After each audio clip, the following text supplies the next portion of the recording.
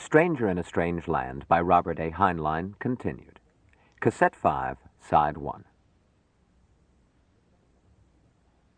What he had seen the day before in this very room was just as intellectually stupefying, but the emotional impact was not.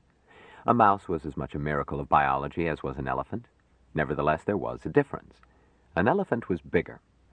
To see an empty carton, just rubbish, disappear in midair implied that a squad car full of men could vanish, but one event kicked your teeth in. The other didn't. Well, he wouldn't waste tears on Cossacks. Jubal conceded that cops qua cops were all right. He had met honest cops, and even a fee-splitting constable did not deserve to be snuffed out. The Coast Guard was an example of what cops ought to be, and frequently were. But to be in the SS, a man had to have larceny in his heart and sadism in his soul. Gestapo. Stormtroopers for whatever politico was in power. Jubal longed for the days when a lawyer could cite the Bill of Rights and not have some overriding Federation trickery defeat him. Never mind. What would happen now? Heinrich's force certainly had radio contact with its base. Ergo, its loss would be noted. More SS troopers would come looking. Already headed this way if that second car had been chopped off in the middle of an action report. Miriam? Yes, boss. I want Mike, Jill, and Ann at once. Then find Larry, in the shop probably. And both of you come back, lock all doors and ground floor windows. More trouble? Get moving, gal. If the apes showed up.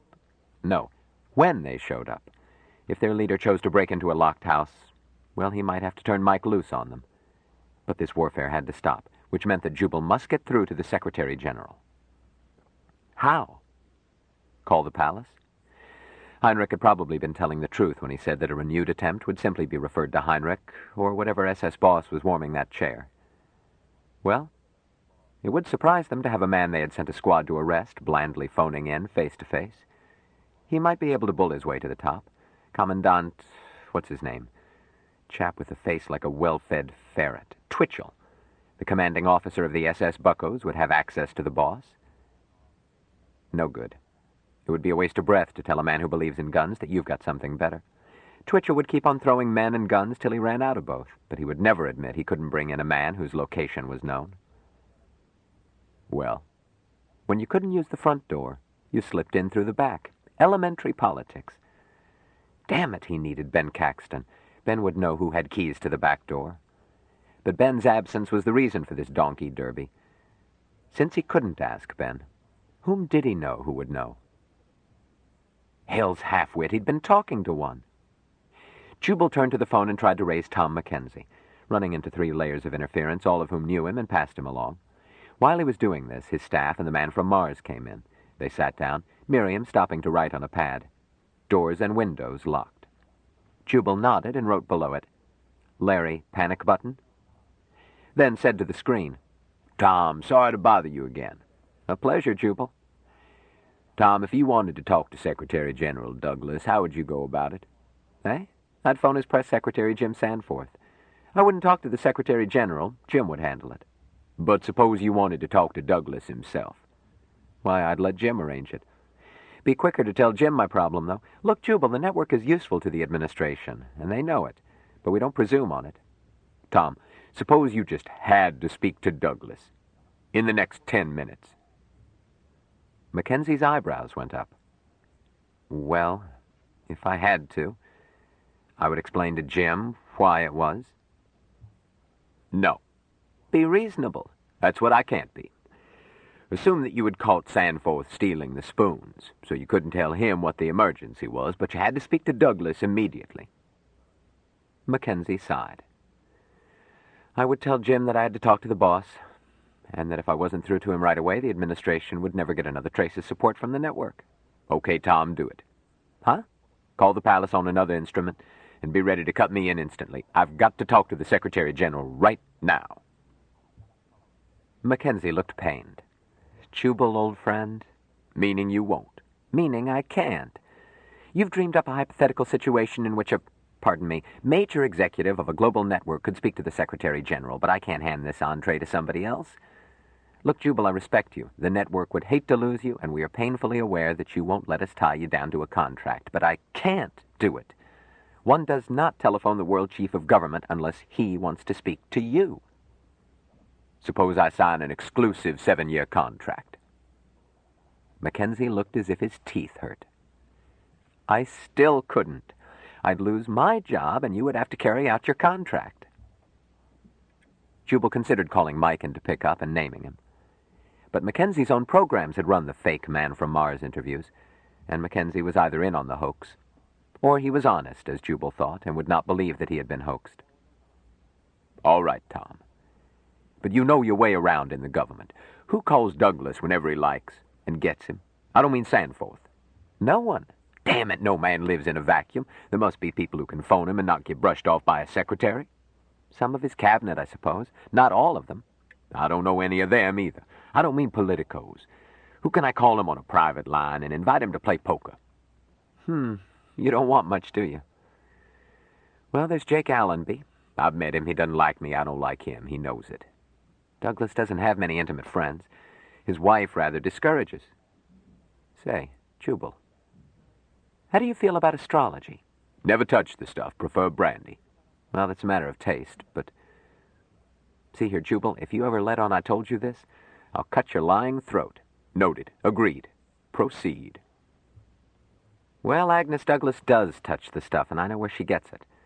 Her astrologer can call Mrs. Douglas any time, and believe you me, Mrs. Douglas has the ear of the Secretary General. You can call her astrologer, and the rest is up to you.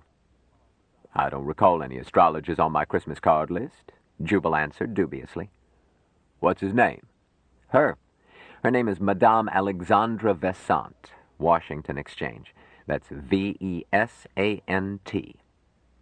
I've got it, Jubal said happily. Tom, you've done me a world of good. Hope so. Anything for the network? Hold it. Jubal glanced at a note Miriam had placed at his elbow. It read, Larry says the transceiver won't trans. He doesn't know why. Jubal went on. That spot coverage failed through a transceiver failure. I'll send somebody. Thanks. Thanks twice. Jubal switched off, placed the call by name, and instructed the operator to use hush and scramble if the number was equipped for it. It was, not to his surprise. Soon Madame Vesant's dignified features appeared in his screen. He grinned at her and called, Hey, Rube. She looked startled, then stared. Why, Doc Harshaw, you old scoundrel. Lord love you, it's good to see you. Where have you been hiding? Just that, Becky. Hiding. The clowns are after me. Becky Vesey answered instantly. What can I do to help? Do you need money? I've got plenty of money, Becky. I'm in much more serious trouble than that. And nobody can help me but the Secretary General himself. I need to talk to him. Right away. She looked blank. That's a tall order, Doc. Becky, I know. I've been trying to get through to him, and I can't. But don't you get mixed up in it. Girl, I'm hotter than a smoky bearing. I took a chance that you might be able to advise me. A phone number maybe where I could reach him, but I don't want you in it personally. You'd get hurt, and I'd never be able to look the professor in the eye, God rest his soul.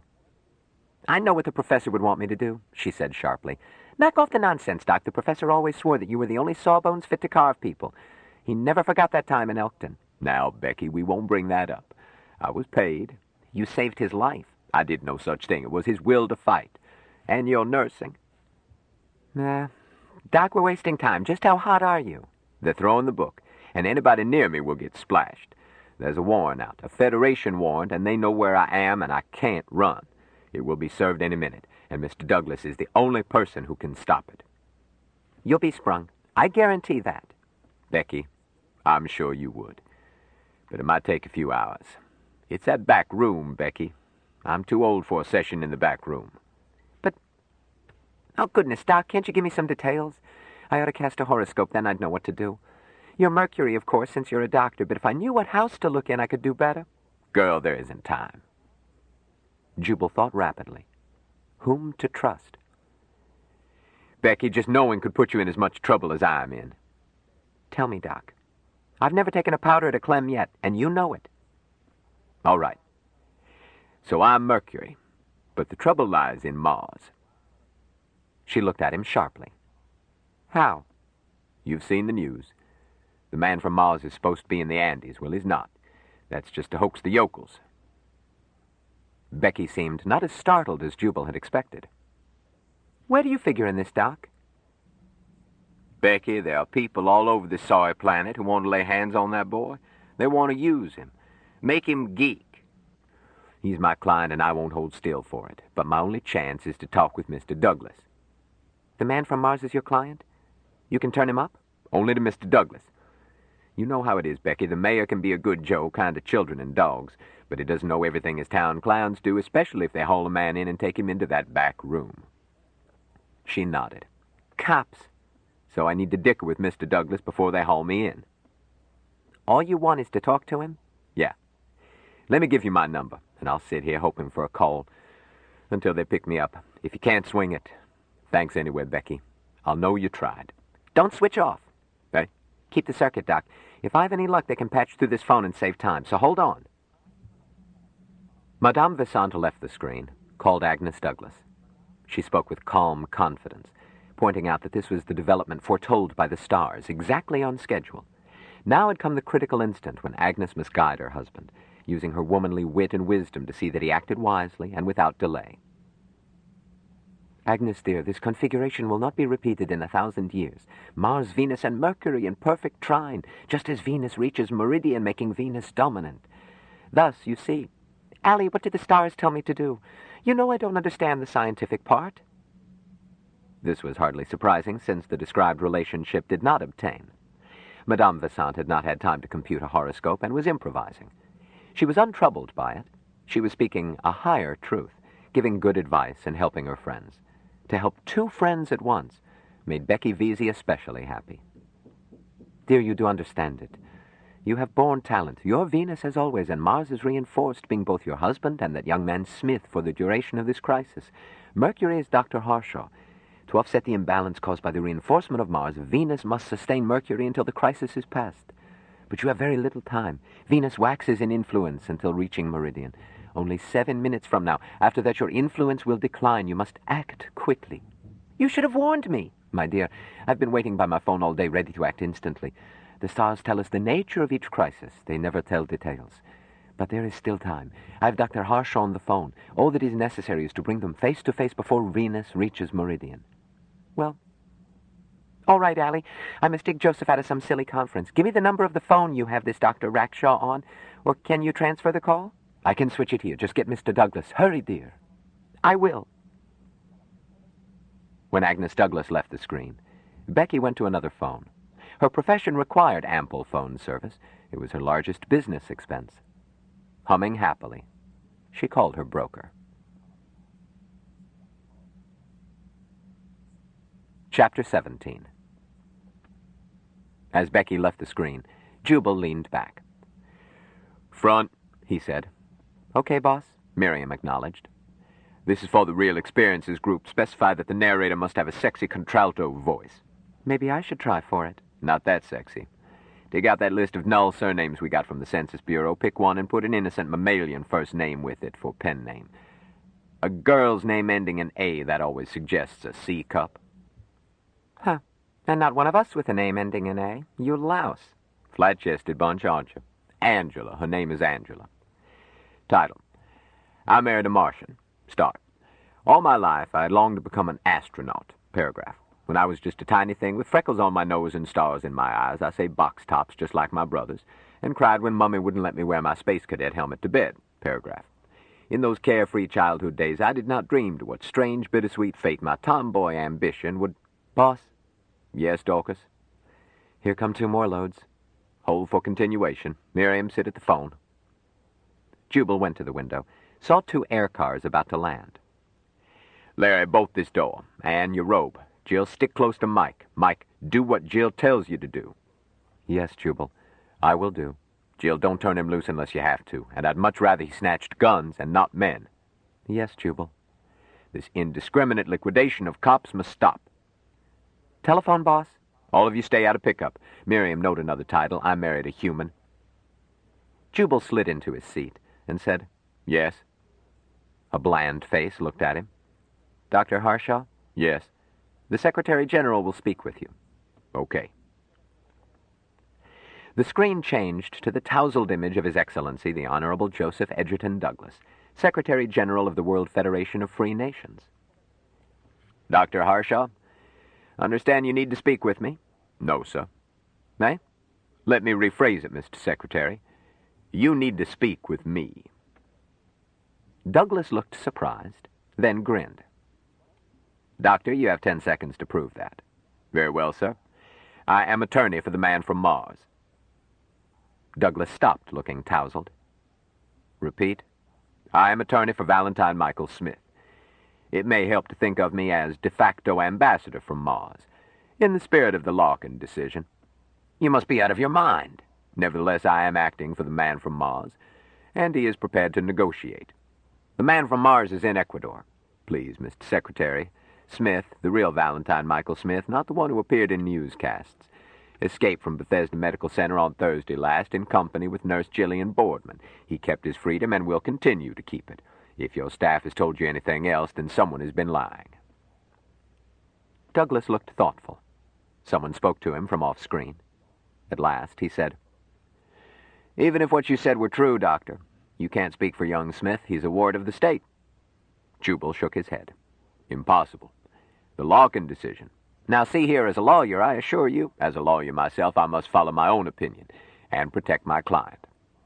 "You were a lawyer? I thought you claimed to be attorney in fact rather than counselor." "Both. I am an attorney admitted to practice before the High Court."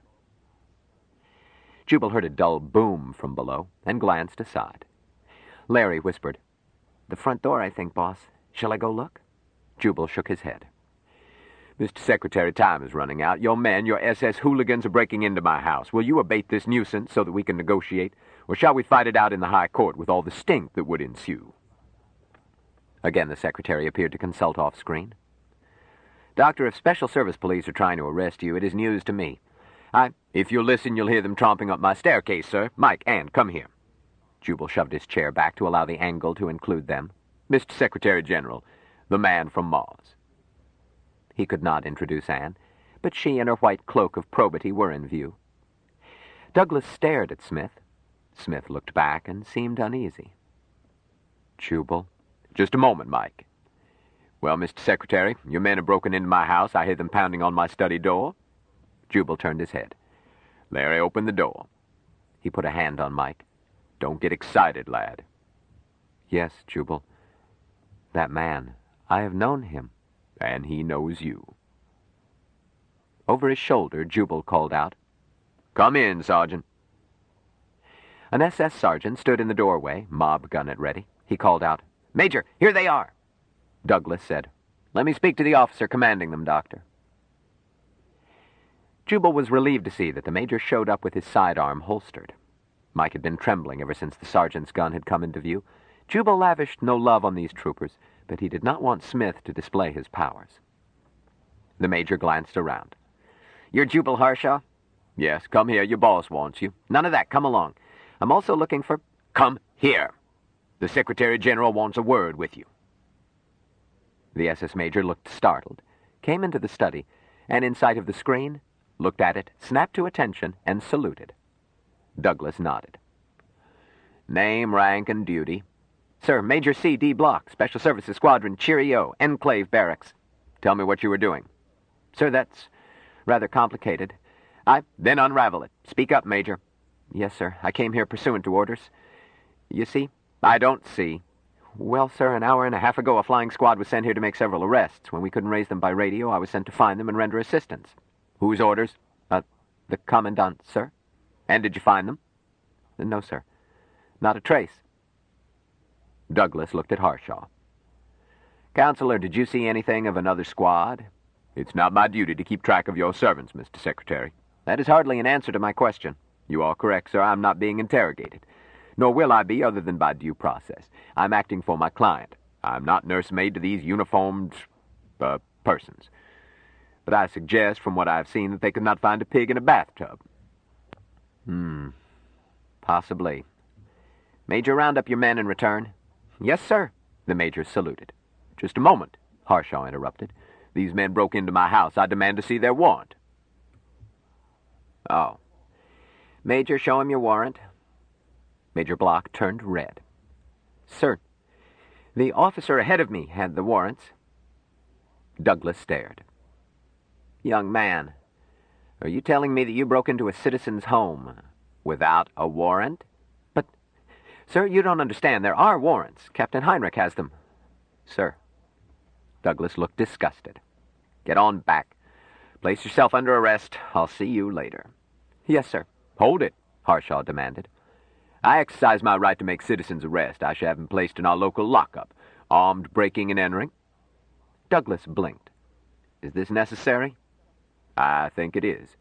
These fellas seem awfully hard to find. I don't want this one to leave our local jurisdiction. Aside from criminal matters, I haven't had opportunity to assess property damage. You have my assurance, sir, that you will be fully compensated. Thank you, sir. But what is to keep another uniformed joker from coming along later? He wouldn't even need to break down the door.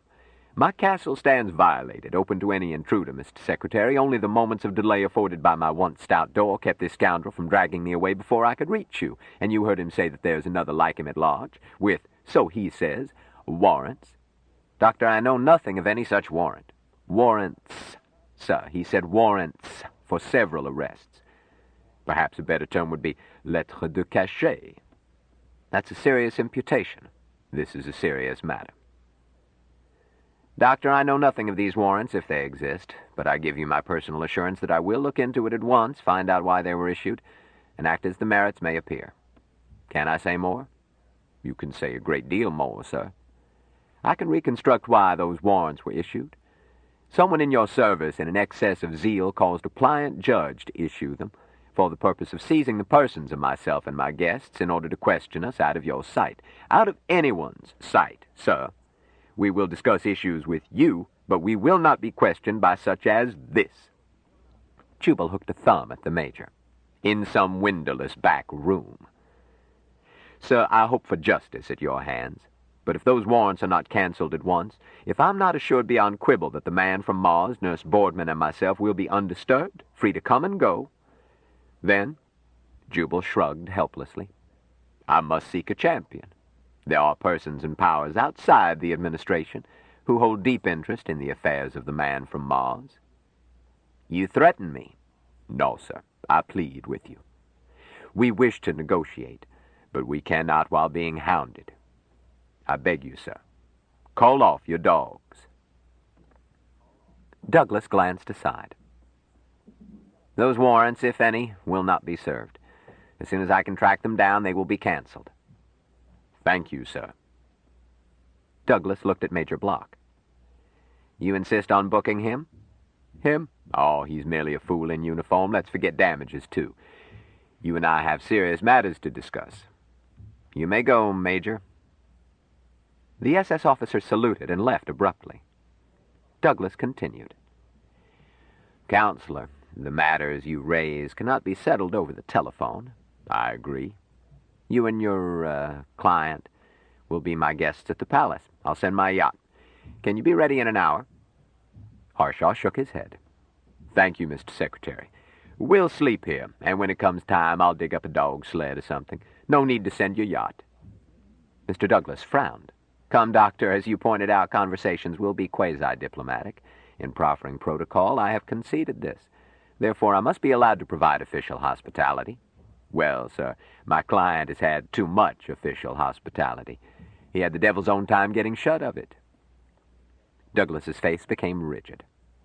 Sir, are you implying... I'm not implying anything. Smith has been through a lot and is not used to high-level ceremony. He'll sleep sounder here, and so shall I. I'm an old man, sir. I prefer my own bed. I might point out that talks may break down and my client would be forced to look elsewhere, in which case we would find it embarrassing to be guests under your roof. The Secretary-General looked grim. Threats again. I thought you trusted me, sir. I distinctly heard you say that you were ready to negotiate. I do trust you, sir. As far as I could throw a fit. And we are ready to negotiate, but I use negotiate in its original sense, not in this newfangled meaning of appeasement. However, we will be reasonable. But we can't start talks at once. We're shy of one factor, and must wait. How long, I don't know. What do you mean? We expect the administration to be represented by whatever delegation you choose, and we have the same privilege. Surely. But let's keep it small. I shall handle this myself with an assistant or two. The Solicitor General, our experts in space law. To transact business requires a small group. The smaller the better. Most certainly. Our group will be small. Smith, myself. I'll bring a fair witness. Oh, come now. A witness does not hamper. We'll have one or two others, but we lack one man. I have instructions that a fellow named Ben Caxton must be present, and I can't find the beggar. Jubal, having spent hours of maneuvering in order to toss in this one remark, waited. Douglas stared. Ben Caxton? Surely you don't mean that cheap Winchell? The Caxton I refer to has a column with one of the syndicates. Out of the question. Harshaw shook his head. Then that's all, Mr. Secretary. My instructions give me no leeway. I'm sorry to have wasted your time. I beg to be excused. He reached out as if to switch off. Hold it, sir. I'm not through speaking to you. I beg the Secretary General's pardon. We will wait until he excuses us. Yes, never mind. Doctor, do you read the tripe that comes out of this Capitol labeled news? Good heavens, no. I wish I didn't have to. It's preposterous to talk about having journalists present. We'll see them after everything is settled, but even if we were to admit them, Caxton would not be one. The man is poisonous, a keyhole sniffer of the worst sort, Mr. Secretary. We have no objections to publicity. In fact, we insist on it. Ridiculous, possibly. But I serve my client as I think best. If we reach agreement affecting the man from Mars and the planet, which is his home, I want every person on this planet to know how it was done and what was agreed. Contrariwise, if we fail, people must hear how the talks broke down. There will be no star chamber, Mr. Secretary. Damn it, I wasn't speaking of a star chamber, and you know it. I mean quiet, orderly talks without elbows jostled. Then let the press in, sir, through cameras and microphones, but with elbows outside. Which reminds me, we will be interviewed, my client and I, over the networks later today, and I shall announce that we want public talks. What? You mustn't give out interviews now. Why, that's contrary to the whole spirit of this discussion. I can't see that it is. Are you suggesting that a citizen must have your permission to speak to the press? No, of course not. But I'm afraid it's too late. Arrangements have been made, and the only way you could stop it would be by sending more carloads of thugs. My reason for mentioning it is that you might wish to give out a news release in advance, telling the public that the man from Mars has returned and is vacationing in the Poconos, so as to avoid any appearance that the government was taken by surprise. You follow me? I follow you. The Secretary General stared at Harshaw. Please wait. He left the screen. Harshaw motioned Larry to him while his other hand covered the sound pickup. Look, son, he whispered, with that transceiver out, I'm bluffing on a busted flush. I don't know whether he left to issue that release or is going to set the dogs on us again. You hightail out, get Tom McKenzie on another phone, tell him that if he doesn't get the setup working, he's going to miss the biggest story since the fall of Troy. Then be careful coming home. There may be cops. How do I call McKenzie? Douglas was back on screen. Speak to Miriam. Dr. Harshaw, I took your suggestion. A release, much as you worded it, plus substantiating details. Douglas smiled in his homespun persona. I added that the administration will discuss interplanetary relations with the man from Mars as soon as he had rested from his trip, and would do so publicly. Quite publicly. His smile became chilly, and he stopped looking like good old Joe Douglas. Harshaw grinned in admiration. Why, the old thief had rolled with the punch and turned a defeat into a coup for the administration. That's perfect, Mr. Secretary. We'll back you right down the line. Thank you. Now about this Caxton person. Letting the press in does not apply to him. He can watch it over stereovision and make up his lies from that, but he will not be present. Then there will be no talks, Mr. Secretary, no matter what you told the press. I don't believe you understand me, Counselor. This man is offensive to me. Personal privilege. You are correct, sir. It is a matter of personal privilege. Then we'll say no more about it. You misunderstand me. It is indeed personal privilege, but not yours. Smith's. Eh? You are privileged to select your advisers, and you can fetch the devil himself, and we shall not complain. Smith is privileged to select his advisers and have them present. If Caxton is not present, we will not be there. We will be at some quite different conference, one where you won't be welcome, even if you speak Hindi. Harshaw thought clinically that a man of Douglas's age should not indulge in rage. At last, Douglas spoke to the man from Mars. Mike had stayed on screen, as silently and as patiently as the witness. Douglas said, "Smith, why do you insist on this ridiculous condition?" Harshaw said instantly, "Don't answer, Mike." Then to Douglas, "Tut, tut, Mr. Secretary, the canons. You may not inquire why my client has instructed me, and the canons are violated with exceptional grievance in that my client has but lately learned English and cannot hold his own against you. If you will learn Martian, I may permit you to put the question in his language, but not today." Douglas frowned. "I might inquire what canons you have played fast and loose with, but I haven't time. I have a government to run. I yield. But don't expect me to shake hands with this Caxton." "As you wish, sir." Now back to the first point. I haven't been able to find Caxton. Douglas laughed. "You insisted on a privilege, one I find offensive. Bring whom you like, but round them up yourself." "Reasonable, sir. But would you do the man from Mars a favor?" "Eh? What favor?" "Talks will not begin until Caxton is located. That is not subject to argument.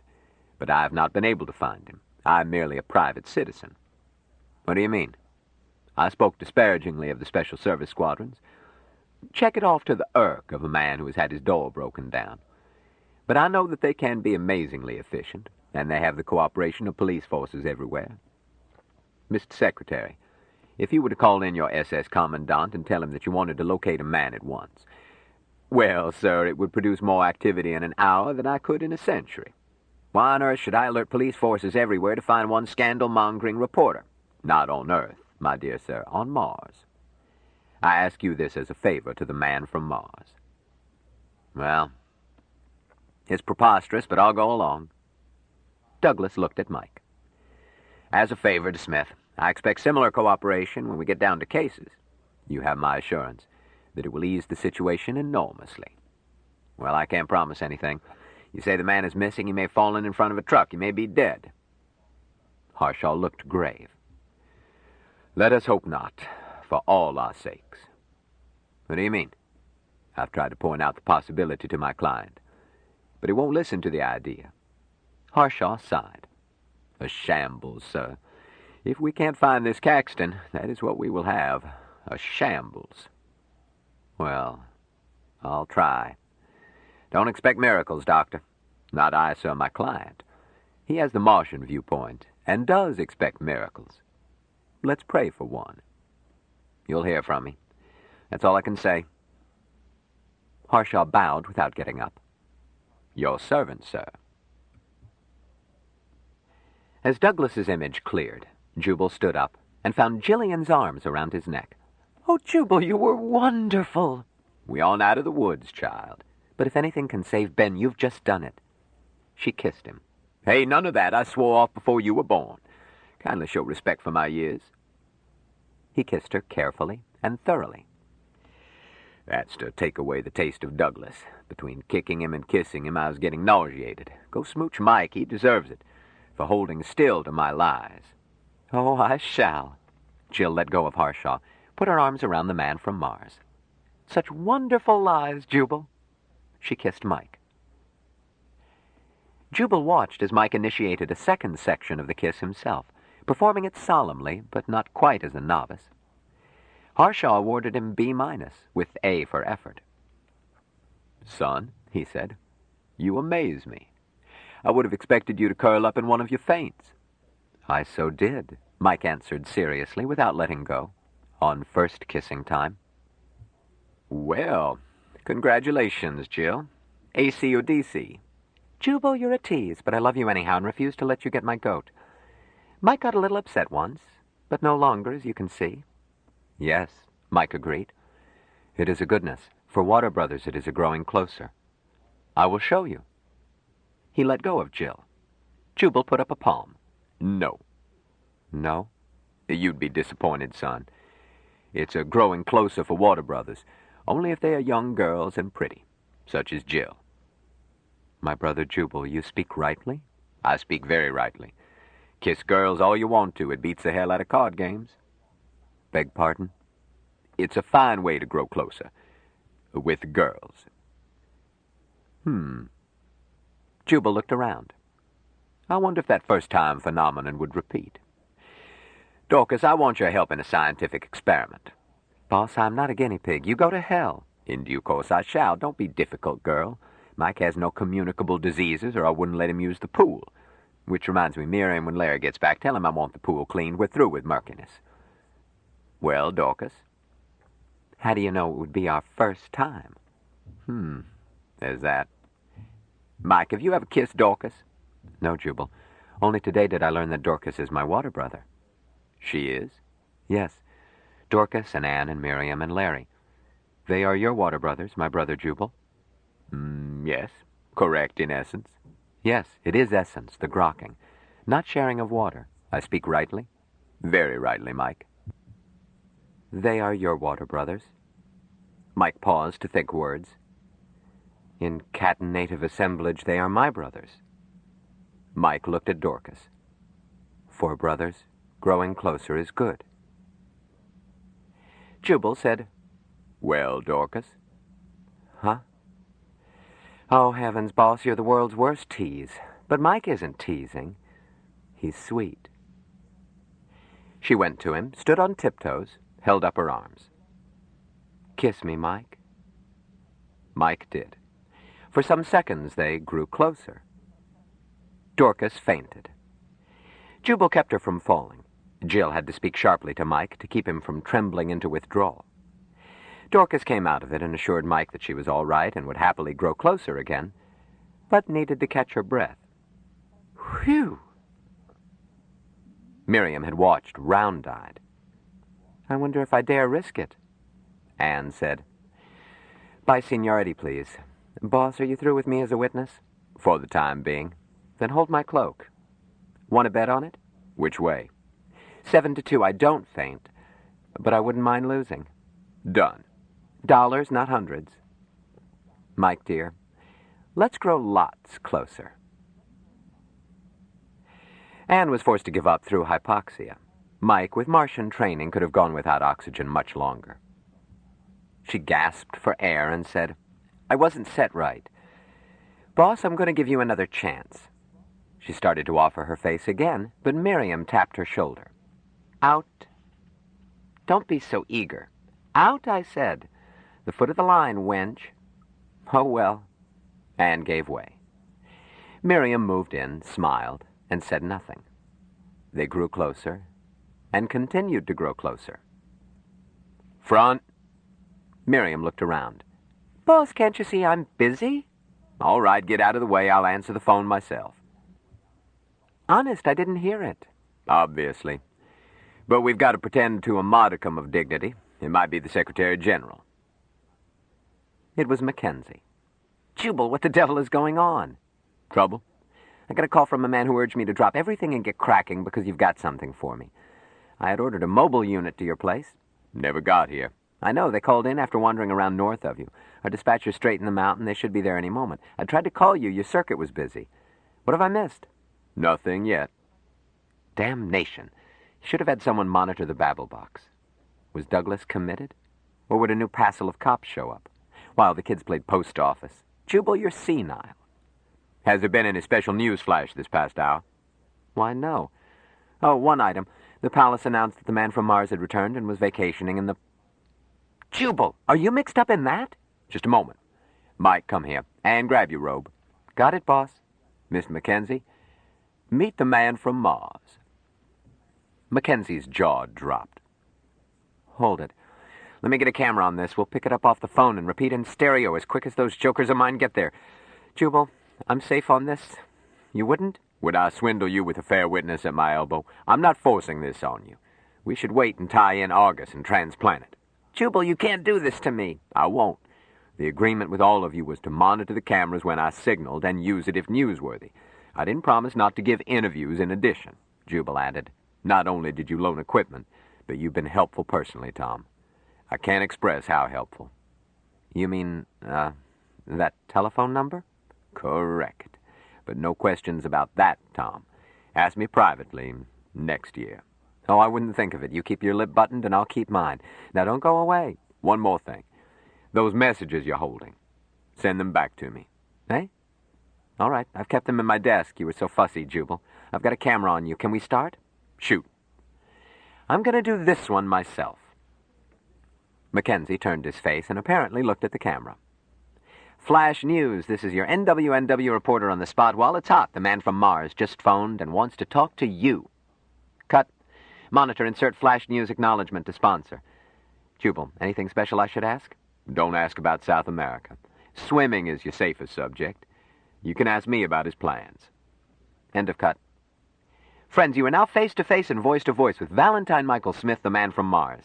As NWNW, always first with the burst, told you earlier, Mr. Smith has just returned from high in the Andes, and we welcome him back.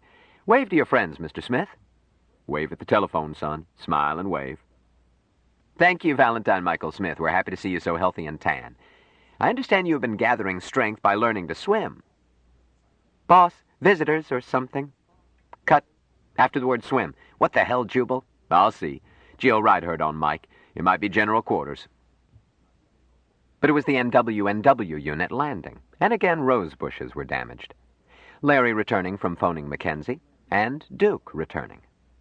Mackenzie decided to finish the telephone interview quickly, since he was now assured of depth and color through his unit. In the meantime, its crew would check equipment on loan to Jubal. Larry and Duke went with them. The interview finished with inanities, Jubal fielding questions Mike failed to understand. Mackenzie signed off with the promise that a color and depth interview would follow. Stay synced with this station. He waited for his technicians to report. Which the crew boss did promptly. Nothing wrong with this field setup, Mr. Mackenzie. Then what was wrong before? The technician glanced at Larry and Duke. It works better with power. The breaker was open at the board. Harshaw stopped to wrangle about whether Duke had or had not told Larry that a circuit breaker must be reset if the equipment was to be used. Jubal did not care who was to blame. It all confirmed his conviction that technology had reached its peak with the Model T Ford and had been growing decadent ever since. They got through the depth and color interview. Mike sent greetings to his friends of the champion, including one to Dr. Mahmoud, delivered in throat-rasping Martian. At last, Jubal set the telephone for 2 hours' refusal, stretched, and felt great weariness. Wondered if he were getting old. Where's dinner? Which one of you wenches was supposed to cook tonight? Gad, this household is falling to rack and ruin.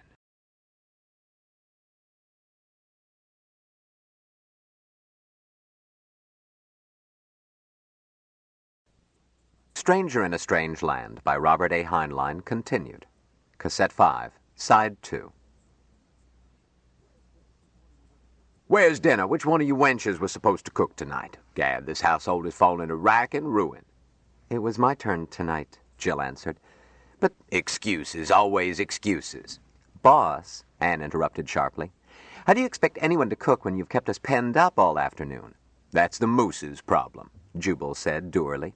If Armageddon is held on these premises, I expect meals hot and on time right up to the final trump.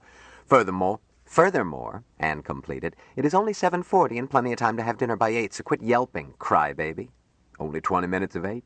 Seems like a week since lunch. You haven't left a civilized amount of time for a pre-dinner drink. Poor you. Somebody give me a drink. Get everybody a drink. Let's skip dinner. I feel like getting as tight as a tent rope in the rain.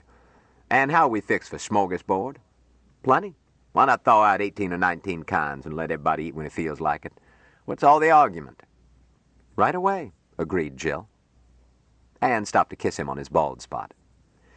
Boss, you've done nobly. We'll feed you and get you drunk and put you to bed. Wait, Jill, I'll help. I may to help, too, Smith said eagerly. Sure, Mike, you can carry trays. Boss, dinner will be by the pool. It's a hot night. How else? When they left, Jubal said to Duke, Where the hell have you been? Thinking. Doesn't pay. Makes you discontented. Any results? Yes, said Duke. I've decided that what Mike eats is his business. Congratulations. A desire not to butt into other people's business is 80% of all human wisdom. You butt into other people's business. Who said I was wise? Jubal, if I offered Mike a glass of water, would he go through that lodge routine? I think he would. Duke, the only human characteristic Mike has is an overwhelming desire to be liked. But I want to make sure you know how serious it is. I accepted water brotherhood with Mike before I understood it. and I become deeply entangled with its responsibilities. You'll be committing yourself never to lie to him, never to mislead him, to stick by him come what may. Better think about it. I have been thinking about it. Jubal, there's something about Mike that makes you want to care for him. I know. You've probably never encountered honesty before, innocence. Mike has never tasted the fruit of the tree of knowledge of good and evil, so we don't understand what makes him tick. Well, I hope you never regret it. Jubal looked up. I thought you had stopped to distill the stuff. Larry answered. Couldn't find a corkscrew. Machinery again. Duke, you'll find glasses behind the anatomy of melancholy up there. I know where you hide them, and we'll have a quick one before we get down to serious drinking. Duke got glasses. Jubal poured and raised his own. Here's to alcoholic brotherhood, more suited to the frail human soul than any other sort. Health. Cheers. Jubal poured his down his throat. Ah, he said happily, and belched. Offer some to Mike, Duke, and let him learn how good it is to be human. Makes me feel creative. Front. Why, those girls never around when I need them. Front. I'm front, Miriam answered at the door. But I was saying, to what strange bittersweet fate my tomboy ambition. I finished that story while you were chatting with the Secretary General. Then you are no longer front. Send it off. Don't you want to read it? Anyhow, I've got to revise it. Kissing Mike gave me new insight. Jubal shuddered. Read it. Good God, it's bad enough to write such a thing. And don't consider revising, certainly not to fit the facts. My child, a true confession story should never be tarnished by any taint of truth. Okay, boss. Anne says to come to the pool and have a bite before you eat. Can't think of a better time. Shall we adjourn, gentlemen? The party progressed liquidly, with bits of fish and other Scandinavian comestibles added to taste. At Jubal's invitation, Mike tried brandy. Mike found the result disquieting, so he analyzed his trouble, added oxygen to ethanol in an inner process of reverse fermentation, and converted it to glucose and water. Jubal had been observing the effect of liquor on the man from Mars, saw him become drunk, saw him sober up even more quickly.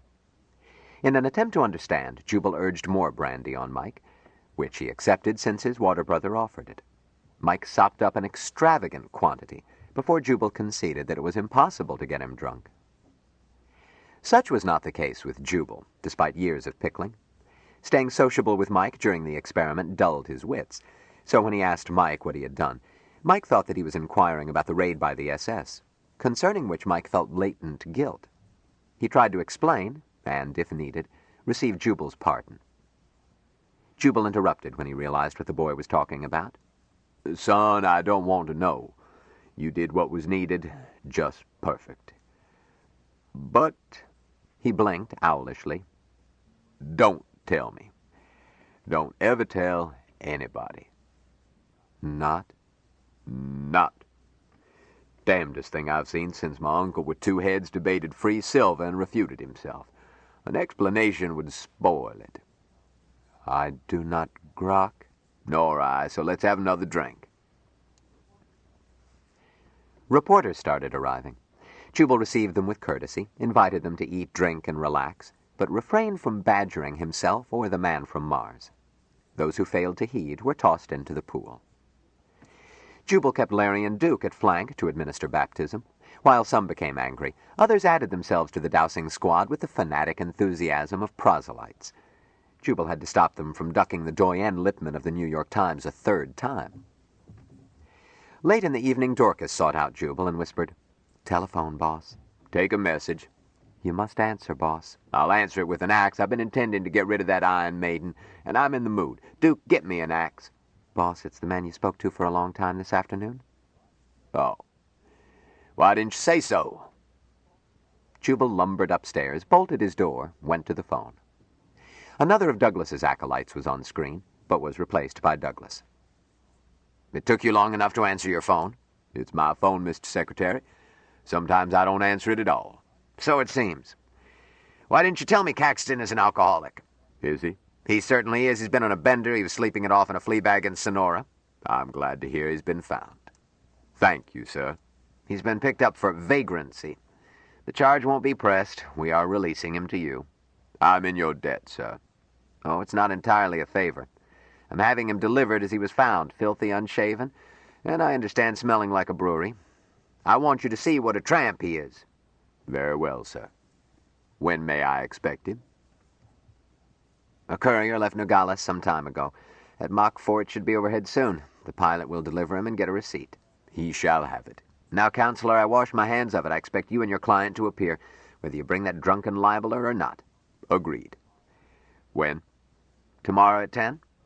'Twere best done quickly. Agreed. Jubal went downstairs and outside. Jill, come here, child. Yes, Jubal. She trotted toward him, a reporter with her. Jubal waved him back. Private, he said firmly. Family matter. Whose family? A death in yours. Scat. The newsman grinned and left. Jubal leaned over and said softly, He's safe. Ben? Yes, he'll be here soon. Oh, Jubal! She started to bawl. He took her shoulders. Stop it. Go inside until you get control. Yes, boss. Go cry on your pillow, then wash your face. He went out to the pool. Quiet, everybody. I have an announcement. We've enjoyed having you, but the party is over. Boo! Toss him in the pool. I'm an old man and need my rest, and so does my family. Cork those bottles. Girls, clear the food away. There was grumbling. The more responsible quieted their colleagues. In 10 minutes they were gone. In 20 minutes Caxton arrived. The SS officer commanding the car accepted Harshaw's signature in print on a prepared receipt, left while Jill sobbed on Ben's shoulder. Jubal looked him over. Ben, I hear you've been drunk for a week. Ben cursed while continuing to pat Jill's back. Drunk, all right, but haven't had a drink. What happened? I don't know. I don't know. An hour later, Ben's stomach had been pumped. Jubal had given him shots to offset alcohol and barbiturates. He was bathed, shaved, dressed in borrowed clothes, had met the man from Mars, and was sketchily brought up to date while ingesting milk and food. But he was unable to bring them up to date. For Ben, the week had not happened. He had become unconscious in Washington, had been shaken into wakefulness in Mexico. Of course, I know what happened. They kept me doped in a dark room and wrung me out. But I can't prove anything. There's the village jefe and the madman of this dive, plus I'm sure other witnesses to swear how this gringo spent his time, and there's nothing I can do about it. Then don't, Jubal advised. Relax and be happy. The hell I will. I'll get that. Tut, Ben, you're alive, which I would have given long odds against. And Douglas is going to do exactly what we want him to, and like it. I want to talk about that. I think you're going to bed with a glass of warm milk to conceal old Doc Harshaw's secret ingredient for secret drinkers. Soon Caxton was snoring. Jubal was heading for bed and encountered Anne in the upper hall. He shook his head tiredly. Quite a day, lass. Yes. I wouldn't have missed it and don't want to repeat it. Go to bed, boss. In a moment. Anne, what's so special about the way that lad kisses? Anne looked dreamy, then dimpled. You should have tried it. I'm too old to change, but I'm interested in everything about the boy. Is this something different? Anne pondered it. Yes. How? Mike gives a kiss his whole attention. Oh, rats, I do myself. Or did. Anne shook her head. No. I've been kissed by men who did a very good job, but they don't give kissing their whole attention. They can't. No matter how hard they try, parts of their minds are on something else. Missing the last bus, or their chances of making the gal, or their own techniques in kissing, or maybe worry about jobs or money, or will husband or papa or the neighbors catch on. Mike doesn't have technique. But when Mike kisses you, he isn't doing anything else. You're his whole universe. And the moment is eternal because he doesn't have any plans and isn't going anywhere. Just kissing you. She shivered. It's overwhelming. Don't at me, you old lecher. You don't understand. No. I'm sorry to say I never will. Well, good night. And by the way, I told Mike to bolt his door. She made a face at him. Spoil sport? He's learning fast enough. Mustn't rush him. Chapter 18.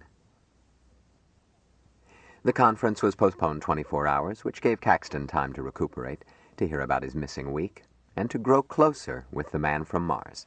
For Mike grokked that Jill and Ben were water brothers, consulted Jill, and solemnly offered water to Ben.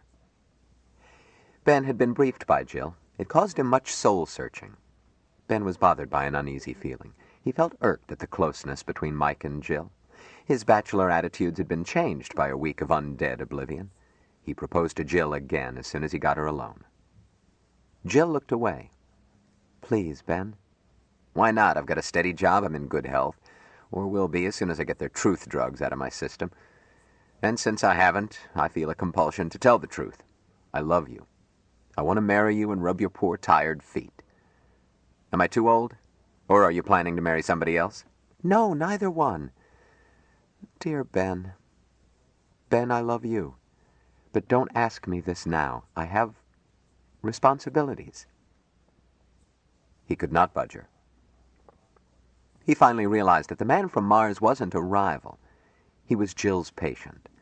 And a man who marries a nurse must accept the fact that nurses feel maternal toward their charges. Accept it and like it. For if Jillian had not had the character that made her a nurse, he would not love her. It was not the figure eight in which her pert fanny moved when she walked, nor the lush view from the other direction. He was not the infantile type interested solely in the size of mammary glands. No, it was herself he loved. Since what she was would make it necessary for him to take second place to patients who needed her, then he was bloody-be-damned not going to be jealous. Mike was a nice kid, as innocent and guileless as Jill had described him. And he wasn't offering Jill a bed of roses. The wife of a newspaper man had things to put up with. He might be gone for weeks at a time, and his hours were always irregular. He wouldn't like it if Jill bitched. But Jill wouldn't. Having reached this summing up, Ben accepted water from Mike wholeheartedly. Jubal needed the extra day to plan. Ben, when you dumped this in my lap, I told Jillian that I would not lift a finger to get this boy his so-called rights. I've changed my mind. We're not going to let the government have the swag. Certainly not this administration, nor any. The next will be worse. Ben, you undervalue Joe Douglas. He's a cheap politician with morals to match. Yes, and ignorant to 6 decimal places. But he is also a fairly conscientious world chief, better than we deserve. I would enjoy poker with him. He wouldn't cheat, and he would pay up with a smile. Oh, he's an S.O.B., but that reads swell old boy, too. He's middling decent. Jubal, I'm damned if I understand you. You told me that you had been fairly certain that Douglas had had me killed. And it wasn't far from it. You juggled eggs to get me out alive, and God knows I'm grateful, but do you expect me to forget that Douglas was behind it? It's none of his doing that I'm alive. He would rather see me dead. I suppose he would. But, yep, just that. Forget it. I'm damned if I will. You'd be silly not to. You can't prove anything, and there's no call to be grateful to me, and I won't let you lay this burden on me. I didn't do it for you. Huh? I did it for a little girl who was about to go charging out and maybe get herself killed. I did it because she was my guest, and I stood in loco parentis. I did it because she was all guts and gallantry, but too ignorant to monkey with such a buzzsaw. But you, my cynical and sin-stained chum, know all about buzzsaws. If your carelessness causes you to back into one, who am I to tamper with your karma? Okay, Jubal, you can go to hell for monkeying with my karma. If I have one. A moot point. The predestinationers and free willers were tied in the 4th quarter, last I heard. Either way, I have no wish to disturb a man sleeping in a gutter. Do-gooding is like treating hemophilia. The real cure is to let hemophiliacs bleed to death before they breed more hemophiliacs. You could sterilize them. You would have me play God? But we're off the subject. Douglas didn't try to have you assassinated. Says who? Says the infallible Jubal Harshaw, speaking ex-cathedra from his belly button. Son, if your deputy sheriff beats a prisoner to death, it's sweepstakes odds that the county commissioners wouldn't have permitted it had they known. At worst, they shut their eyes afterwards, rather than upset apple carts.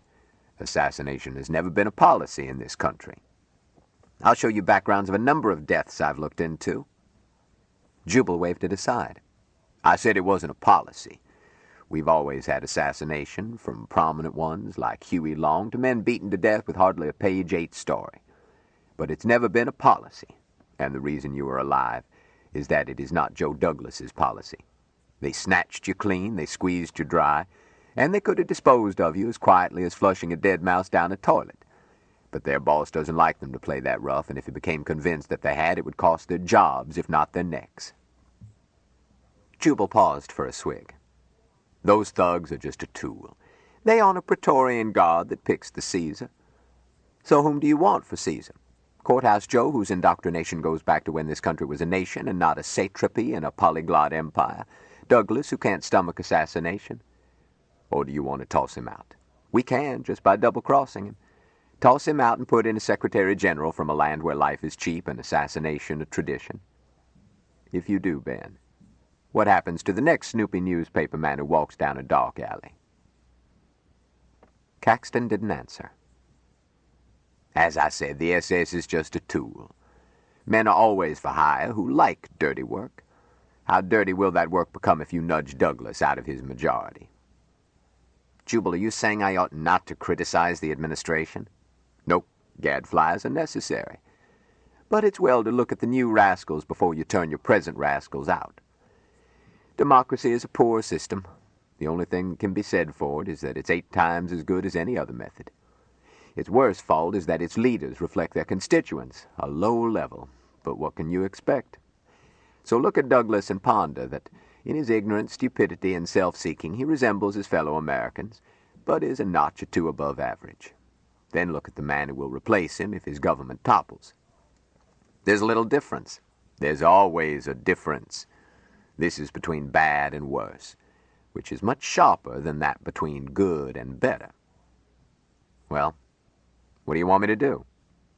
Nothing, Harshaw answered. I'll run this show myself. I expect you to refrain from chewing out Joe Douglas over this coming settlement. Maybe praise him for statesman-like restraint. You're making me vomit. Use your hat. I'm going to tell you what I'm going to do. The first principle in riding a tiger is to hang on tight to its ears. Quit being pompous. What's the deal? Quit being obtuse and listen. Mike has the misfortune to be heir to more wealth than Croesus dreamed of, plus a claim to political power under a politico-judicial precedent unparalleled in jugheadedness since Secretary Fall was convicted of receiving a bribe that Doheny was acquitted of paying. I have no interest in true prince nonsense, nor do I regard that wealth as his. He didn't produce it. Even if he had earned it, property is not the natural and obvious concept that most people think it is. Come again? Ownership is a sophisticated abstraction, a mystical relationship. God knows our legal theorists make this mystery complicated. But I didn't dream how subtle it was until I got the Martian slant. Martians don't own anything, not even their bodies. Wait a minute, Jubal. Even animals have property, and the Martians aren't animals. They're a civilization with cities and all sorts of things. Yes, foxes have holes, and the birds of the air have nests. Nobody understands mia set tuus better than a watchdog. But not Martians, unless you regard joint ownership of everything by millions or billions of senior citizens, ghosts to you, my friend, as property. Say, Jubal, how about these old ones? You want the official version? No. Your opinion. I think it is pious poppycock, suitable for enriching lawns. Superstition burned into the boy's brain so early that he stands no chance of breaking loose. Jill talks as if she believed it. You will hear me talk as if I did too. Ordinary politeness. One of my most valued friends believes in astrology. I would never offend her by telling her what I think. The capacity of humans to believe in what seems to me highly improbable, from table tapping to the superiority of their children, has never been plumbed. Faith strikes me as intellectual laziness. But Mike's faith in his old ones is no more irrational than a conviction that the dynamics of the universe can be set aside through prayers for rain. Jubal, I confess to a suspicion that immortality is a fact. But I'm glad my grandfather's ghost doesn't boss me. He was a cranky old devil. And so was mine. And so am I. But is there any reason why a citizen's franchise should be voided simply because he is dead? The precinct I was raised in had a large graveyard vote, almost Martian. As may be, our lad Mike can't own anything, because the old ones already own everything. So I have trouble explaining to him that he owns over 1 million shares of Luna Enterprises, plus the Lyle Drive, plus assorted chattels and securities. It doesn't help that the original owners are dead, and that makes them old ones. Mike would never stick his nose into the business of old ones. Damn it, he's incompetent. Of course. He can't manage property because he doesn't believe in its mystique, any more than I believe in his ghosts. Ben, all that Mike owns is a toothbrush, and he doesn't know he owns that. If you took it, he would assume that the old ones had authorized the change. Jubal shrugged. He is incompetent, so I shan't allow his competency to be tried. For what guardian would be appointed? Douglas, or one of his stooges. Are you certain, Ben? Consider the makeup of the High Court. Might not the appointee be named Savonavong, or Nadi, or Key? You could be right. In which case the lad might not live long. Or he might live to a ripe age in some pleasant garden, more difficult to escape from than Bethesda Hospital. What do you plan to do? The power the boy nominally owns is too dangerous. So we give it away. How do you give away that much money? You don't. Giving it away would change the balance of power. Any attempt would cause the boy to be examined on his competence. So instead we let the tiger run like hell while hanging on to its ears for dear life. Ben, let me outline what I intend to do. Then you do your damnedest to pick holes in it. Not the legality. Douglas's legal staff will write the double talk and I'll check it. I want you to sniff it for political feasibility. Now, here's what we are going to do. Chapter 19. The Martian diplomatic delegation went to the executive palace the next morning. The unpretentious pretender to the Martian throne, Mike Smith, did not worry about the purpose of the trip. He simply enjoyed it. They rode a chartered flying Greyhound. Mike sat in the Astrodome, Jill on one side and Dorcas on his other, and stared as the girls pointed out sights and chattered. The seat was intended for two. A warming growing closer resulted. He sat with an arm around each and looked and listened and tried to grok, and could not have been happier if he had been 10 feet underwater. It was his first view of Terran civilization. He had seen nothing in being removed from the Champion. He had spent a few minutes in a taxi 10 days earlier, but had grokked none of it. Since then his world had been bounded by house and pool, garden and grass and trees. He had not been as far as Jubal's gate. But now he was sophisticated. He understood windows, realized that the bubble surrounding him was for looking out of, and that the sights he saw were cities. He picked out, with the help of the girls, where they were on the map flowing across the lapboard. He had not known until recently that humans knew about maps. It had given him a twinge of happy homesickness the first time he had grokked a human map. It was static and dead compared with maps used by his people. But it was a map. Even human maps were Martian in essence. He liked them. He saw almost 200 miles of countryside, most of it sprawling world metropolis, and savored every inch, tried to grok it. He was startled by the size of human cities and their bustling activity, so different from the monastery garden cities of his own people. It seemed to him that a human city must wear out almost at once, so choked with experience that only the strongest old ones could bear to visit its deserted streets and grok in contemplation, events and emotions piled layer on endless layer in it. He had visited abandoned cities at home on a few wonderful and dreadful occasions. Then his teachers had stopped it, grokking that he was not strong enough. Questions to Jill and Dorcas enabled him to grok the city's age. It had been founded a little over 2 Earth centuries ago. Since Earth time units had no favor for him, he converted to Martian years and numbers. 3 filled plus 3 waiting years. 3 to the 4th power plus 3 to the 3rd power equals 108 Martian years. Terrifying and beautiful. Why, these people must be prepared to abandon the city to its thoughts before it shattered under the strain and became not. Yet, by mere time, the city was only an egg. Mike looked forward to returning to Washington in a century or two to walk its empty streets and try to grow close to its endless pain and beauty, grokking thirstily until he was Washington and the city was himself. If he were strong enough by then. He filed the thought as he must grow and grow and grow before he would be able to praise and cherish the city's mighty anguish. The Greyhound driver swung east in response to a rerouting of unscheduled traffic, caused, unknown to Mike, by Mike's presence. And Mike saw the sea. Jill had to tell him that it was water. Dorcas added that it was the Atlantic Ocean and traced the shoreline on the map. Mike had known since he was a nestling that the planet next nearer the sun was almost covered with the water of life, and lately he had learned that these people accepted this richness casually. He had taken the more difficult hurdle of grokking the Martian orthodoxy that water ceremony did not require water. Water was symbol for essence, beautiful, but not indispensable. But Mike discovered that knowing in abstract was not the same as physical reality. The Atlantic filled him with such awe that Jill said sharply, "Mike, don't you dare!" Mike chopped off his emotion and snorted. Then he stared at water stretching to horizon and tried to measure it until his head was buzzing with threes and powers of threes and superpowers of powers. As they landed on the palace, Jubal called out, "Remember, girls, form a square around him and don't be backward about planting a heel or jabbing an elbow. And you'll be cloaked, but that's no reason not to step on a foot if you're crowded. Or is it?" "Quit fretting, boss. Nobody crowds a witness. And I'm wearing spike heels and way more than you do." "Okay, Duke. Send Larry back with the bus as soon as possible." "I grok it, boss." "Quit jittering." "I'll jitter as I please. Let's go." Harshaw, the four girls, with Mike and Caxton, got out. The bus took off. The landing flat was not crowded, but it was far from empty.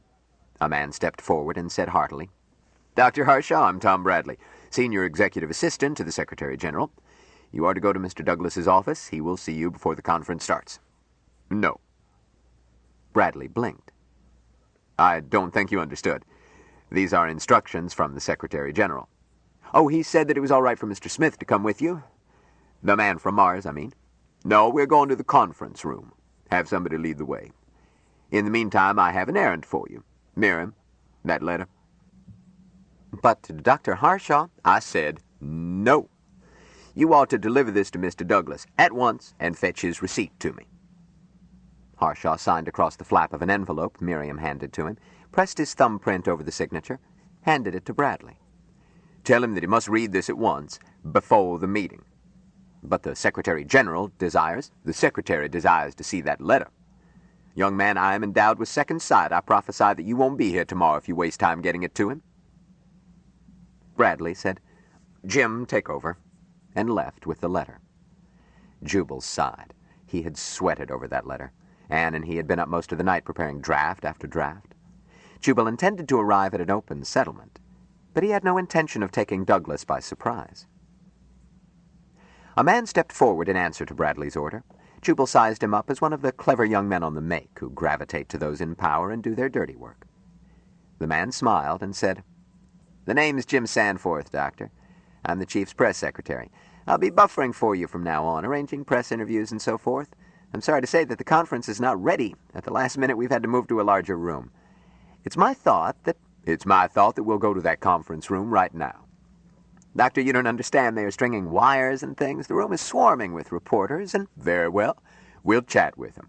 "No, Doctor. I have instructions." "Youngster, you can take your instructions, fold them until they're all corners, and shove them in your oubliette. We are here for one purpose, a public conference. If the conference is not ready, we'll see the press in the conference room." "But—" "You're keeping the man from Mars standing on a windy roof." Harshaw raised his voice. "Is there anyone smart enough to lead us to this conference room?" Sanforth swallowed and said, "Follow me, Doctor." The conference room was alive with newsmen and technicians, but there was a big oval table, chairs, and several smaller tables. Mike was spotted, and Sanforth's protest did not keep the crowd back.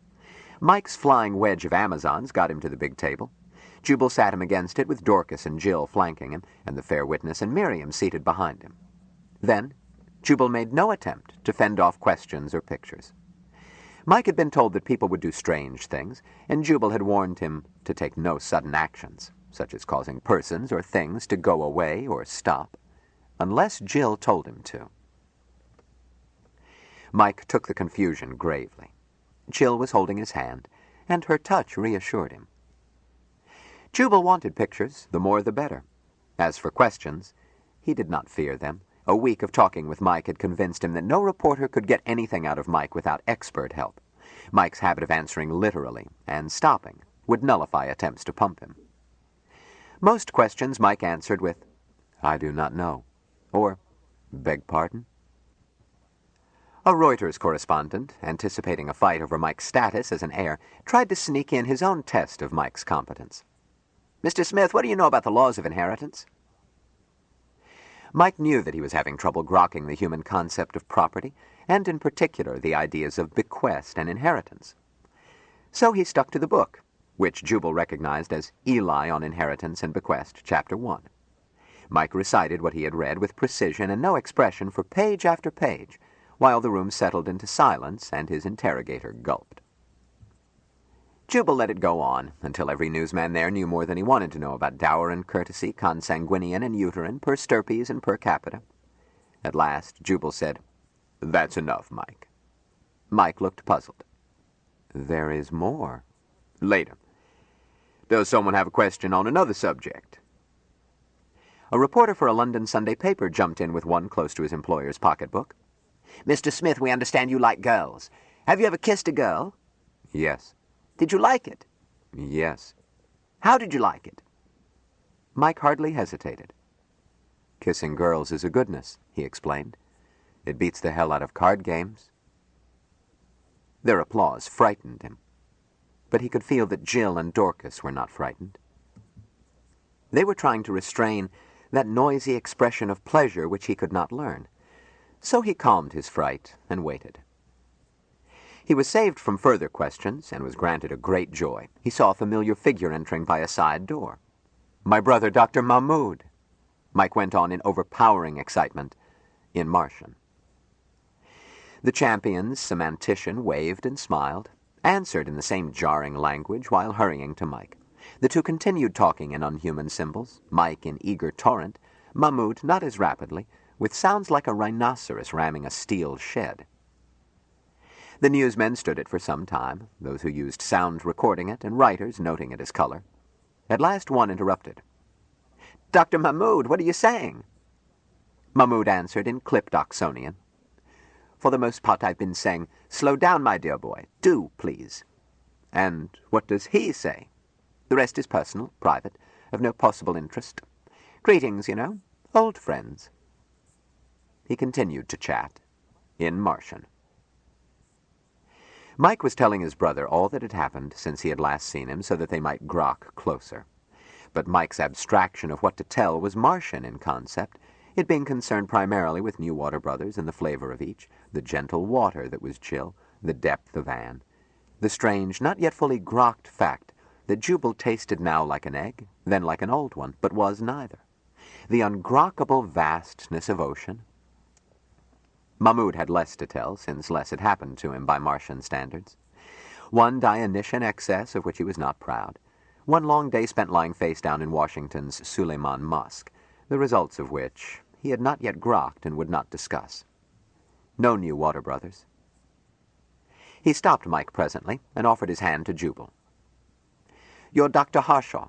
Valentine Michael thinks he has introduced me, and he has by his rules." Harshaw looked him over as he shook hands. Chap looked like a huntin', shootin', sportin' Britisher, from tweedy, expensively casual clothes to clipped gray mustache. But his skin was swarthy, and the genes for that nose came from somewhere near the Levant. Harshaw did not like fakes, and would choose cold corn pone over the most perfect syntho sirloin. But Mike treated him as a friend, so friend he was until proved otherwise. To Mahmoud, Harshaw looked like a museum exhibit of what he thought of as a Yank, vulgar, dressed too informally for the occasion, loud, probably ignorant, and almost certainly provincial. A professional man, too, which made it worse, as in Dr. Mahmoud's experience, American professional men were undereducated and narrow, mere technicians. He held a vast distaste for all things American. Their incredible polytheistic babble of religions, their cooking, their manners, their bastard architecture and sickly arts, and their blind, arrogant belief in their superiority long after their sun had set. Their women, They're women most of all. They're immodest, assertive women with gaunt, starved bodies, which nevertheless reminded him disturbingly of houris. 4 of them crowded around Valentine Michael, at a meeting which should be all male. But Valentine Michael offered these people, including these ubiquitous female creatures, offered them proudly and eagerly as his water brothers, thereby laying on Mahmoud an obligation more binding than that owed to the sons of one's father's brother, since Mahmoud understood the Martian term for such accretive relationships from observation of Martians, and did not need to translate it inadequately as catenative assemblage, nor even as things equal to the same thing are equal to each other. He had seen Martians at home. He knew their poverty by Earth standards. He had dipped into, and had guessed at far more of, their cultural wealth, and grokked the supreme value that Martians placed on interpersonal relationships. Well, there was nothing else for it. He had shared water with Valentine Michael, and now he must justify his friend's faith in him. He hoped that these Yanks were not complete bounders. So he smiled warmly. Yes, Valentine Michael has explained to me, most proudly, that you were all in... Mahmoud used one word of Martian. To him. A water brotherhood. You understand? I grok it. Mahmoud doubted if Harshaw did, but went on smoothly. Since I am in that relationship to him, I must ask to be considered a member of the family. I know your name, Doctor, and I have guessed that this must be Mr. Caxton.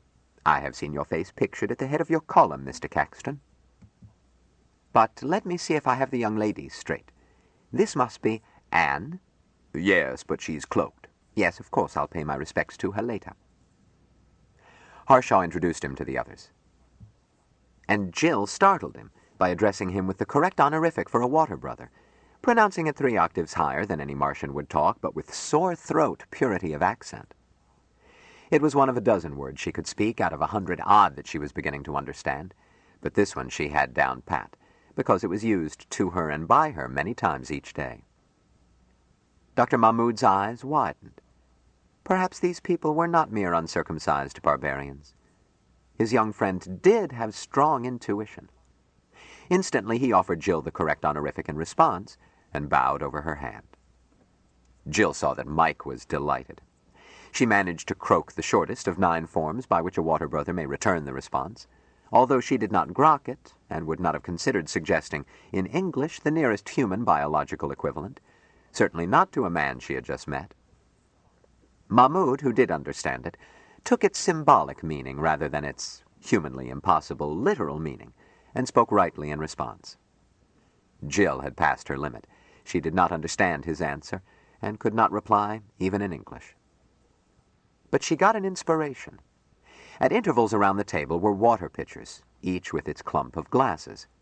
She got a pitcher and tumbler, filled the latter. She looked Mahmoud in the eye, said earnestly, "Water.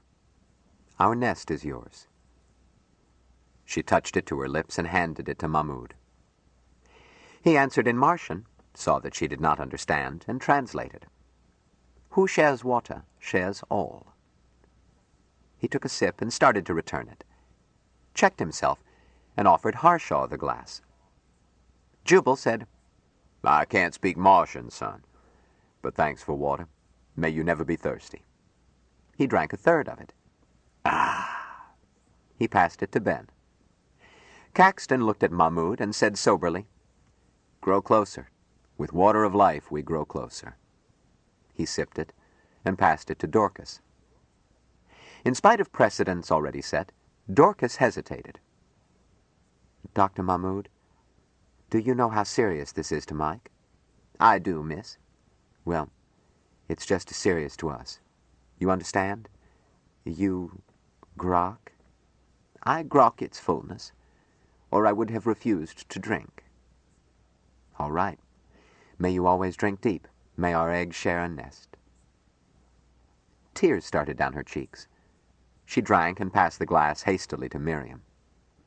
Miriam whispered, "Pull yourself together, kid," then spoke to Mike. "With water we welcome our brother," then added to Mahmoud, "Nest, water, life." She drank. "Our brother." She offered him the glass. Mahmud drank what was left and spoke, but in Arabic. "And if ye mingle your affairs with theirs, then they are your brothers." Amen, Jubal agreed.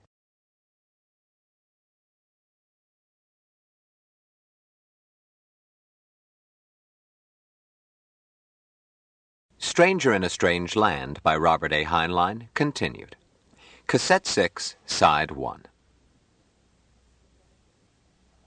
"And if ye mingle your affairs with theirs, then they are your brothers." amen, Jubal agreed. Dr. Mahmud looked quickly at him, decided not to inquire whether Harshaw had understood. This was not the place to say anything which might lead to unbottling his own troubles, his doubts. Nevertheless, he felt warmed in his soul, as always, by water ritual, even though it reeked of heresy. His thoughts were cut short by the assistant chief of protocol bustling up. "You're Dr. Mahmud. You belong on the far side, Doctor. Follow me." Mahmud smiled.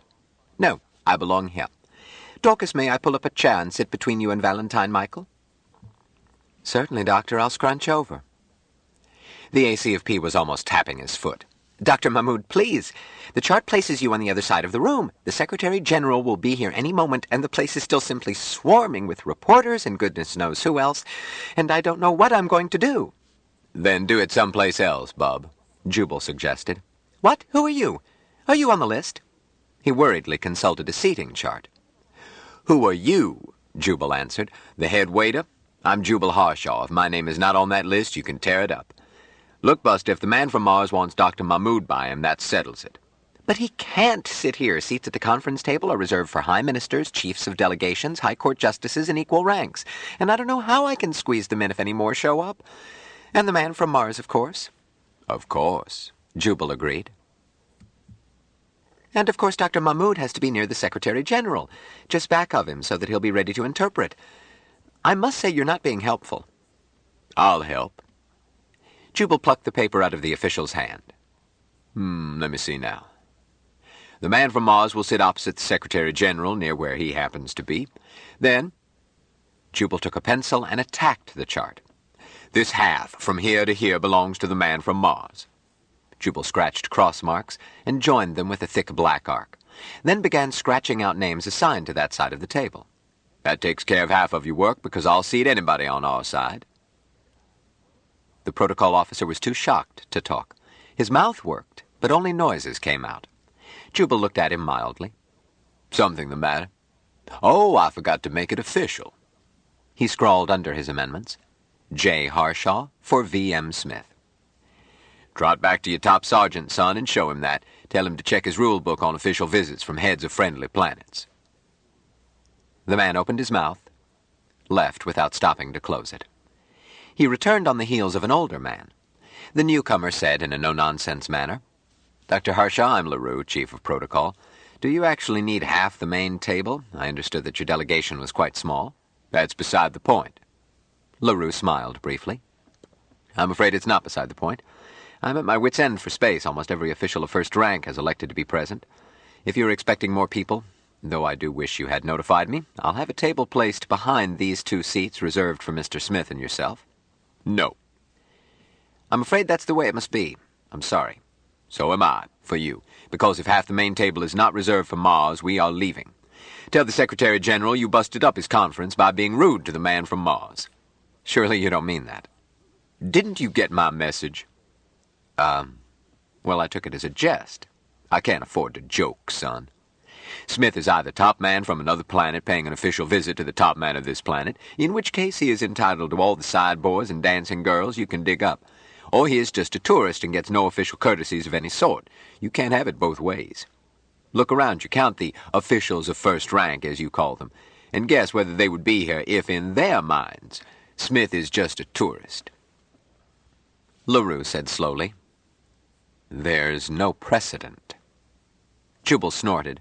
I saw the chief of delegation from the Lunar Republic come in. Go tell him there's no precedent. Then Duck, I hear, has got a quick temper. But, son, I'm an old man, and I had a short night, and it's none of my business to teach you your job. Tell Mr. Douglas that we'll see him another day, when he's ready to receive us properly. Come on, Mike." He started to pry himself painfully out of his chair.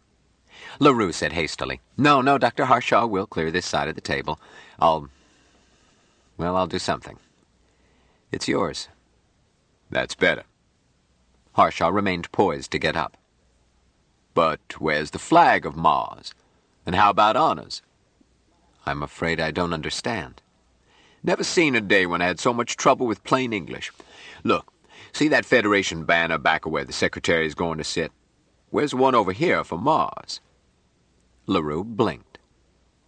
I must admit you've taken me by surprise. I didn't know the Martians used flags. They don't.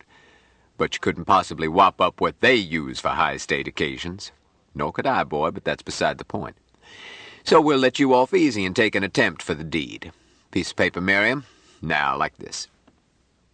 Harshaw drew a rectangle, sketched in the traditional human symbol for Mars, a circle with an arrow leading out to upper right. Make the field in white and the sigil of Mars in red. Should be sewed in silk, of course, but with a sheet and some paint, any Boy Scout could improvise one. Were you a scout? Some time ago. Good, you know the Scout's motto. Now about honors. You expect to play Hail to Sovereign Peace as the Secretary comes in? Oh, we must. Then you want to follow it with the anthem for Mars. I don't see how I can, even if there is one. We don't have it. Dr. Harshaw, be reasonable. Look, son, I am being reasonable. We came here for a small, informal meeting. We find you've turned it into a circus. Well, if you're going to have a circus, you've got to have elephants. Now, we realize you can't play Martian music any more than a boy with a tin whistle can play a symphony. But you can play a symphony. The Nine-Planet Symphony, Grocket. Do you catch on? Have the tape cut in at the beginning of the Mars movement. Play that. Or enough bars to let the theme be recognized. LaRue looked thoughtful. Yes, I suppose we could. But, Dr. Harshaw, I don't see how I can promise sovereign honors even on this improvised scale. I don't think I have the authority. Nor the guts, Harshaw said bitterly. Well, we didn't want a circus. So tell Mr. Douglas that we'll be back when he's not so busy. Been nice chatting with you, son. Stop by the Secretary's office and say hello when we come back if you're still here. He again went through the slow, apparently painful act of being too old and feeble to get out of a chair easily. LaRue said, Dr. Harshaw, please, don't leave. The Secretary won't come in until I send word that we are ready, so let me see what I can do. Yes? Harshaw relaxed with a grunt. Suit yourself. But one more thing while you're here. I heard a ruckus a moment ago. What I could catch, some crew members of the Champion wanted in.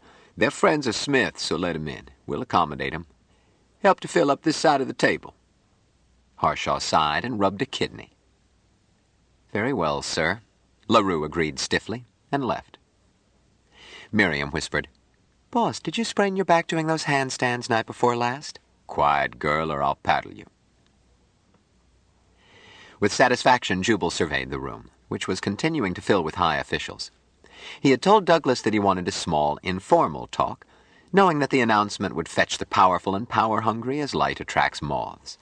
And now he felt sure Mike was about to be treated as a sovereign by those nabobs, with the world watching.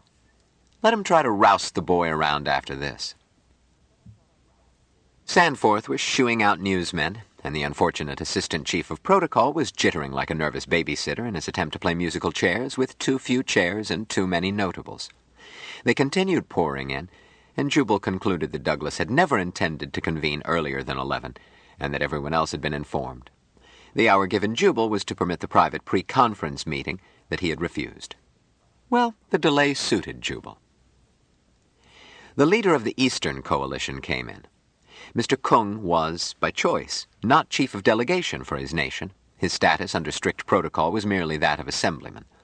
But Jubal was not surprised to see the assistant chief of protocol drop everything and rush to seat Douglas's chief political enemy at the main table near the seat reserved for the Secretary General. It reinforced Jubal's opinion that Douglas was no fool. Dr. Nelson, surgeon of the Champion, and Captain Van Tromp, her skipper, came in together and were greeted with delight by Mike. Jubal was pleased, as it gave the boy something to do under the cameras instead of sitting like a dummy. Jubal made use of the disturbance to rearrange seating. He placed Mike opposite the Secretary General's chair, and himself took the chair on Mike's left, where he could touch Mike. Since Mike had foggy notions of human manners, Jubal had arranged signals as imperceptible as those used in putting a high school horse through dressage. stand up, sit down, bow, shake hands. Except that Mike was not a horse, and his training had required only 5 minutes to achieve perfection. Mahmoud broke away from his shipmates and spoke to Jubal. "Doctor, the skipper and the surgeon are also water brothers of our brother, and Valentine Michael wanted to confirm it by again using ritual, all of us. I told him to wait. Do you approve?" Me? Yes, certainly. Not in this mob. Damn it, how many water brothers did Mike have? Maybe you three can come with us when we leave, and have a bite and a talk in private. I shall be honored. I feel sure the other two will come also. Good. Dr. Mahmoud, do you know of any other brothers of our young brother who are likely to show up? No, not from the champion there are no more. Mahmoud decided not to ask the complimentary question, as it would hint at how disconcerted he had been, at first, to discover his own conjugational commitments. I'll tell Sven and the old man. Harshaw saw the papal nuncio come in, saw him seated at the main table, and smiled inwardly. If that long-eared debit LaRue had any lingering doubts about the official nature of this meeting, he would do well to forget them. A man tapped Harshaw on the shoulder. "Is this where the man from Mars hangs out?" Yes, agreed Jubal. "I'm Tom Boone, Senator Boone, that is, and I've got a message for him from Supreme Bishop Digby." Jubal put his cortex into emergency high speed. I'm Jubal Harshaw, Senator. He signaled Mike to stand and shake hands. And this is Mr. Smith. Mike, this is Senator Boone. How do you do, Senator Boone? Mike said in perfect dancing school form. He looked at Boone with interest. He had it straightened out for him that senator did not mean old one, as the word seemed to shape. Nevertheless, he was interested in seeing a senator. He decided that he did not grok it. "Pretty well, thank you, Mr. Smith. I won't take up your time. They seem about to get this shindig started. Mr. Smith, Supreme Bishop Digby sent me to give you a personal invite to attend services at Archangel Foster Tabernacle of the New Revelation."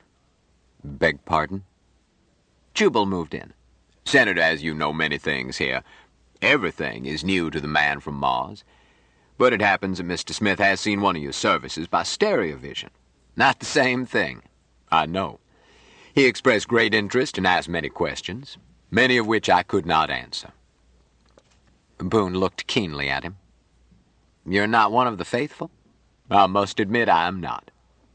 "Come along yourself. Always hope for a sinner." Thank you, I will. "I surely will, friend. I won't let Mike go into your trap alone." "Next Sunday, I'll tell Bishop Digby." "Next Sunday, if possible," Jubal corrected. "We might be in jail." Boone grinned. "There's always that, ain't there? Send word around to me or the Supreme Bishop, and you won't stay in long." He looked around the room. "Kind of short on chairs.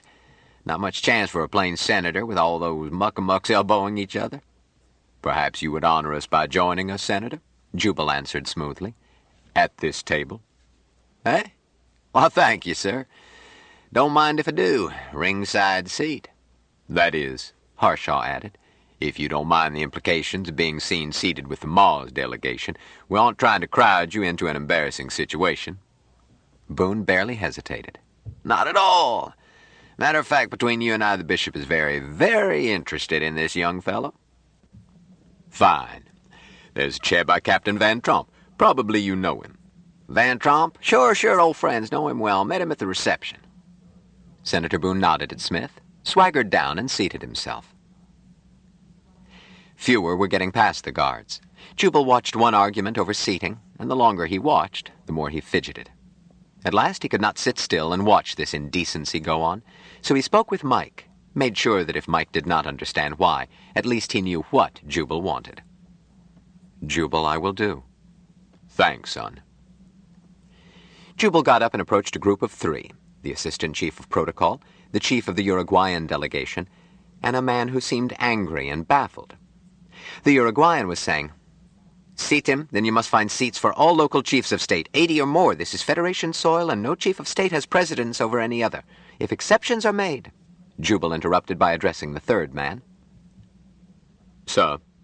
He waited long enough to gain attention, plunged on. "The man from Mars has instructed me to ask you to do him the great honor of sitting with him, if your presence is not required elsewhere." The man looked startled, then smiled broadly. "Why, yes, that would be satisfactory." The other two, palace official and Uruguayan dignitary, started to object. Jubal turned his back. "Let's hurry, sir. We have very little time." He had seen men coming in with what appeared to be a stand for a Christmas tree and a bloody sheet, but what was certainly the Martian flag. As they hurried, Mike stood up and was waiting. Jubal said, "Sir, permit me to present Valentine Michael Smith. Michael, the President of the United States." Mike bowed very low. There was barely time to seat him on Mike's right while the improvised flag was being set up. Music sounded, everyone stood, and a voice proclaimed, "The Secretary General." Chapter 20. Jubal had considered having Mike remain seated while Douglas came in, but had rejected the idea. He was not trying to place Mike higher than Douglas, but merely to establish that the meeting was between equals. So when he stood up, he signaled Mike to do so. Great doors at the back of the hall opened at the first strains of Hail to Sovereign Peace, and Douglas came in. He went to his chair and started to sit down. Instantly, Jubal signaled Mike to sit down, the result being that Mike and the Secretary General sat down simultaneously, with a respectful pause before anyone else did so. Jubal held his breath. Had LaRue done it? He hadn't quite promised. The fortissimo tocsin of the Mars movement filled the room, the war god theme that startles even an audience expecting it. With his eyes on Douglas, and Douglas looking back at him, Jubal was up out of his chair like a recruit snapping to attention. Douglas stood, not as quickly, but promptly.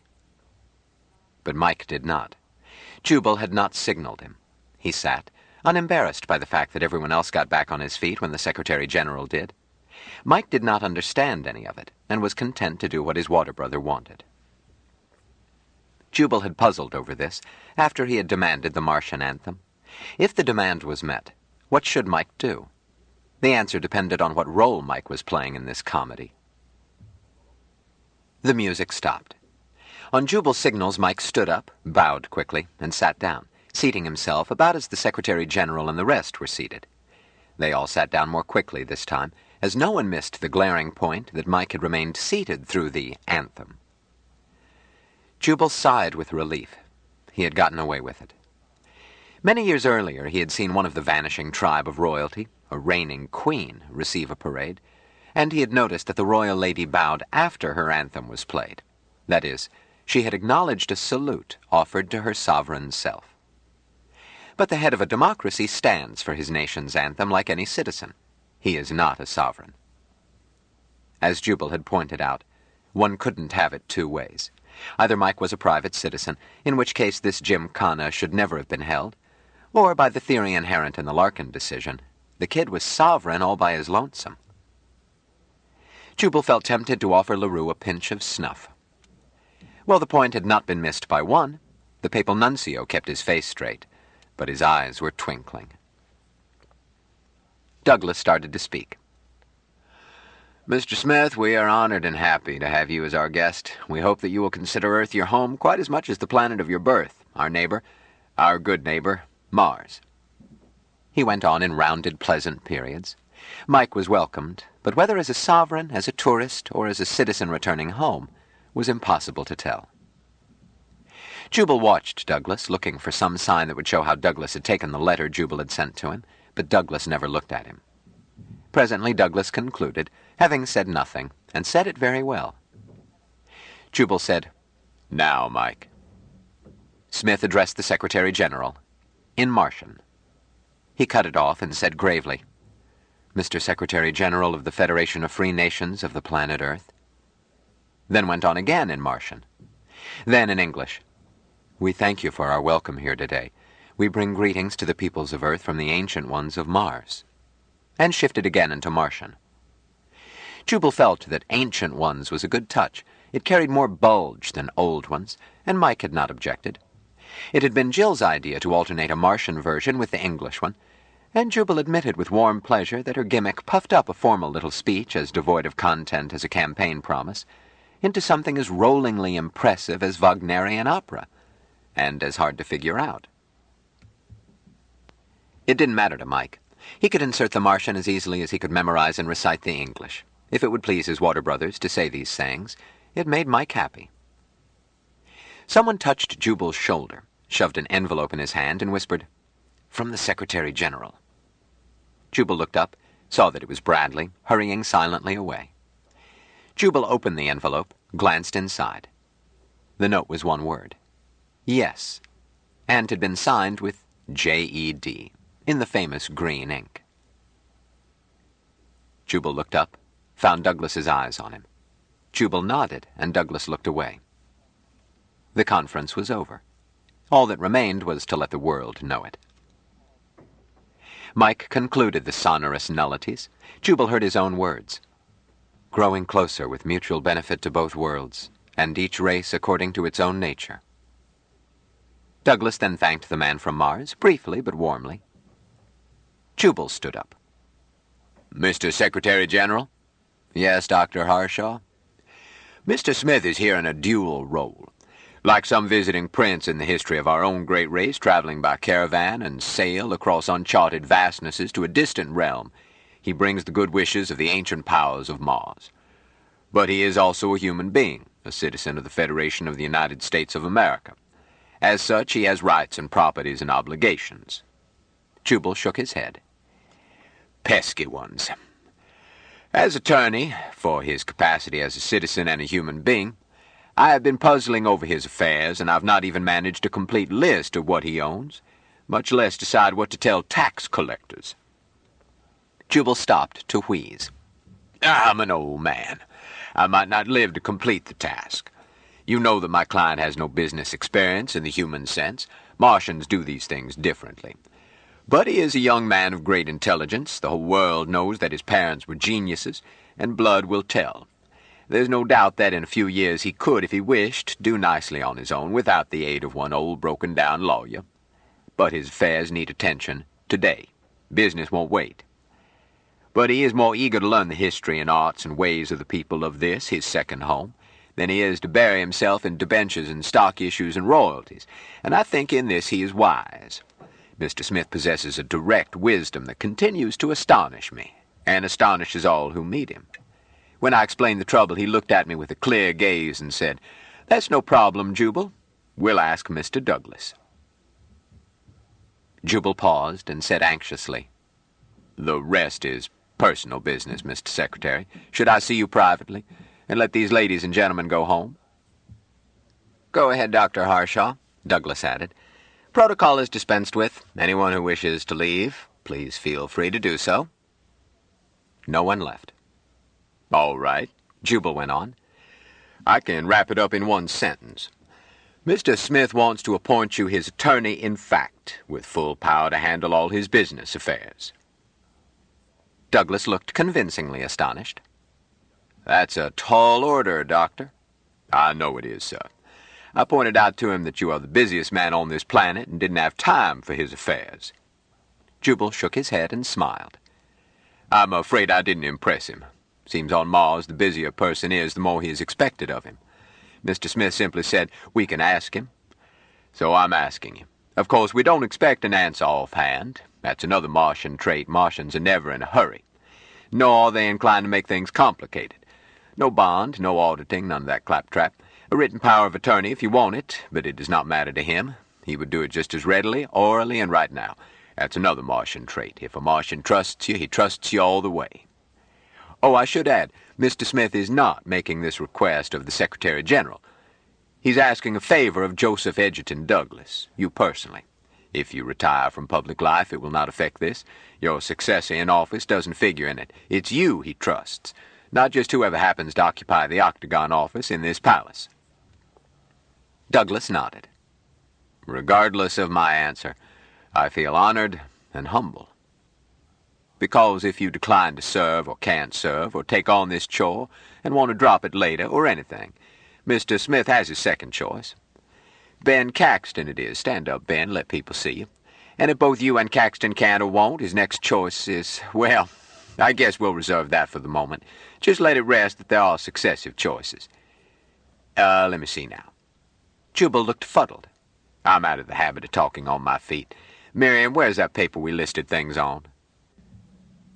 Jubal accepted a sheet from her and added, "Better give me the other copies, too." She passed over a thick stack of sheets. "This is a memo we prepared for you, sir. Or for Caxton, if it turns out that way. Let me see. Oh, yes. Steward to pay himself what he thinks the job is worth, but not less than... Well, a considerable sum, nobody else's business, really.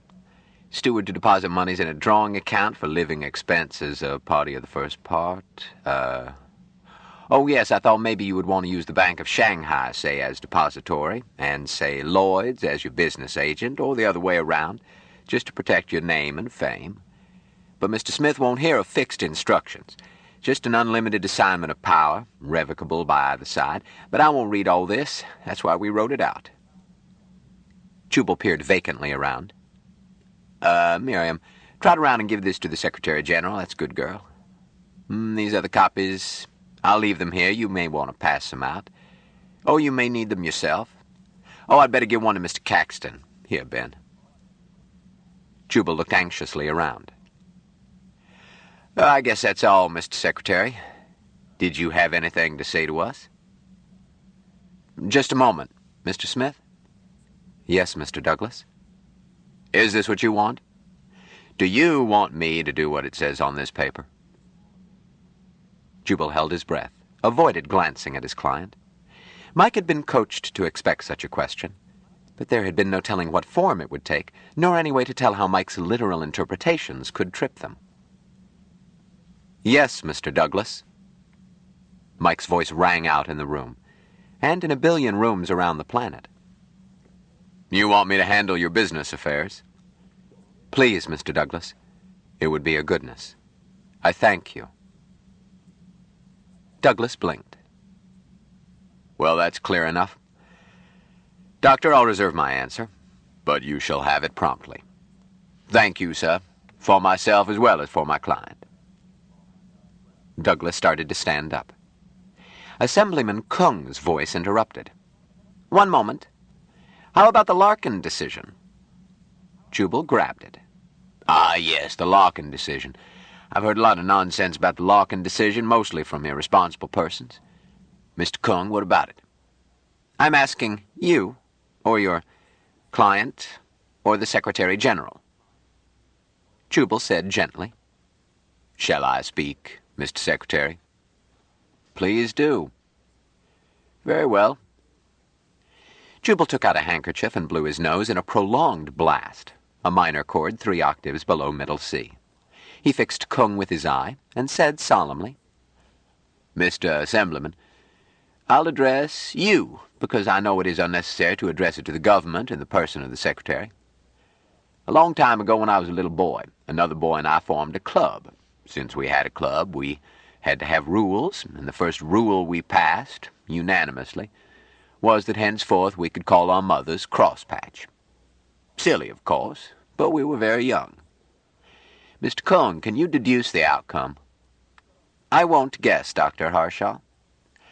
"I implemented our Crosspatch decision just once. Once was enough, and it saved my chum from the same mistake. All it got me was my bottom warmed with a peach switch. And that was the end of the Crosspatch decision." Jubal cleared his throat. Knowing that someone was certain to raise this non-existent issue, I tried to explain the Larkin decision to my client.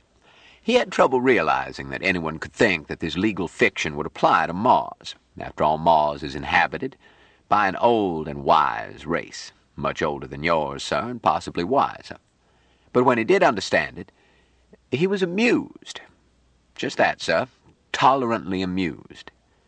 Once, just once, I underrated my mother's power to punish impudence. That lesson was cheap. But this planet cannot afford such a lesson on a planetary scale. Before we parcel out lands which do not belong to us, it behooves us to be very sure what peach switches are hanging in the Martian kitchen." Kung looked unconvinced.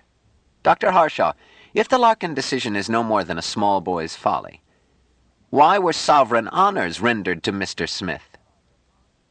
Jubal shrugged.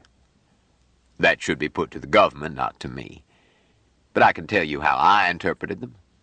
As elementary politeness to the ancient ones of Mars." please? Mr. Kung, those honors were no hollow echo of the Larkin decision. In a fashion beyond human experience, Mr. Smith is the planet Mars. Kung did not blink. Continue. Or rather, the Martian race. In Smith's person, the ancient ones of Mars are visiting us. Honors to him are honors to them, and harm done to him is harm to them.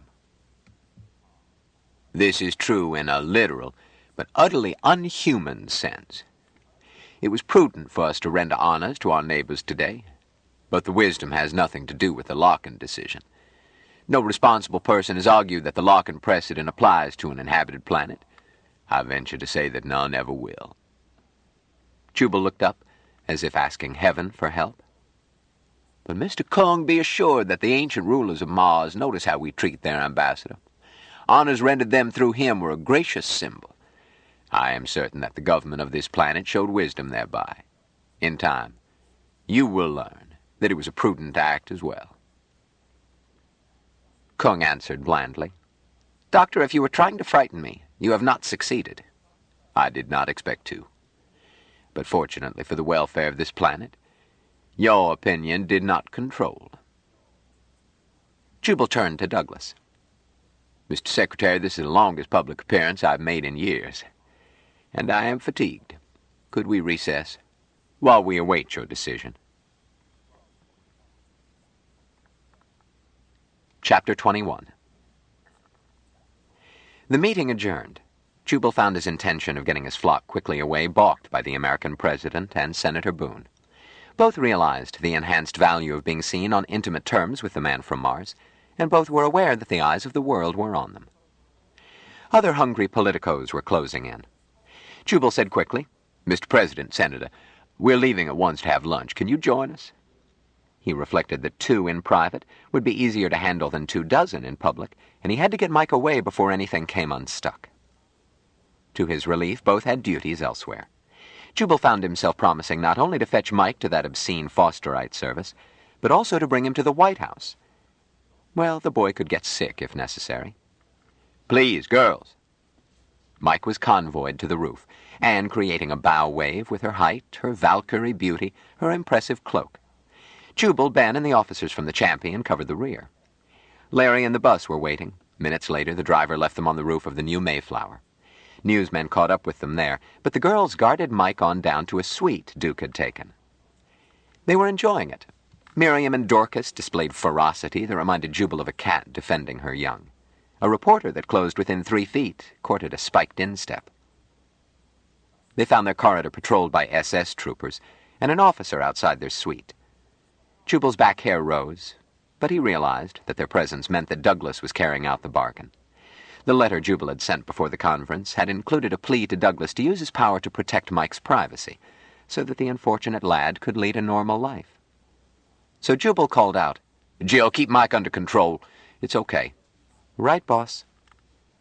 The officer at the door saluted. Jubal glanced at him. Well, howdy, Major. Busted down any doors lately? Major Block turned red and did not answer. Jubal wondered if the assignment was punishment. Duke was waiting inside. Jubal said, Sit down, gentlemen. How about it, Duke? Duke shrugged. Nobody has bugged this suite since I took it. But, boss, any dumb can be bugged so you can't find it. Yes, I didn't mean that. I mean, how about our supplies? I'm hungry, boy, and thirsty, and we've got 3 more for lunch. Oh, that. The stuff was unloaded under my eyes. I put it in the pantry. You've got a suspicious nature, boss. You'd better acquire one if you want to live as long as I have. I don't hanker to. Matter of taste. I've had a good time on the whole. Get cracking, girls. First one back with the drink for me skips her next turn at front. After our guests, I mean. Do sit down, gentlemen. Sven, what's your favorite poison? Aquavit? Larry, duck out and buy a couple of bottles. And Bowles gin for the captain. Hold it, Jubal, Nelson said. I'd rather have scotch. Me too, agreed Van Tromp. Got enough to drown a horse. Dr. Mahmoud? If you'd prefer soft drinks, I'm sure the girls tuck some in. Mahmoud looked wistful. I should not be tempted by strong drink. Allow me. Jubal looked him over. Son, you've been under nervous strain. Having no meprobinate, I'm forced to substitute 2 ounces of 90-proof ethanol. Repeat as needed. Any particular flavor? Mahmoud smiled. Thank you, Doctor. But I'll sin my own sins. Gin, please, with water on the side. Or vodka. Or whatever is available. Or medicinal alcohol, Nelson added. Don't let him kid you, Jubal. Stinky drinks anything, and regrets it. I do regret it, Mahmoud said earnestly. It is sinful. Don't needle him, Sven, Jubal said brusquely. If Stinky gets more mileage out of his sins by regretting, that's his business. To each his own. How about victuals, Stinky? And stuffed a ham in one of those hampers, and there may be other unclean items. Shall I check? Mahmoud shook his head. I'm not a traditionalist, Jubal. That legislation was given long ago for the needs of the time. The times are different now. Jubal suddenly looked sad. Yes, but for the better. Never mind, this too shall pass. Eat what you will, my brother. God forgives necessity. Thank you. But I often do not eat in the middle of the day. Better eat or ethanol will do more than relax you. Besides, these kids who work for me may sometimes misspell words, but they are all superb cooks. Miriam was entering with a tray of drinks. Orders filled while Jubal ranted. Boss, she broke in, will you put that in writing? What? He whirled around. Snooping. Stay after school and write 1,000 times. I will not flap my ears at private conversations. Yes, boss. This is for you, Captain, and you, Dr. Nelson, and yours, Dr. Mahmoud. Water on the side, you said? Yes, Miriam. Thank you. Usual Harshal service, sloppy but fast. Here's yours, boss. You put water in it. Anne's orders. You're too tired to have it on the rocks. Jubal looked long-suffering. See what I put up with, gentlemen. We should never have put shoes on 'em. Miriam, make that 1,000 times in Sanskrit. Yes, boss. She patted him on the head. Go ahead and have your tizzy, dear. You've earned it. We're proud of you. Back to the kitchen, woman. Has everybody got a drink? Where's Ben? They have by now. Ben is phoning in his column. His drink is at his elbow. Very well. You may back out quietly. And send Mike in. Gentlemen, make a aloha paole. He drank. They joined him. Mike's helping. I think he's going to be a butler when he grows up. I thought you had left. Send him in anyhow. Dr. Nelson wants to examine him. No hurry, put in the ship's surgeon. Jubal, this is excellent Scotch. But what was the toast? Sorry, Polynesian. May our friendship be everlasting. Called it a footnote to the water ceremony. By the way, gentlemen, Larry and Duke are water brothers to Mike, too, but don't let it fret you. They can't cook, but they're the sort to have at your back in a dark alley. If you vouch for them, Jubal, Van Tromp assured him, admit them and tile the door. But let's drink to the girls. Sven, what's that toast to the flickers? No one to...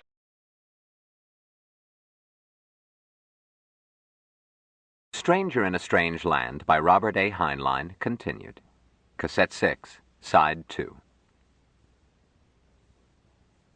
Take this word grok. Its literal meaning, one which I suspect goes back to the origin of the Martian race as thinking creatures, and which throws light on their whole map, is easy. Grok means to drink. Huh? Said Jubal. Mike never says grok when he's just talking about drinking. Just a moment. Mahmoud spoke to Mike in Martian. Mike looked faintly surprised. Grok is drink. But Mike would have agreed, Mahmoud went on, if I had named 100 other English words, words which we think of as different concepts, even antithetical concepts.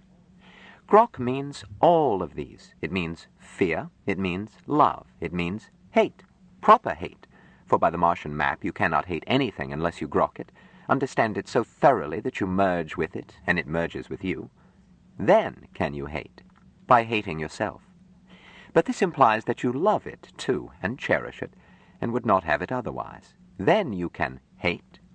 And, I think, Martian hate is an emotion so black that the nearest human equivalent could only be called mild distaste. Mahmoud screwed up his face. Grok means identically equal. The human cliché, this hurts me worse than it does you, has a Martian flavor. The Martians seem to know instinctively what we learned painfully from modern physics, that observer interacts with observed through the process of observation. Grok means to understand so thoroughly that the observer becomes a part of the observed. To merge, blend, intermarry, lose identity in group experience. It means almost everything that we mean by religion, philosophy, and science, and it means as little to us as color means to a blind man. Mahmoud paused. Jubal, if I chopped you up and made a stew, you and the stew, whatever was in it, would grok. And when I ate you, we would grok together, and nothing would be lost, and it would not matter which one of us did the eating. It would to me, Jubal said firmly. You aren't a Martian. Mahmoud stopped to talk to Mike in Martian. Mike nodded. You spoke rightly, my brother, Dr. Mahmoud. I am been saying so. Thou art God. Mahmoud shrugged helplessly. You see how hopeless it is? All I got was a blasphemy. We don't think in Martian. We can't. Thou art God, Mike said agreeably. God groks. Let's change the subject. Jubal, could I impose on Brotherhood for more gin? I'll get it, said Dorcas. It was a family picnic, made easy by Jubal's informality, plus the fact that the newcomers were the same sort, each learned, acclaimed, and with no need to strive. Even Dr. Mahmoud, rarely off guard with those who did not share the one true faith in submission to the will of God, always beneficent, merciful, found himself relaxed. It had pleased him greatly that Jubal read the words of the prophet. And now that he stopped to notice, the women of Jubal's household were plumper than he had thought. That dark one... He put the thought out of his mind. He was a guest. But it pleased him that these women did not chatter, did not intrude into sober talk of men, but were quick with food and drink and warm hospitality. He had been shocked at Miriam's disrespect toward her master, then recognized it. A liberty permitted cats and favorite children in the privacy of the home. Jubal explained that they were simply waiting on the Secretary-General. If he means business, we will hear from him soon.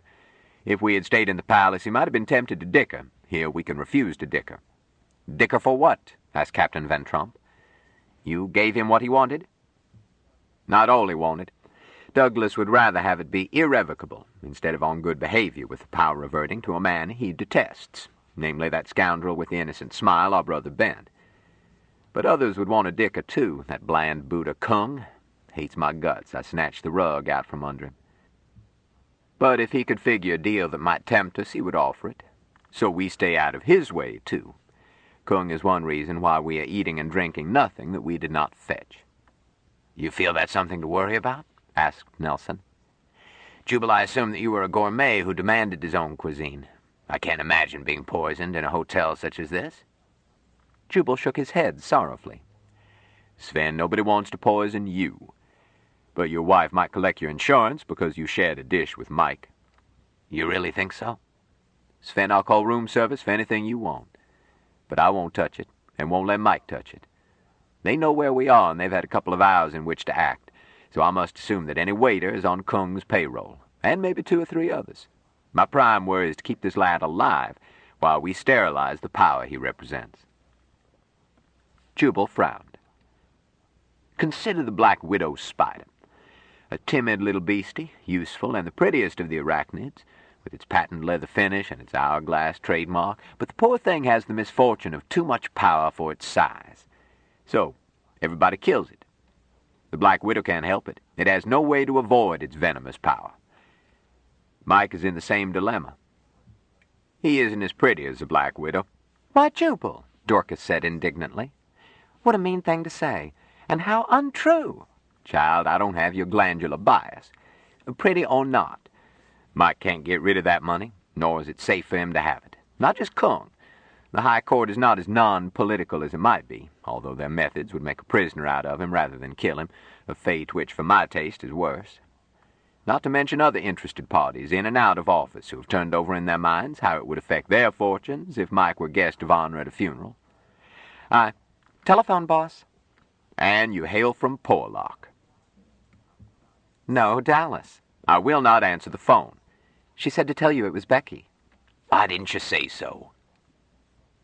Jubal hurried out of the room, found Madame Vesant's face in the screen. Becky, I'm glad to see you, girl. Hi, Doc. I caught your act. How'd it look? I've never seen a tip turned more expertly. Doc, the profession lost a great talker when you weren't born twins. That's high praise, Becky. Jubal thought rapidly. But you set up the act. I just cashed in on it. And there's plenty of cash, so name your fee, Becky. Madame Vesant frowned. You've hurt my feelings. Becky, anybody can clap and cheer, but applause worthwhile will be found in a pile of soft green folding money. The man from Mars picks up this tab, and believe me, he can afford it. He grinned. All you'll get from me is a hug and a kiss. It will crack your ribs. She relaxed and smiled. I remember how you used to pat my fanny while you assured me that the professor was sure to get well. You always could make a body feel better.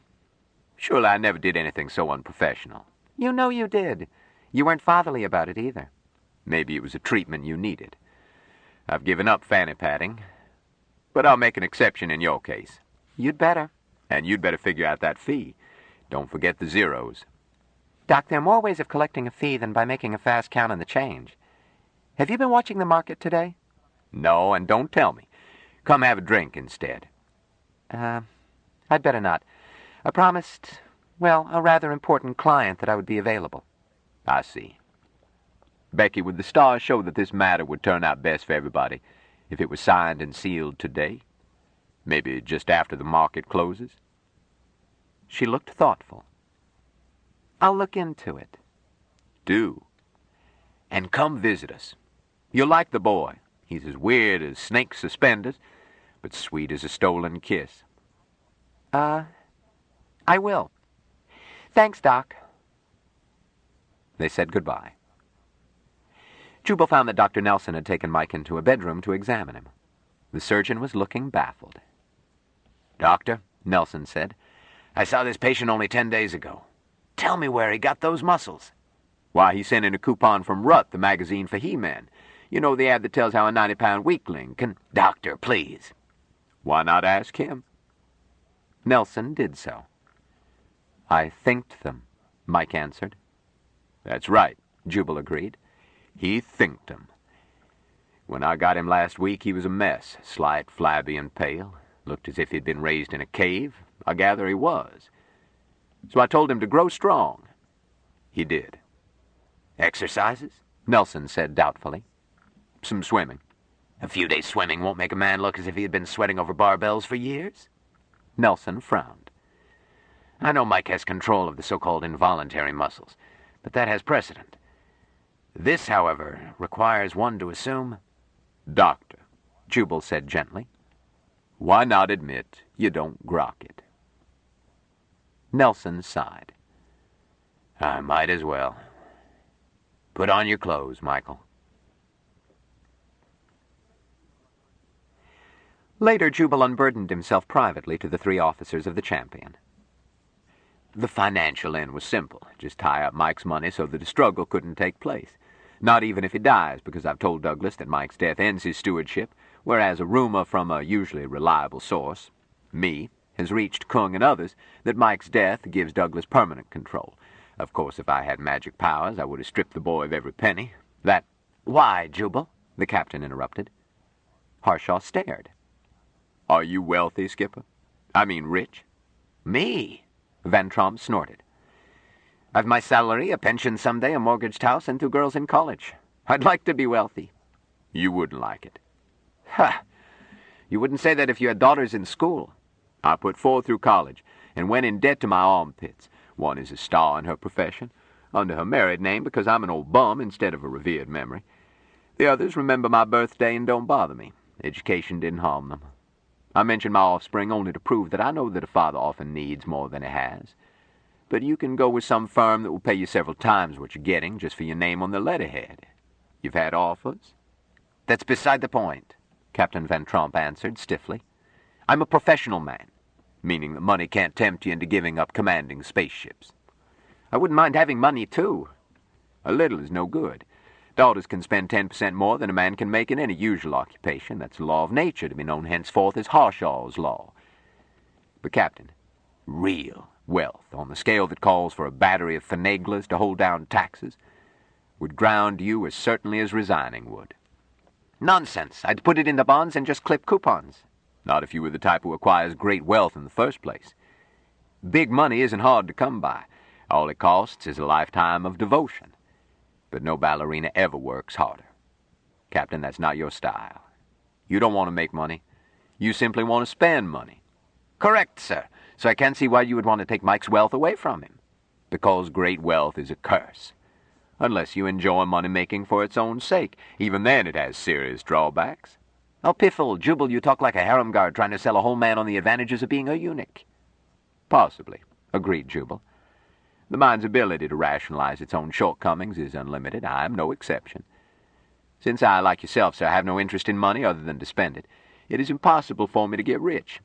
Conversely, there's never been any danger that I would fail to scrounge the modest amount needed to feed my vices, since anyone with the savvy not to draw to a small pair can do that.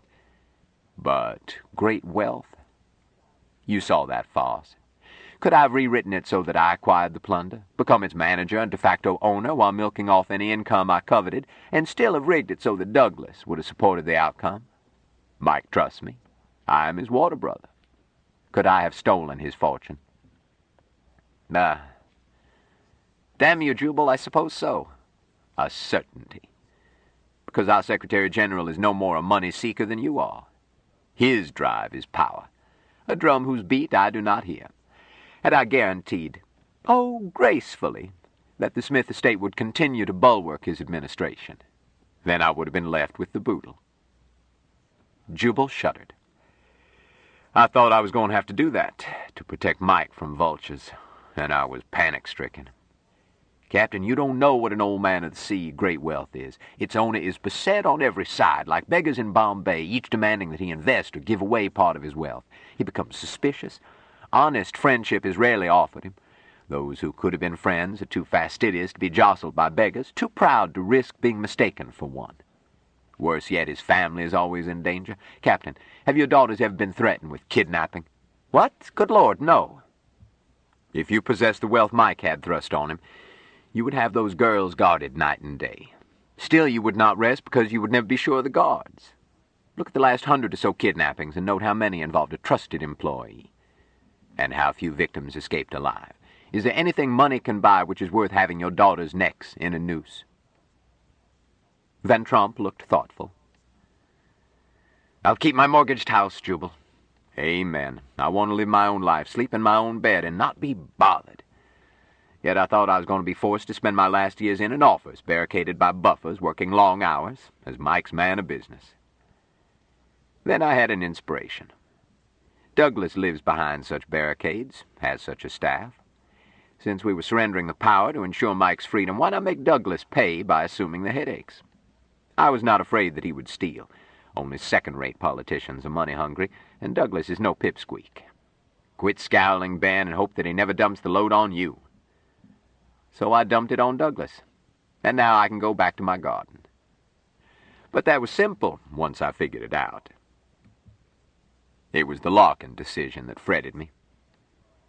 Caxton said, I think you lost your wits on that, Jubal. That silly business of letting them give Mike sovereign honors. You should simply have had Mike sign over all interest, if any, under that ridiculous Larkin theory. Ben, my boy, Jubal said gently, as a reporter, you are sometimes readable. Gee, thanks, my fan. But your concepts of strategy are Neanderthal. Caxton sighed. That's better. For a moment I thought you had gone soft. When I do, please shoot me. Captain, how many men did you leave on Mars? 23. And what is their status under the Larkin decision? Van Tromp frowned. I'm not supposed to talk. Then don't, Jubal advised. We can deduce it. Dr. Nelson said, Skipper, Stinky and I are civilians again. I shall talk as I please. And I, agreed Mahmoud. And they know what they can do with my reserve commission. What business has the government telling us we can't talk? Those chairwarmers didn't go to Mars. Stow it, Sven. I intend to talk. These are our water brothers. But, Ben, I would rather not see this in print. Captain, if you'll feel easier, I'll join Mike and the girls. Please don't leave. The government is in a stew about that colony. Every man signed away his lock-in rights to the government. Mike's presence on Mars confused things. I'm no lawyer, but I understood that if Mike did waive his rights, that would put the administration in the driver's seat when it came to parceling out things of value. What things of value? Demanded Caxton.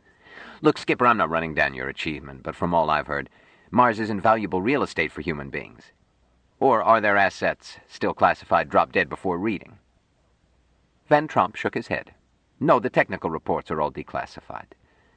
But, Ben, the moon was a worthless hunk of rock when we got it. Touché, Caxton admitted.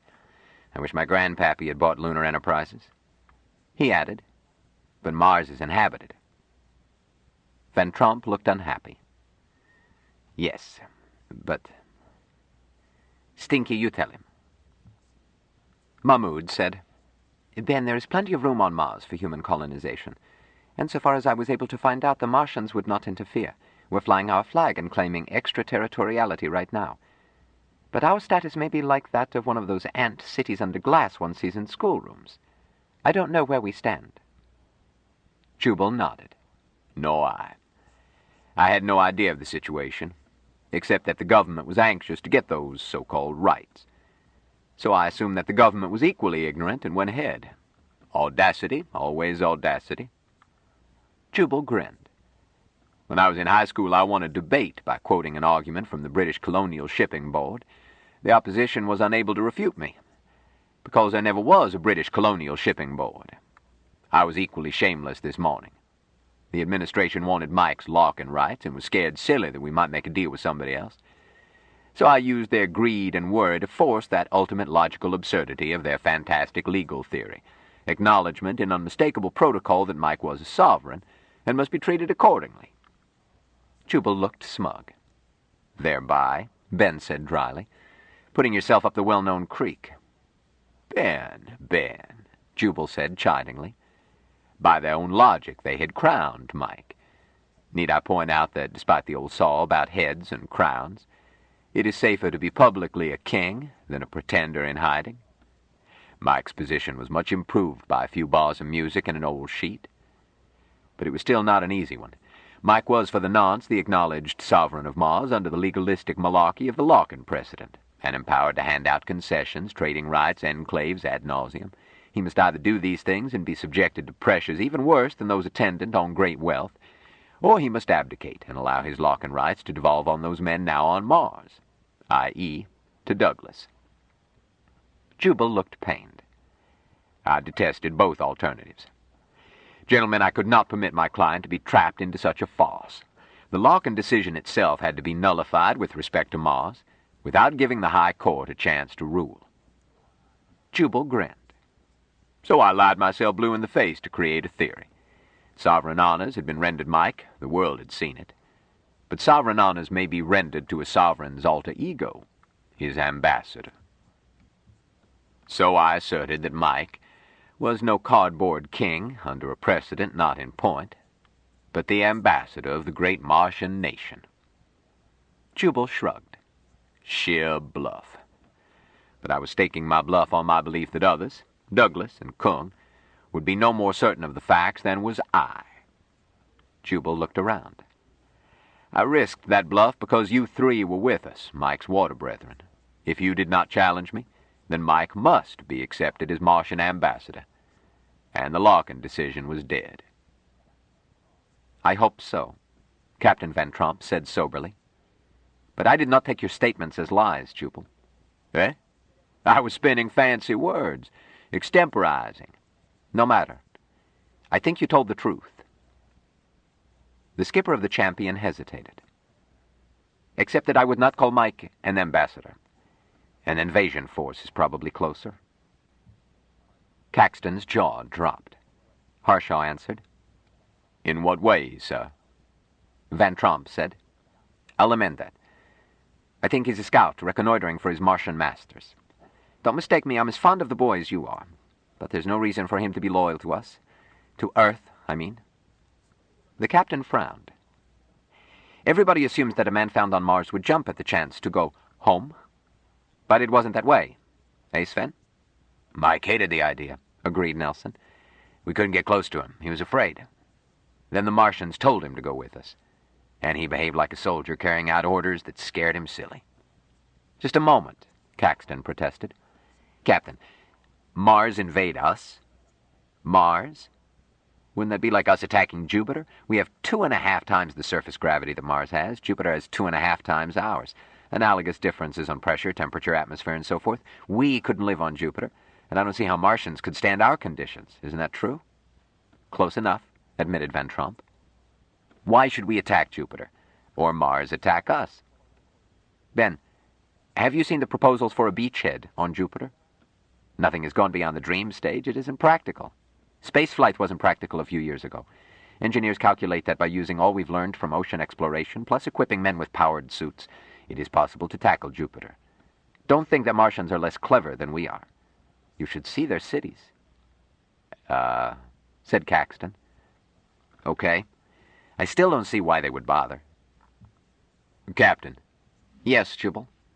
I see another objection. You know the classification of cultures into Apollonian and Dionysian? I know in general.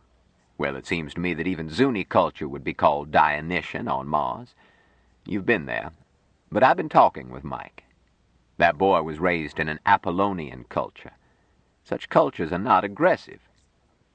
I wouldn't count on it. Mahmoud said suddenly. Skipper, there's evidence to support Jubal. You can analyze a culture from its language, and there isn't any Martian word for war. At least I don't think there is. Nor for weapon, nor fighting. If a word isn't in a language, then its culture never has the referent. Oh, twaddle, Stinky. Animals fight, ants conduct wars. Do they have words for it? They would have, Mahmoud insisted. In any verbalizing race, a verbalizing race has words for every concept and creates new ones or new definitions whenever a new concept evolves. A nervous system able to verbalize cannot avoid verbalizing. If the Martians know what war is, they have a word for it. There's a way to settle it, Jubal suggested. Call in Mike. Just a moment, Van Tromp objected. I learned years ago never to argue with a specialist, but I also learned that history is a long list of specialists who were dead wrong. Sorry, Stinky. You're right, Captain. Only I'm not wrong this time. All Mike can settle is whether he knows a certain word, which might be like asking a 2-year-old to define calculus. Let's stick to facts. Sven? About Agnew? Nelson answered. It's up to you, Captain. Well, this is among Water Brothers, gentlemen. Lieutenant Agnew was our junior medical officer. Brilliant, Sven tells me. But he couldn't stand Martians. I'd given orders against going armed once it appeared that Martians were peaceful. Agnew disobeyed me. At least we were never able to find his sidearm, and the men who saw him alive say that he was wearing it. But all my log shows is missing and presumed dead. 2 crewmen saw Agnew go into a passage between 2 large rocks. Then they saw a Martian enter the same way, whereupon they hurried, as Dr. Agnew's peculiarity was well known. Both heard a shot. One says that he reached this opening in time to glimpse Agnew past the Martian, and then he didn't see Agnew. The second man says that when he got there, the Martian was just exiting, sailed on past, and went his way. With the Martian out of the way, they could see the space between the rocks. And it was a dead end. Empty. That's all, gentlemen. Agnew might have jumped that rock wall under Mars' low gravity and the impetus of fear, but I could not, and I tried. And to mention that these crewmen were wearing breathing gear, have to on Mars, and hypoxia makes a man's senses unreliable. I don't know that the first crewman was drunk through oxygen shortage. I mention it because it is easier to believe than what he reported, which is that Agnew vanished in the blink of an eye. I suggested that he had suffered hypoxia and ordered him to check his breather gear. I thought Agnew would show up, and I was looking forward to chewing him out for going armed. But we never found him. My misgivings about Martians date to that incident. They never again seemed to be just big, gentle, harmless, rather comical creatures, even though we never had trouble, and they always gave us anything we wanted. Once Stinky figured out how to ask for it. I played down the incident. Can't let men panic when you're 100 million miles from home. I couldn't play down the fact that Dr. Agnew was missing. The ship's company searched for him. But I squelched any suggestion of anything mysterious. Agnew got lost among those rocks, died when his oxygen ran out. Was buried under sand drift. I used it to clamp down on always traveling in company, staying in radio contact, checking breather gear. I did not tell that crewman to keep his mouth shut. I simply hinted that his story was ridiculous, since his mate did not confirm it. I think the official version prevailed. Mahmoud said slowly, "Captain, this is the first I've heard that there was any mystery, and I prefer your official version. I'm not superstitious." Van Tromp nodded. "That's what I wanted. Only Sven and myself heard that wild tale. But just the same." The captain suddenly looked old. I wake up in the night and ask myself, what became of Agnew? Jubal listened without comment. Had Jill told Ben about Berquist and that other fellow, Johnson? Had anyone told Ben about the Battle of the Swimming Pool? It seemed unlikely. The kids knew that the official version was that the first task force had never showed up.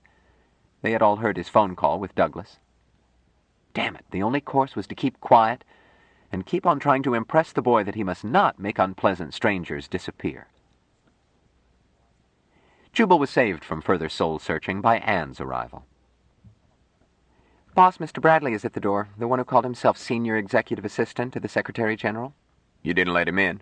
"No, we talked through the speakie. He says he has papers to deliver to you and that he will wait for an answer." Haven't passed them through the flap. This is still the Martian embassy. "Just let him stand outside?" And I know you were gently rid. But this is a situation in which rudeness pays off. We don't give an inch until we get what we want." "Yes, boss."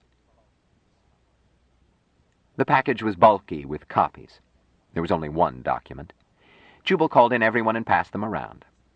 "I am offering one lollipop for each loophole, booby trap, or ambiguity."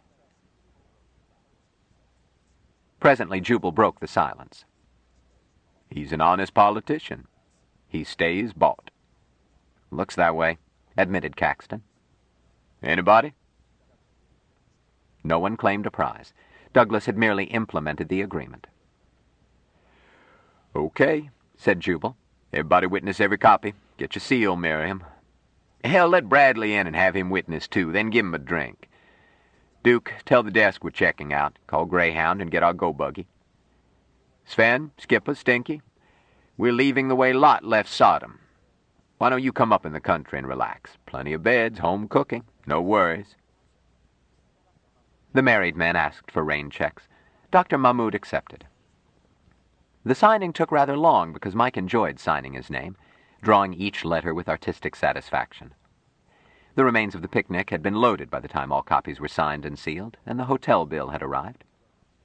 Jubal glanced at the fat total, wrote on it, "Approved for payment. J. Harshaw for V.M. Smith," and handed it to Bradley. "This is your boss's worry." Bradley blinked. "Sir?" "Oh, Mr. Douglas will doubtless turn it over to the chief of protocol. I'm rather green about these things." Bradley accepted the bill. "Yes," he said slowly. "LaRue will voucher it. I'll give it to him." "Thank you, Mr. Bradley, for everything."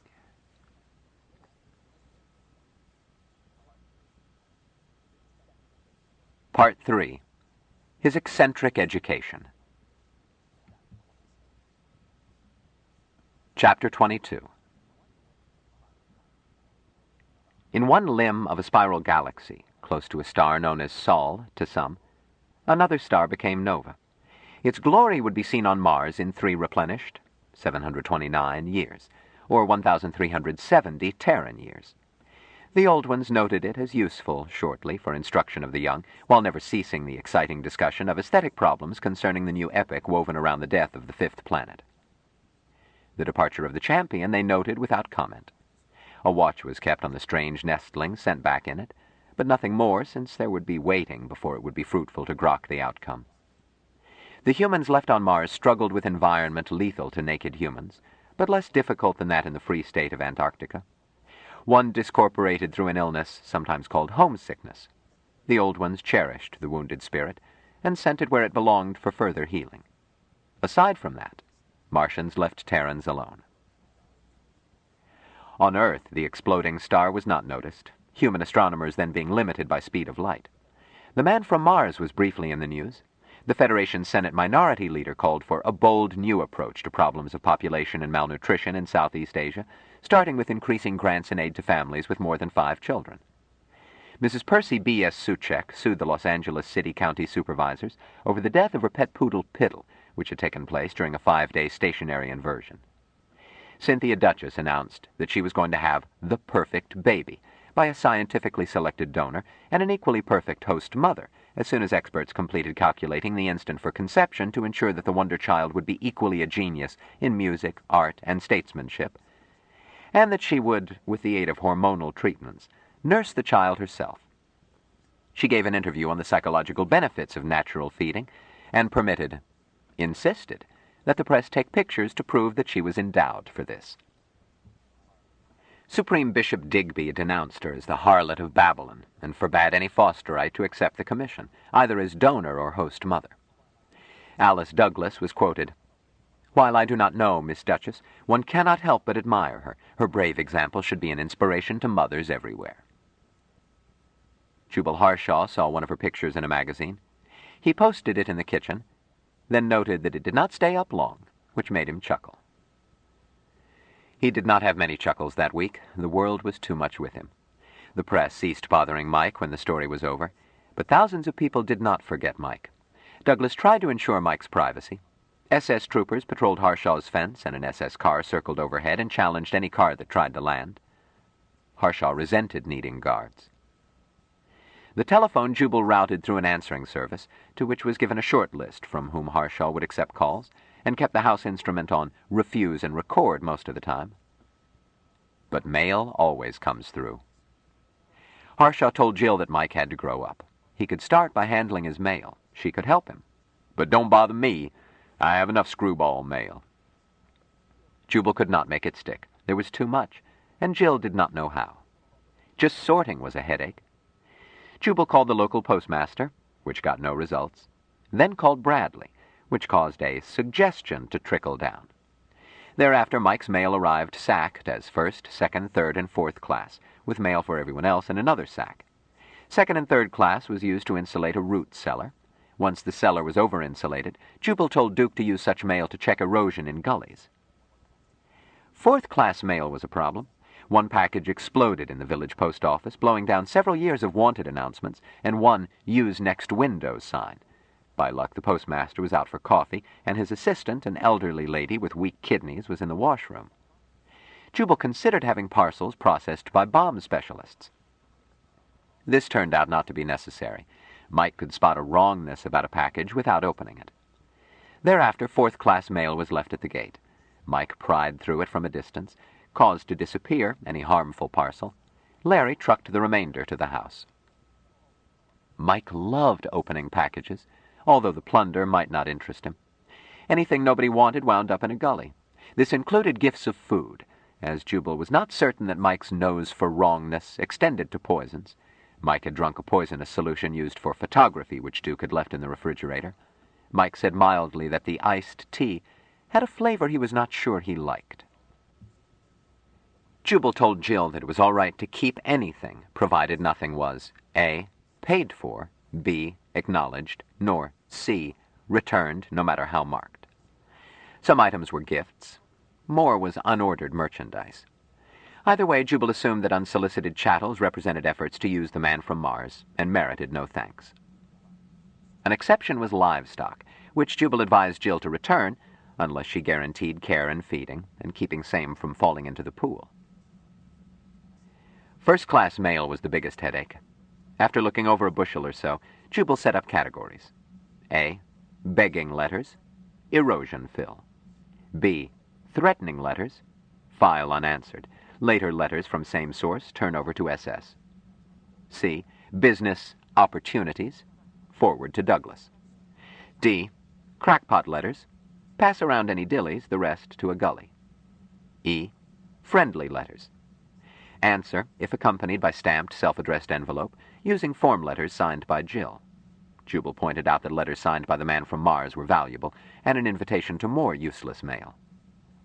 F, scatological letters, passed to Jubal, who had a bet with himself that none would show the faintest literary novelty, for disposition, i.e. gully.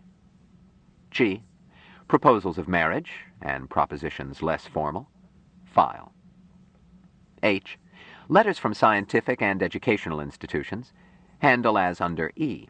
If answered, use form letter explaining that the man from Mars was not available for anything.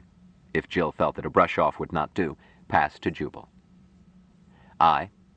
Letters from persons who knew Mike, such as the crew of the Champion, the President of the United States, and others. Let Mike answer as he pleased. Exercise in penmanship would be good, and exercise in human relations even better. If he wanted advice, let him ask. This cut the answers to a few for Jill, seldom even one for Mike. Jill found that she could skim and classify in about 1 hour each day. The first 4 categories remained large.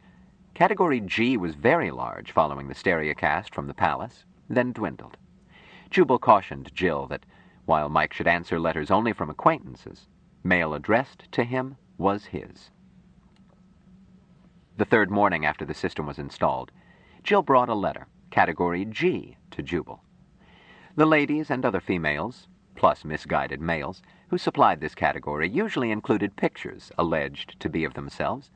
Some left little to the imagination. This letter enclosed a picture which left nothing to the imagination, then stimulated fresh imaginings.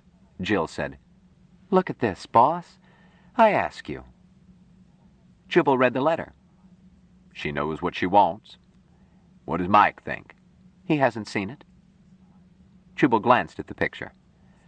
A type which, in my youth, we called stacked. Well, her sex is not in doubt, nor her agility. Why show it to me? I've seen better. What should I do? The letter is bad enough, but that disgusting picture. Should I tear it up? What's on the envelope? Just the address and return address. How does the address read? Huh? Mr. Valentine Michael Smith, the man from... Oh! Then it's not addressed to you. Why, no, of course... Let's get something straight. You are neither Mike's mother nor his chaperone. If Mike wants to read everything addressed to him, including junk mail, he is free to do so. He does read most of those ads. But you don't want him to see filth. He's innocent. So, how many men has he killed? Jill looked unhappy. Jubal went on. If you want to help him, you will concentrate on teaching him that killing is frowned on in this society. Otherwise, he will be conspicuous when he goes out into the world. I don't think he wants to go out into the world. I'm going to push him out of the nest as soon as he can fly. I shan't make it possible for him to live out his life as an arrested infant. For one thing, I can't. Mike will outlive me by many years. But you are correct. Mike is innocent. Nurse, have you seen that sterile laboratory at Notre Dame? I've read about it. Healthiest animals in the world. But they can't leave the laboratory. Child, Mike has got to get acquainted with filth and get immunized. Someday he'll meet the gal who wrote this or her spiritual sisters. He'll meet her by the hundreds. Shucks, with his notoriety and looks, he could spend his life skipping from one bed to another. You can't stop it, I can't stop it. It's up to Mike. Furthermore, I wouldn't want to stop it, although it's a silly way to spend one's life. The same exercises over and over again, I mean. What do you think? Jill blushed. Maybe you don't find them monotonous, none of my business either way. But if you don't want Mike's feet kicked out from under him by the first 500 women who get him alone, then don't interrupt his mail. Letters like that may put him on guard. Just pass it along in the stack, answer his questions, and try not to blush. Boss, you're infuriating when you're logical. A most uncouth way to argue. I'm going to tear up that picture after Mike has seen it. Oh, don't do that. What? Do you want it? Heaven forbid. But Duke collects such pictures. If Mike doesn't want to, give it to Duke. Duke collects such trash? He seems such a nice person. He is. But I don't understand. Jubal sighed. I could explain it all day and you still wouldn't. My dear, there are aspects of sex on which it is impossible to communicate between the two sexes of our race. They are sometimes grokked by intuition across the gulf that separates us, by exceptionally gifted individuals. But words are useless. Just believe me, Duke is a perfect knight, and he will like that picture. I won't hand it to Duke myself. He might get ideas. Sissy. Anything startling in the mail? No. The usual crop who want Mike to endorse things or peddle official man from Mars junk.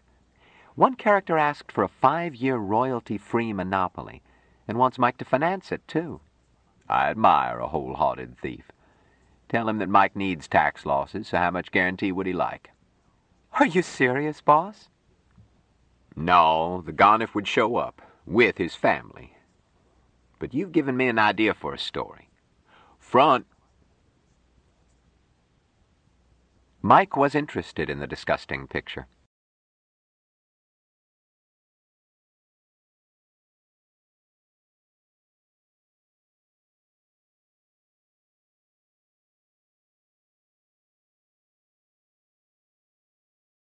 Stranger in a Strange Land by Robert A. Heinlein continued. Cassette 7, Side 1. Mike was interested in the disgusting picture. He grokked theoretically what the letter and picture symbolized, and studied the picture with the delight with which he studied each butterfly. He found butterflies and women tremendously interesting. All the grokking world was enchanting, and he wanted to drink so deep that his own grokking would be perfect. He understood the mechanical and biological processes being offered in these letters, but wondered why strangers wanted his help in quickening eggs. Mike knew, without grokking, that these people made ritual of this necessity, a growing closer, somewhat like water ceremony. He was eager to grok it. But he was not in a hurry. Hurry he failed to grok. He was sensitive to correct timing, but with Martian approach. Timing was accomplished by waiting. He noticed that his human brothers lacked his discrimination of time, and often were forced to wait faster than a Martian would. But he did not hold their awkwardness against them. He learned to wait faster to cover their lack. He sometimes waited faster so efficiently that a human would have concluded that he was hurrying at breakneck speed. He accepted Jill's edict that he was not to reply to these brotherly offers from female humans, but accepted it as a waiting. Possibly a century hence would be better. In any case, now was not the time, since his brother Jill spoke rightly. Mike agreed when Jill suggested that he give this picture to Duke. He would have anyhow. Mike had seen Duke's collection, looked through it with interest, trying to grok why Duke said, "That one ain't much in the face, but look at those legs. Brother!" It made Mike feel good to be called brother by one of his own. But legs were legs, save that his people had 3 each while humans had only 2. Without being crippled, he reminded himself. As for faces, Jubal had the most beautiful face Mike had ever seen, distinctly his own. These human females in Duke's picture collection could hardly be said to have faces. All young human females had the same face. How could it be otherwise? He had never had trouble recognizing Jill's face. She was the first woman he had ever seen and his first female water brother. Mike knew every pore on her nose, every incipient wrinkle in her face, and had praised each one in happy meditation. But while he now knew Anne from Dorcas, and Dorcas from Miriam by faces, it had not been so at first. Mike had distinguished by size and coloration, and by voice, since voices were never alike. When, as sometimes did happen, all 3 females were quiet at once, it was well that Anne was so much bigger, Dorcas so small, and that Miriam, bigger than Dorcas but smaller than Anne, nevertheless need not be mistaken for another if Anne or Dorcas was absent, because Miriam had hair called red, even though it was not the color called red when speaking of anything but hair. Mike knew that every English word held more than one meaning. It was a fact one got used to, just as the sameness of girl faces one could get used to. And after waiting, they were no longer the same. Mike now could call up Anne's face and count the pores in her nose as readily as Jill's. In essence, even an egg was uniquely self, different from all other eggs, anywhere and when. So each girl had potentially her own face, no matter how small the difference. Mike gave the picture to Duke, and was warmed by Duke's pleasure. Mike was not depriving himself. He could see it in his mind whenever he wished. even the face, as it had glowed with an unusual expression of beautiful pain. He accepted Duke's thanks and went happily back to his mail. Mike did not share Jubal's annoyance at the postal avalanche. He reveled in it. Insurance ads and marriage proposals.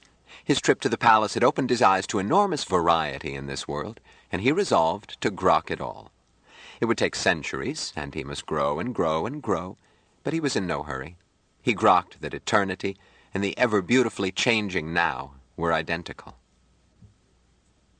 He decided not to reread the Encyclopedia Britannica. Mail gave him brighter glimpses of the world. He read it, grokked what he could, remembered the rest for contemplation while the household slept. He was beginning, he thought, to grok business, buying, selling, and related un-Martian activities. The encyclopedia had left him unfilled, as he now grokked. Each article had assumed that he knew things that he did not. There arrived in the mail from Secretary General Joseph Edgerton Douglas a checkbook and papers. His brother Jubal took pains to explain what money was and how it was used. Mike failed to understand, even though Jubal showed him how to make out a check, gave him money in exchange for it, taught him to count it. Then suddenly, with grokking so blinding that he trembled, he understood money. These pretty pictures and bright medallions were not money. They were symbols for an idea which spread through these people, all through their world. But things were not money. Any more than water shared was growing closer. Money was an idea, as abstract as an old one's thoughts. Money was a great structured symbol for balancing and healing and growing closer. Mike was dazzled with the magnificent beauty of money. The flow and change and countermarching of symbols was beautiful in small, reminding him of games taught nestlings to encourage them to reason and grow. But it was the totality that dazzled him, an entire world reflected in one dynamic symbol structure.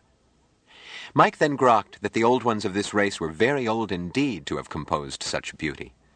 He wished humbly to be allowed to meet one. Jubal encouraged him to spend money, and Mike did so, with the timid eagerness of a bride being brought to bed. Jubal suggested that he buy presents for friends, and Jill helped, starting by placing limits, one per friend, and a total cost, not even a reciprocal filled 3 of the sum in his account. Mike had intended to spend all. He learned how difficult it was to spend money. There were so many things, all wonderful and incomprehensible. Surrounded by catalogues from Marshall Field's and the Ginza, Bombay and Copenhagen, he felt smothered in riches. Even the Sears and Montgomery catalogue was too much. Jill helped. No, Duke would not want a tractor. Duke likes tractors. He's got one, or Jubal has, which is the same thing. He might like one of those cute little Belgian unicycles. He could take it apart and put it together all day long. But even that is too expensive. Mike, dear, a present ought not to be expensive, unless you are trying to get a girl to marry you, or something. A present should show that you consider that person's tastes, something he would enjoy but probably would not buy. How? That's the problem. Wait, I just remembered something in this morning's mail. She was back quickly. Found it! Listen to this.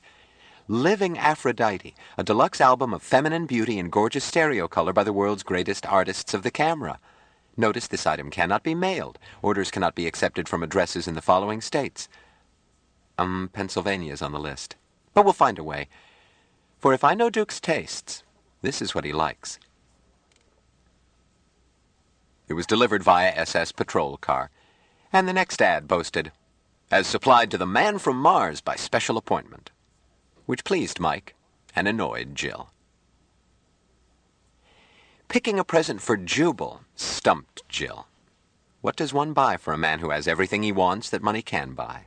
3 wishes, the fountain that Ponce de Leon failed to find, oil for his ancient bones, or 1 golden day of youth? Jubal had long forsworn pets because he outlived them, or, worse yet, it was now possible that a pet would outlive him, be orphaned. They consulted others. "Shucks," Duke told them. "Didn't you know? The boss likes statues." "Really?" Jill answered. "I don't see any sculpture around." "The stuff he likes mostly isn't for sale. He says the crud they make nowadays looks like disaster in a junkyard. Any idiot with a blowtorch and astigmatism calls himself a sculptor. Anne nodded. Duke is right. You can tell by looking at books in Jubal's study. Anne picked out 3 books as bearing evidence, to her eyes, of having been looked at most often. She said. The boss likes anything by Rodin. Mike, if you could buy one of these, which would you pick? Here's a pretty one, Eternal Springtime. Mike glanced at it and turned pages. This one. What? Jill shuddered. Mike, that's dreadful. I hope I die long before I look like that. That is beauty, Mike said firmly. Mike, Jill protested. You've got a depraved taste. You're worse than Duke. Ordinarily, such a rebuke, especially from Jill, would shut Mike up, force him to spend the night in trying to grok his fault. But in this he was sure of himself. The portrayed figure felt like a breath of home. Although it pictured a human woman, it gave him a feeling that a Martian old one should be near, responsible for its creation. It is beauty, he insisted. She has her own face. I grok. Chill, Anne said slowly. Mike is right. Huh? Anne? Surely you don't like that? It frightens me. But the book falls open in 3 places. This page has been handled more than the other 2. This other one, the caryatid fallen under her stone, Jubal looks at almost as often. But Mike's choice is Jubal's pet. I buy it, Mike said decisively. Anne telephoned the Rodin Museum in Paris, and only Gallic gallantry kept them from laughing. Sell? One of the master's works, my dear lady. They are not only not for sale, but may not be reproduced. Non, non, non, quelle idée! But for the man from Mars, unlikely things are possible. Anne called Bradley. 2 days later, he called back. As a compliment from the French government, with the request that the present never be exhibited, Mike would receive a full-size, microscopically exact bronze photopantogram of she who used to be the beautiful Olmière. Jill helped select presents for the girls, but when Mike asked what he should buy for her, she insisted that he not buy anything. Mike was beginning to realize that while Warner Brothers spoke rightly, sometimes they spoke more rightly than others. He consulted Anne.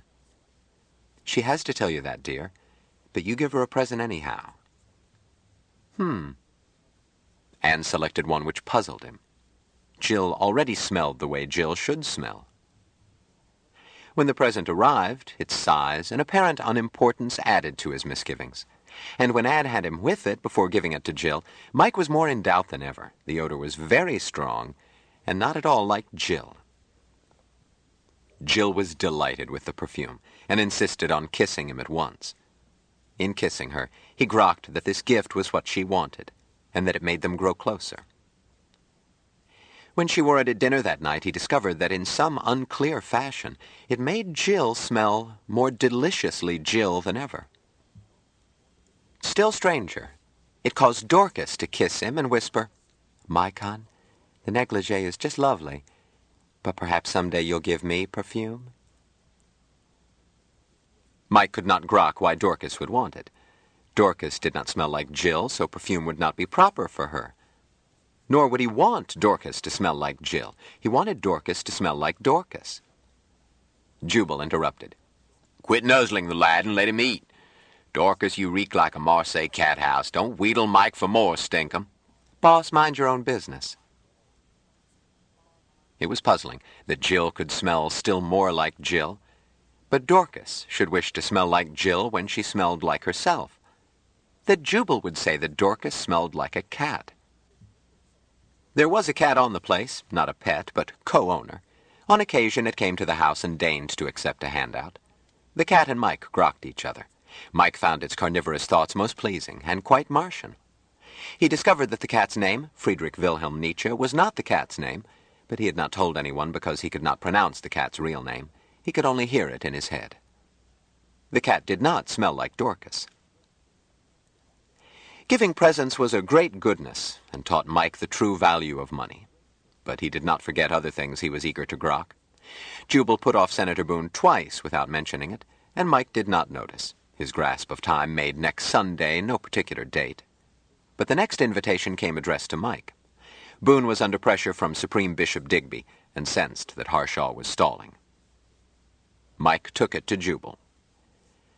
"Well," Jubal growled, "do you want to go? You don't have to. We can tell him to go to hell."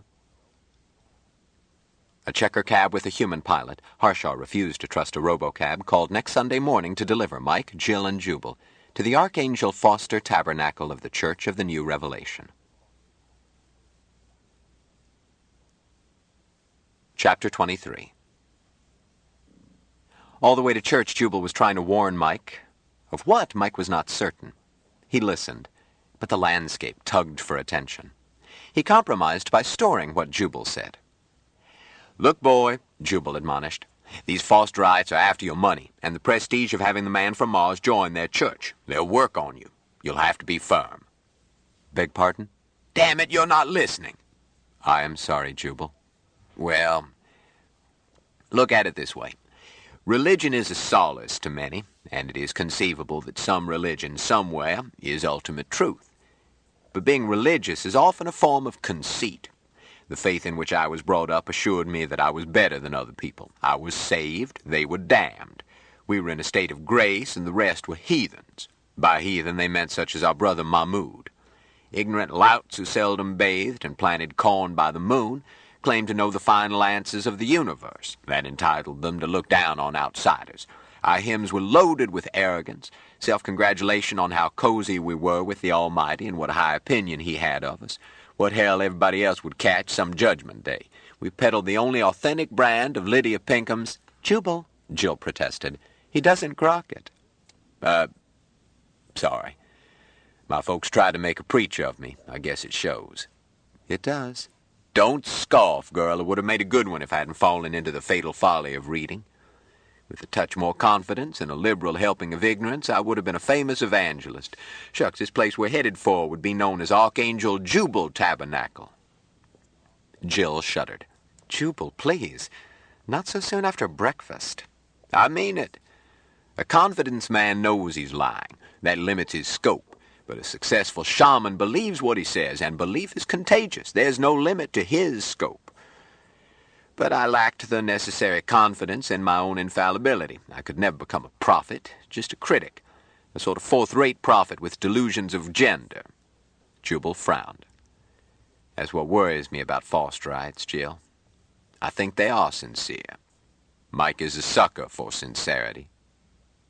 "What do you think they'll try to do?" "Convert him. Then get the hands on his fortune." "I thought you had things fixed so that nobody could." "No, just so that nobody can grab it against his will. Ordinarily, he couldn't give it away without the government stepping in. But giving it to a politically powerful church is another matter." "I don't see why." Jubal scowled. "My dear, religion is a null area in the law. A church can do anything any organization can do, and has no restrictions. It pays no taxes, need not publish records, is effectively immune to search, inspection, or control. And a church is anything that calls itself a church. Attempts have been made to distinguish between real religions entitled to immunities and cults. It can't be done short of establishing a state religion, a cure worse than the disease. Both under what's left of the United States Constitution and under the Treaty of Federation, all churches are equally immune, especially if they swing a block of votes. If Mike is converted to Fosterism and makes a will in favor of his church, then goes to heaven some sunrise, it will be, in the correct tautology, as legal as church on Sunday." "Oh, dear, I thought we had him safe at last." "There's no safety this side of the grave." "Well, what are you going to do, Jubal?" "Nothing. Just fret." Mike stored their conversation without trying to grok it. He recognized the subject as one of utter simplicity in his own language, but amazingly slippery in English. Since his failure to achieve mutual grokking, even with his brother Mahmoud, through imperfect translation of the all-embracing Martian concept as "thou art God," he had waited. Waiting would fructify at its time. His brother Jill was learning his language, and he would explain it to her. They would grok together. Senator Boone met them at the Tabernacle's landing flat. Howdy, folks. May the good Lord bless you this beautiful Sabbath. Mr. Smith, I'm happy to see you again. And you too, Doctor. He took his cigar out of his mouth and looked at Jill. And this little lady, didn't I see you at the palace? Yes, Senator. I'm Jillian Boardman. Thought so, my dear. Are you saved? I guess not, Senator. It's never too late. We'll be happy to have you attend Seeker service in the Outer Tabernacle. I'll find a guardian to guide you. Mr. Smith and the doc will be going into the sanctuary. Senator. What, Doc? If Miss Boardman can't go into the sanctuary, we had better attend Seeker's service. She's his nurse. Boone looked perturbed. Is he ill? Jubal shrugged. As his physician, I prefer to have a nurse with us. Mr. Smith is not acclimated to this planet. Why don't you ask him? Mike, do you want Jill with you? Yes, Jubal. But... Very well, Mr. Smith. Boone again removed his cigar, put fingers between his lips, and whistled. Cherub here. A youngster in his teens came dashing up. He was dressed in short full robe, tight slippers, and pigeon's wings. He had golden curls and a sunny smile. Jill thought he was as cute as a ginger ale ad. Boone ordered, "Fly up to the sanctum office and tell the warden on duty that I want another pilgrim's badge at the sanctuary gate right away. The word is Mars." "Mars," the kid repeated, threw Boone a scout salute, and made a 60-foot leap over the crowd. Jill realized why the robe looked bulky. It concealed a jump harness. "Have to watch those badges," Boone remarked. "Be surprised how many sinners would like to sample God's joy without having their sins washed away. We'll mosey along and sightsee while we wait for the third badge." They pushed through the crowd and entered the tabernacle, into a long, high hall. Boone stopped. "I want you to notice, there is salesmanship in everything, even the Lord's work. Any tourist, whether he attends Seeker's service or not, and services run 24 hours a day, has to come through here. What does he see? These happy chances." Boone waved at slot machines lining both walls. "The bar and quick lunch is at the far end. He can't even get a drink without running this gauntlet. I tell you, it's a remarkable sinner who gets that far without shedding his change. But we don't take his money and give him nothing. Take a look." Boone shouldered his way to a machine, tapped the woman playing it. "Please, daughter." She looked up. Annoyance changed to a smile. "Certainly, Bishop." "Bless you. You'll note," Boone went on as he fed a quarter into the machine, "that whether it pays off in worldly goods or not, a sinner is rewarded with a blessing and a souvenir text." The machine stopped. Lined up in the window was, "God watches you." "That pays 3 for 1, Boone said, and fished the payoff out of the receptacle. "And here's your text." He tore off a paper tab and handed it to Jill. "Keep it, little lady, and ponder it." Jill sneaked a glance before putting it into her purse. "But the sinner's belly is filled with filth." NR 22:17. "You'll note," Boone went on, "that the payoff is tokens, not cash, and the bursar's cage is back past the bar. Plenty of opportunity there to make love offerings for charity and other good works, so the sinner probably feeds them back in, with a blessing each time, and another text. The cumulative effect is tremendous. Why, some of our most faithful sheep got their start right in this room." "I don't doubt it," agreed Jubal, "especially if they hit a jackpot. You understand, every combination is a blessing, but the jackpot, that's the 3 holy eyes. I tell you, when they see those eyes lined up and staring at 'em, all that manna from heaven coming down, it really makes 'em think. Sometimes they faint. Here, Mr. Smith." Boone offered Mike one of the tokens. "Give it a whirl." Mike hesitated. Jubal took the token himself.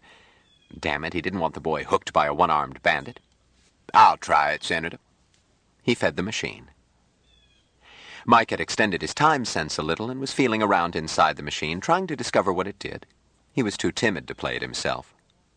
But when Jubal did so, Mike watched the cylinders spin, noted the eye pictured on each, and wondered what this jackpot was.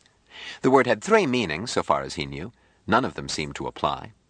Without intending to cause excitement, he slowed and stopped each wheel so that the eyes looked out through the window. A bell tolled, a choir sang hosannas, the machine lighted up and started spewing slugs. Boone looked delighted. "Well, bless you, Doc, this is your day. Here, put one back to take the jackpot off." He picked up one of the flood and fed it back in.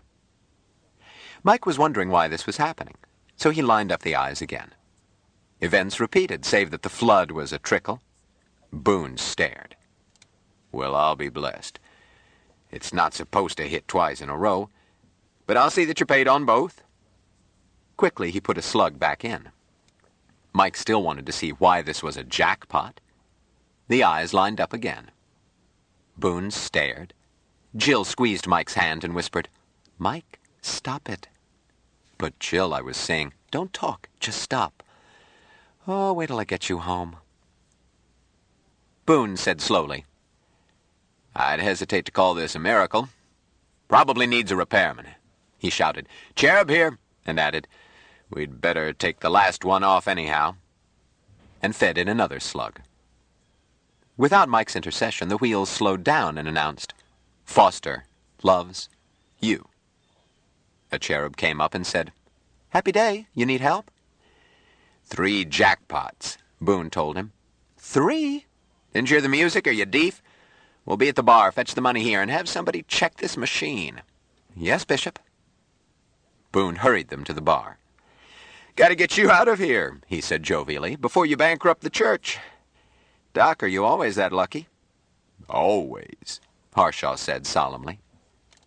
He told himself that he did not know that the boy had anything to do with it. But he wished that this ordeal were over. Boone took them to a counter marked "Reserved" and said, "This'll do. Or would the little lady like to sit?" "This is fine. And you call me little lady once more and I'll turn Mike loose on you." A bartender hurried up. "Happy day, your usual, Bishop." "Double. What'll it be, Doc? And Mr. Smith, don't be bashful. You're the Supreme Bishop's guests." "Brandy, thank you. Water on the side." "Brandy, thank you," Mike repeated, and added, "No water for me, please." Water was not the essence. Nevertheless, he did not wish to drink water here. "That's the spirit," Boone said heartily. "That's the spirit with spirits, no water. Get it? It's a joke." He dug Jubal in the ribs. "What'll it be for the little lady? Cola, milk for your rosy cheeks, or a real happy day drink with the big folks?" "Senator," Jill said carefully, "would your hospitality extend to a martini?" "Would it? Best martinis in the world. We don't use vermouth, we bless 'em instead. Double martini for the little lady. Bless you, son, and make it fast. We've time for a quick one, then pay our respects to Archangel Foster and on into the sanctuary to hear the Supreme Bishop." The drinks arrived, and the jackpot's payoff. They drank with Boone's blessing. Then he wrangled over the $300, insisting that all prizes belonged to Jubal. Jubal settled it by depositing it all in a love-offering bowl. Boone nodded approvingly. "That's a mark of grace, Doc. We'll save you yet. Another round, folks." Jill hoped that someone would say yes. The gin was watered, but it was starting a flame of tolerance in her middle. Nobody spoke up, so Boone led them away, up a flight, past a sign reading, "Positively no seekers nor sinners. This means you." Beyond was a gate. Boone said to it, "Bishop Boone and 3 pilgrims, guests of the Supreme Bishop." The gate opened. He led them around a curved passage into a room. It was large, luxurious in a style that reminded Jill of undertakers' parlors, but was filled with cheerful music. The theme was Jingle Bells with a Congo beat added. Jill found that it made her want to dance. The far wall was glass, and appeared to be not even that. Boone said briskly, "Here we are, folks, in the presence. You don't have to kneel, but do so if it makes you feel better. Most pilgrims do. And there he is, just as he was when he was called up to heaven." Boone gestured with his cigar. "Don't he look natural? Preserved by a miracle, flesh incorruptible.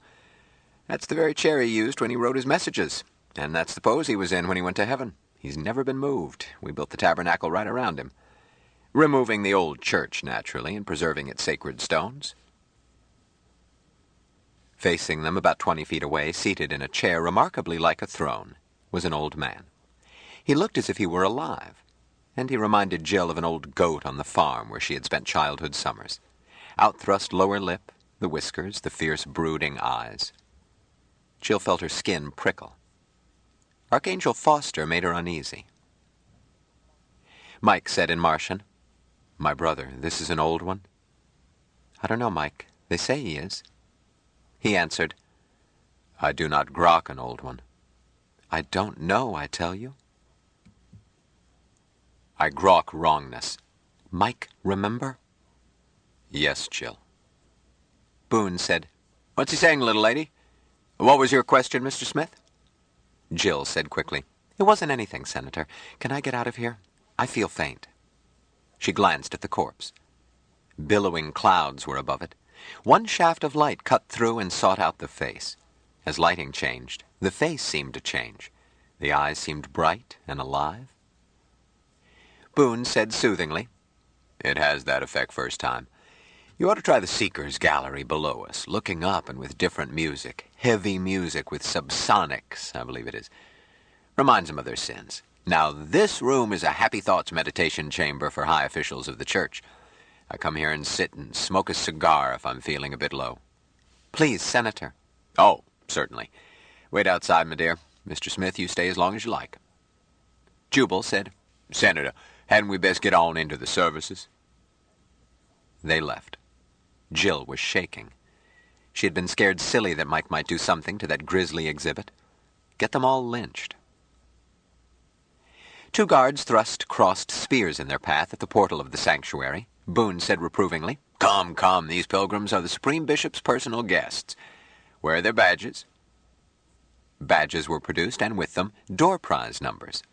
A respectful usher said, This way, Bishop, and led them up wide stairs to a center box facing the stage. Boone stood back. You first, little lady? Boone wanted to sit next to Mike. Harshaw won, and Mike sat between Jill and Jubal with Boone on the aisle. The box was luxurious, self-adjusting seats, ashtrays, drop tables for refreshments. They were above the congregation and less than 100 feet from the altar. In front of it, a young priest was warming up the crowd, shuffling to music and shoving heavily muscled arms back and forth, fists clenched. His strong bass voice joined the choir from time to time.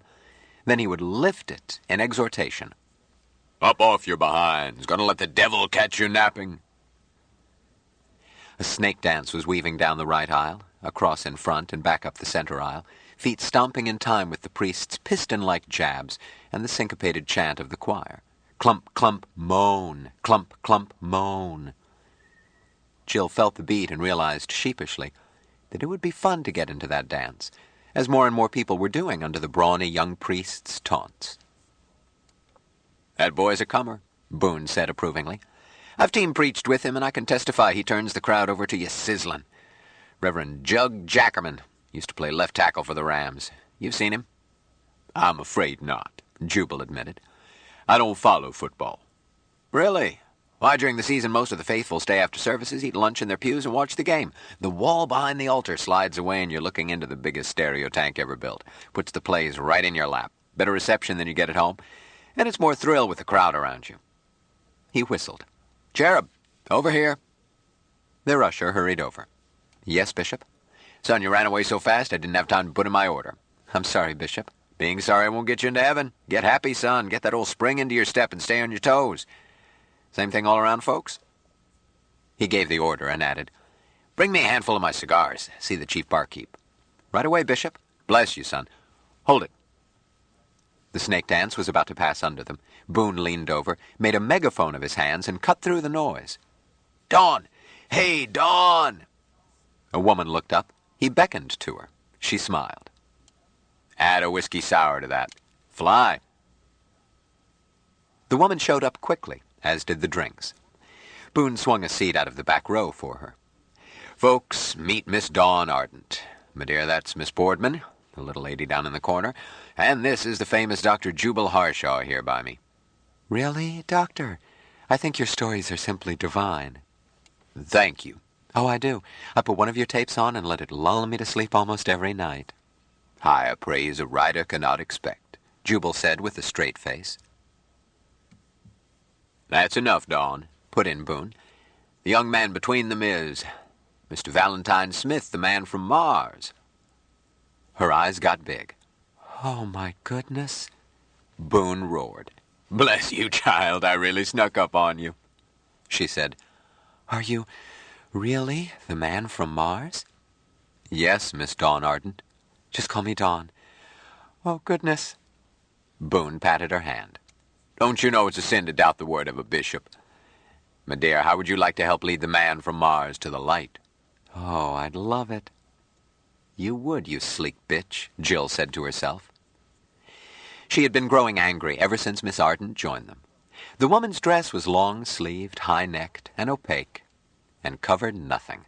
It was a knit fabric the shade of her tanned skin, and Jill was certain that skin was all there was under it, other than Miss Ardent, which was plenty. The dress was ostentatiously modest compared with the clothes of most females in the congregation, some of whom seemed about to jounce out. Jill thought that Miss Ardent looked as if she had just wiggled out of bed, and was anxious to crawl back in. With Mike. Quit squirming your carcass at him, you cheap hussy. Boone said, I'll speak to the Supreme Bishop, my dear. Now get back and lead that parade. Jug needs you. Yes, Bishop. Pleased to meet you, Doctor, and Miss Broad. I hope I'll see you again, Mr. Smith. I'll pray for you. She undulated away. A fine girl, that, Boone said happily. Ever catch her act, Doc? I think not. What does she do? You don't know? No. Didn't you hear her name? That's Dawn Ardent. She's the highest paid peeler in all Baja California, that's who. Works under an irised spot, and by the time she's down to her shoes, the light is just on her face, and you really can't see anything else. Very effective. Highly spiritual. Would you believe, looking at that sweet face now, that she used to be a most immoral woman? I can't believe it. Well, she was. Ask her. She'll tell you. Better yet, come to a cleansing for seekers. I'll let you know when she's going to be on. When she confesses, it gives other women courage to tell their sins. She doesn't hold back. It does her good, too, to know she's helping people. Very dedicated. Flies up every Saturday night after her last show to teach Sunday school. She teaches the young men's happiness class, and attendance has tripled since she took over. I can believe that, Jubal agreed. How old are these lucky young men? Boone laughed. You're not fooling me, you old devil. Somebody told you the motto of Dawn's class. Never too old to be young. No, truly. You can't attend until you've seen the light and gone through cleansing.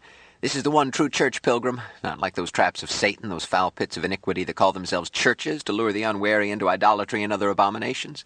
You can't walk in to kill a couple hours out of the rain. You got to be saved first. In fact, uh-oh, camera warning. Lights were blinking in each corner of the great hall. And Jugs got 'em done to a turn. Now you'll see action. The snake dance gained recruits, while the few left seated clapped cadence and bounced up and down. Ushers hurried to pick up the fallen, some of whom, mostly women, were writhing and foaming. These they dumped at the altar and left to flop like fish. Boone pointed his cigar at a gaunt redhead about 40 whose dress was badly torn. See that woman? It has been fully a year since she has gone through a service without being possessed by the spirit. Sometimes Archangel Foster uses her mouth to talk to us. When that happens, it takes 4 husky acolytes to hold her down. She could go to heaven any time. She's ready. Anybody need a refill? Bar service is slow once the cameras are on and things get lively. Mike let his glass be replenished. He shared none of Jill's disgust with the scene. He had been deeply troubled when he discovered that the old one was mere spoiled food, but he tabled that matter and was drinking deep of the frenzy below. It was so Martian in flavor, and he felt both homesick and warmly at home. No detail was Martian, all was wildly different, yet he grokked a growing closer as real as water ceremony, in numbers and intensity that he had never met outside his own nest. He wished forlornly that someone would invite him to join that jumping up and down. His feet tingled with an urge to merge with them. He spotted Miss Dawn Ardent. Perhaps she would invite him. He did not have to recognize her by size and proportions, even though she was exactly as tall as his brother Jill with almost the same shapings. But Miss Dawn Ardent had her own face, her pains and sorrows and growings graved on it under her warm smile. He wondered if Miss Dawn Ardent might someday be willing to share water. Senator Bishop Boone made him feel wary, and he was glad that Jubal had not seated them side by side. But he was sorry that Miss Dawn Ardent had been sent away. Miss Dawn Ardent did not look up. The procession carried her away. The man on the platform raised both arms. The great cave became quieter. Suddenly he brought them down. Who's happy? We're happy. Why? God, loves us. How do you know? Foster told us. He dropped to his knees, raised one fist. Let's hear that lion roar. They roared and shrieked and screamed while he used his fist as a baton, raising the volume, lowering it, squeezing it to subvocal growl, then driving it to crescendo that shook the balcony. Mike wallowed in it, with ecstasy so painful that he feared he must withdraw. But Jill had told him that he must not, except in his own room. He controlled it, and let the waves wash over him. The man stood up. Our first hymn, he said briskly, is sponsored by Manna Bakeries, makers of Angel Bread, the loaf of love with our Supreme Bishop's smiling face on every wrapper and containing a valuable premium coupon redeemable at your nearest neighborhood church of the New Revelation. Brothers and sisters, tomorrow Manna Bakeries with branches throughout the land start a giant price-slashing sale of pre-equinox goodies. Send your child to school with a bulging box of Archangel Foster cookies, each one blessed and wrapped in an appropriate text, and pray that each goodie he gives away may lead a child of sinners nearer to the light. And now, let's live it up with the holy words of that old favorite, Forward Foster's children, all together. Forward Foster's children, smash apart your foes. Faith our shield and armor, strike them down by rows. Second verse, make no peace with sinners, God is on our side. Mike was so joyed that he did not try to grok words. He grokked that words were not of essence. It was growing closer. The dance started moving again, marchers chanting potent sounds with the choir. After the hymn, there were announcements, heavenly messages, another commercial, and awarding of door prizes. A second hymn. Happy Faces Uplifted was sponsored by Datelbaum's department stores, where the saved shop in safety, since no merchandise is offered which competes with a sponsored brand. A children's happy room in each branch, supervised by a saved sister. The priest moved to the front of the platform and cupped his ear. We want Digby. Who? We want Digby. Louder, make him hear you. We want Digby. Clap, clap, stomp, stomp. We want Digby. Clap, clap, stomp, stomp. It went on until the building rocked. Jubal leaned to Boone. Much of that, and you'll do what Samson did. Never fear, Boone told him around his cigar. Reinforced, sustained by faith. It's built to shake, designed that way. Helps. Lights went down, curtains parted, a blinding radiance picked out the Supreme Bishop, waving clasped hands over his head and smiling at them. They answered with the lion's roar, and he threw them kisses. On his way to the pulpit, he stopped, raised one of the possessed women, still writhing slowly, kissed her, lowered her gently, started on, stopped and knelt by the bony redhead. He reached behind him, and a microphone was placed in his hand. He put an arm around her shoulders, placed the pickup near her lips. Mike could not understand her words. He did not think they were English. The Supreme Bishop translated, interjecting it at each pause in the foaming spate. Archangel Foster is with us. He is pleased with you. Kiss the sister on your right. Archangel Foster loves you. Kiss the sister on your left. He has a message for one of you. The woman spoke again. Digby hesitated. What was that? Louder, I pray you. She muttered and screamed. Digby looked up and smiled. His message is for a pilgrim from another planet. Valentine Michael Smith, the man from Mars. Where are you, Valentine Michael? Stand up. Jill tried to stop him, but Jubal growled. Easier not to fight it. Let him stand. Wave, Mike. Sit down. Mike did so, amazed that they were now chanting, Man from Mars! Man from Mars! The sermon seemed to be directed at him, too, but he could not understand it.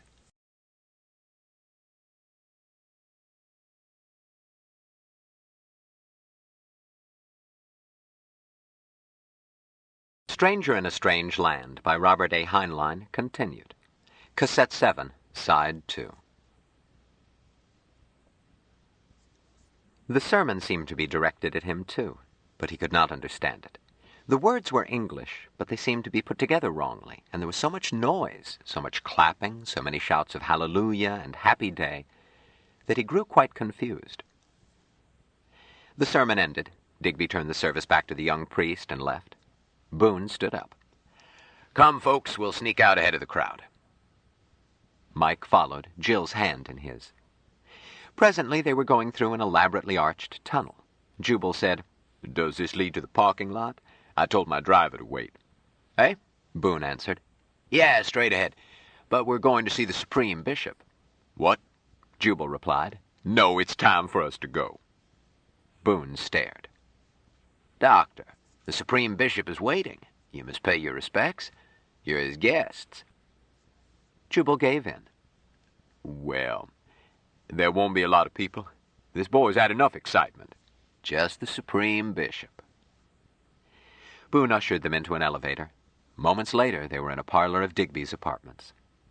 A door opened. Digby hurried in. He had removed his vestments and was dressed in flowing robes. He smiled. "Sorry to keep you waiting, folks. I have to shower as soon as I come off. You've no notion how it makes you sweat to punch Satan. So this is the man from Mars? God bless you, son. Welcome to the Lord's house. Archangel Foster wants you to feel at home. He's watching over you." Mike did not answer. Jubal was surprised to see how short Digby was. Lifts in his shoes on stage? Or the lighting? Aside from the goatee he wore in imitation of Foster, the man reminded Jubal of a used car salesman, the same smile and warm manner. But he reminded Jubal of someone in particular. Got it. Professor Simon Magus, Becky Vesey's long-dead husband. Jubal felt friendlier toward the clergyman. Simon had been as likable a scoundrel as he had ever known. Digby turned his charm on Jill. "Don't kneel, daughter. We're just friends in private here." He spoke with her, startling Jill with knowledge of her background, and adding earnestly, "I have deep respect for your calling, daughter. In the blessed words of Archangel Foster, God commands us to minister to the body, in order that the soul may seek the light untroubled by the flesh. I know that you are not yet one of us, but your service is blessed by the Lord. We are fellow travelers on the road to heaven." He turned to Jubal. "You too, Doctor. Archangel Foster tells us that the Lord commands us to be happy, and many is the time I have put down my crook, weary unto death, and enjoyed a happy hour over one of your stories. Stood up refreshed, ready to fight again." Thank you, Bishop.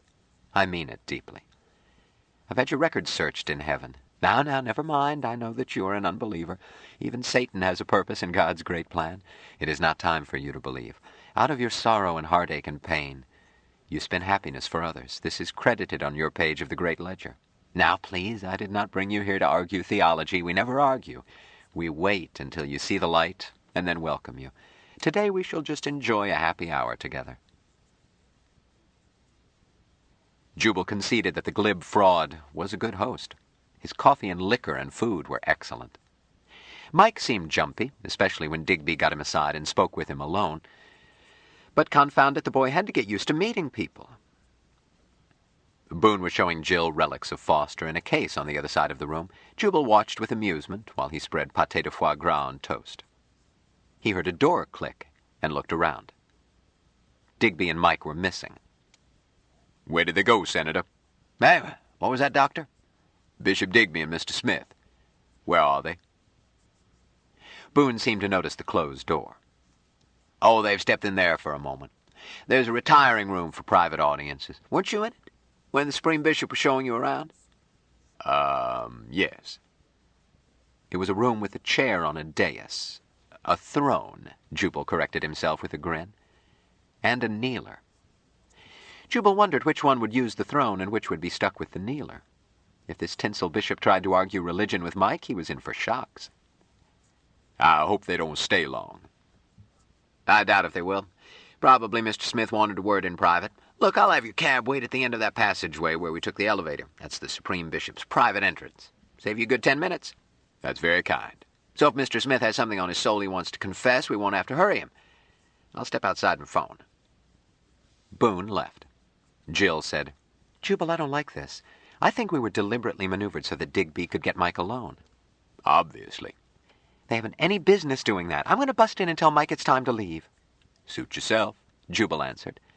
But you're acting like a broody hen. If Digby tries to convert Mike, they'll wind up with Mike converting him. Mike's ideas are hard to shake. I still don't like it. Relax. Help yourself to chow. I'm not hungry. If I turned down a free feed, they'd toss me out of the Authors Guild. He piled Virginia ham on buttered bread, added other items in an unsteady ziggurat, munched it. 10 minutes later, Boone had not returned. Jill said sharply, Jubal, I'm going to get Mike out of there. Go ahead. She strode to the door. It's locked. Thought it might be. What do we do, break it down? Jubal looked it over. With a battering ram and 20 stout men, I might try. Jill, that door would do credit to a vault. What do we do? Beat on it if you want to.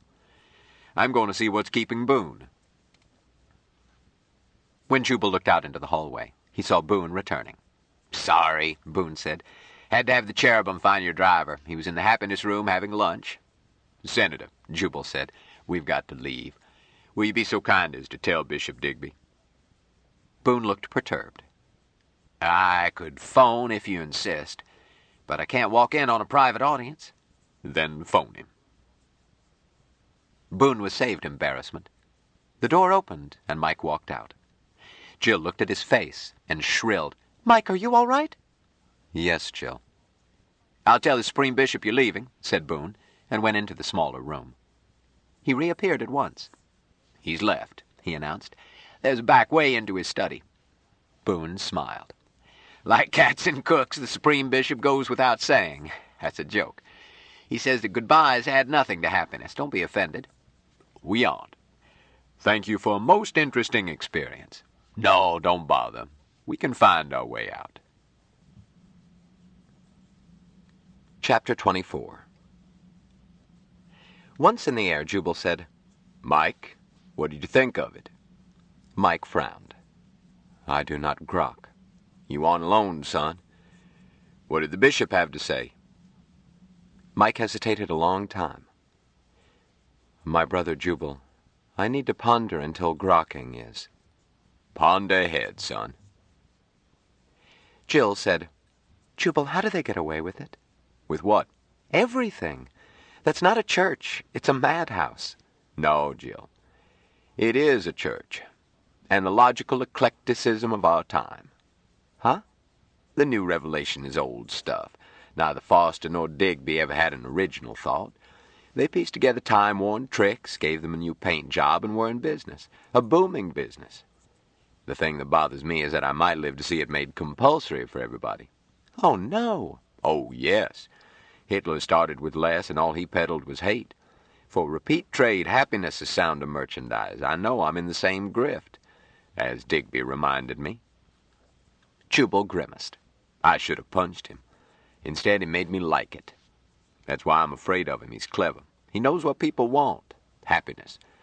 The world has suffered a long century of guilt and fear. Now Digby tells them that they have nothing to fear, this life or hereafter, and that God commands them to be happy. Day in, day out, he keeps pushing it. Don't be afraid. Be happy. Well, that's all right, Jill admitted. And he does work hard. But piffle. He plays hard. No, he gave me the impression that he really is devoted, that he had sacrificed everything to piffle, I said. Jill, of all the nonsense that twists the world, the concept of altruism is the worst. People do what they want to every time. If it pains them to make a choice, if the choice looks like a sacrifice, you can be sure that it is no nobler than the discomfort caused by greediness, the necessity of deciding between two things you want when you can't have both. The ordinary bloke suffers every time he chooses between spending $1 on beer or tucking it away for his kids, between getting up to go to work or losing his job, but he always chooses what hurts least or pleasures most. The scoundrel and the saint make the same choices on a larger scale, as Digby does. Saint or scoundrel, he's not one of the harried chumps. Which do you think he is, Jubal? There's a difference. Oh, Jubal, your cynicism is a pose. Of course there's a difference. Yes, there is. I hope he's a scoundrel, because a saint can stir up 10 times as much mischief.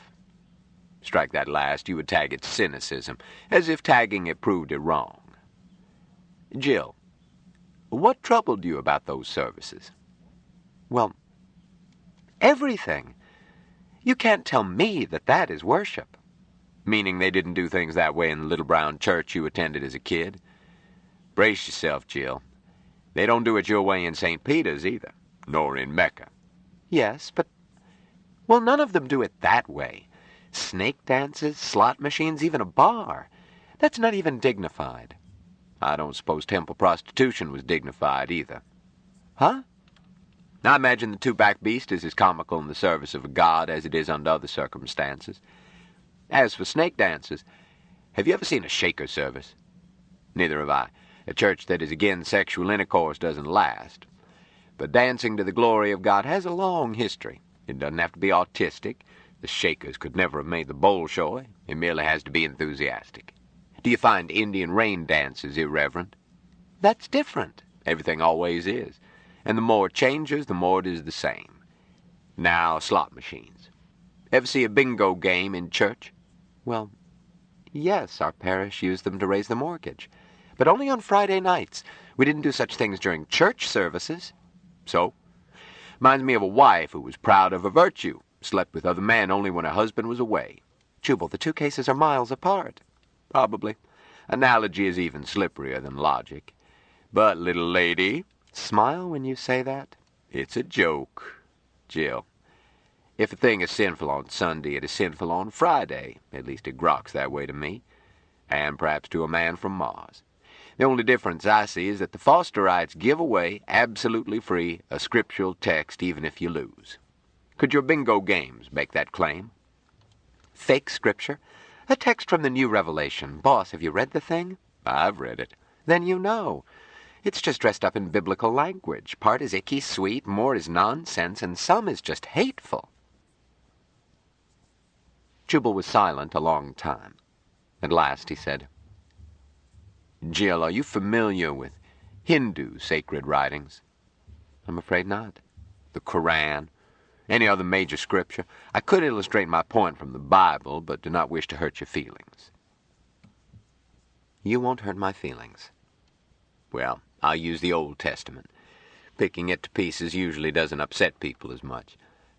You know about Sodom and Gomorrah? How Lot was saved from these wicked cities when Yahweh smote them? Oh, of course. His wife was turned into a pillar of salt. Always seemed to me a stiff punishment. But we were speaking of Lot.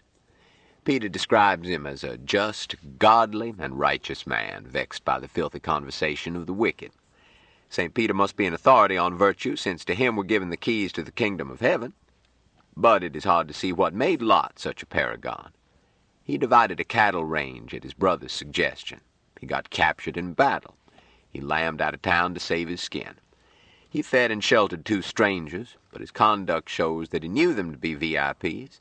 And by the Koran and by my own lights, his hospitality would count more if he had thought they were mere beggars. Aside from these items and St. Peter's character reference, there's only one thing in the Bible on which we can judge Lot's virtue. Virtue so great that heavenly intercession saved his life. See Genesis 19, verse 8. What does it say? Look it up. I don't expect you to believe me. Jubal, you're the most infuriating man I've ever met. And you're a very pretty girl, so I don't mind your ignorance. All right, but look it up later. Lot's neighbors beat on his door and wanted to meet these blokes from out of town. Lot didn't argue. He offered a deal. He had 2 daughters, virgins, so he said.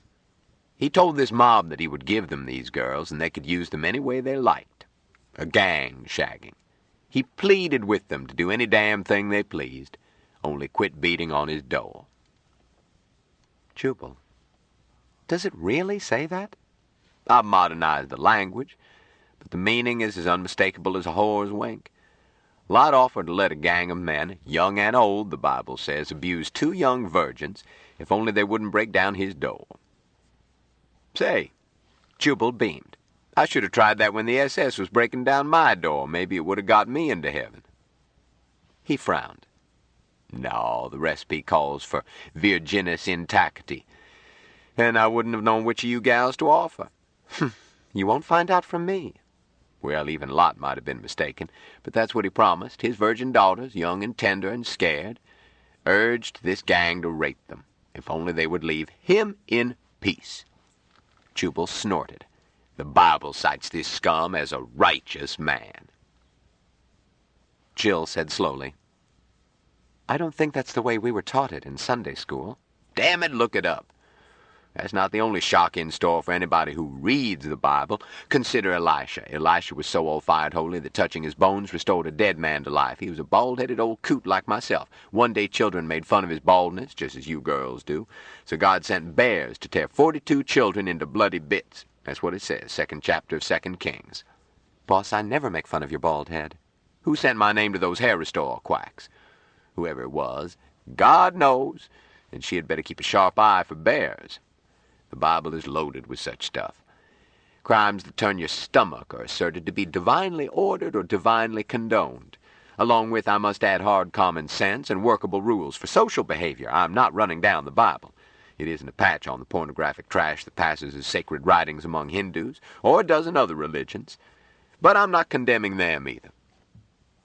It is conceivable that one of these mythologies is the Word of God. That God is, in truth, the sort of paranoid who rends to bits 42 children for sassing his priest. Don't ask me about the front office, I just work here. My point is that Foster's new revelation is sweetness and light as Scripture goes. Bishop Digby's patron is a good Joe. He wants people to be happy. Happy on earth, plus eternal bliss in heaven. He doesn't expect you to chastise the flesh. Oh, no. This is the giant economy package. If you like to drink and gamble and dance and wench, come to church and do it under holy auspices. Do it with your conscience free. Have fun at it. Live it up. Get happy. Jubal failed to look happy. Of course there's a charge. Digby's God expects to be acknowledged.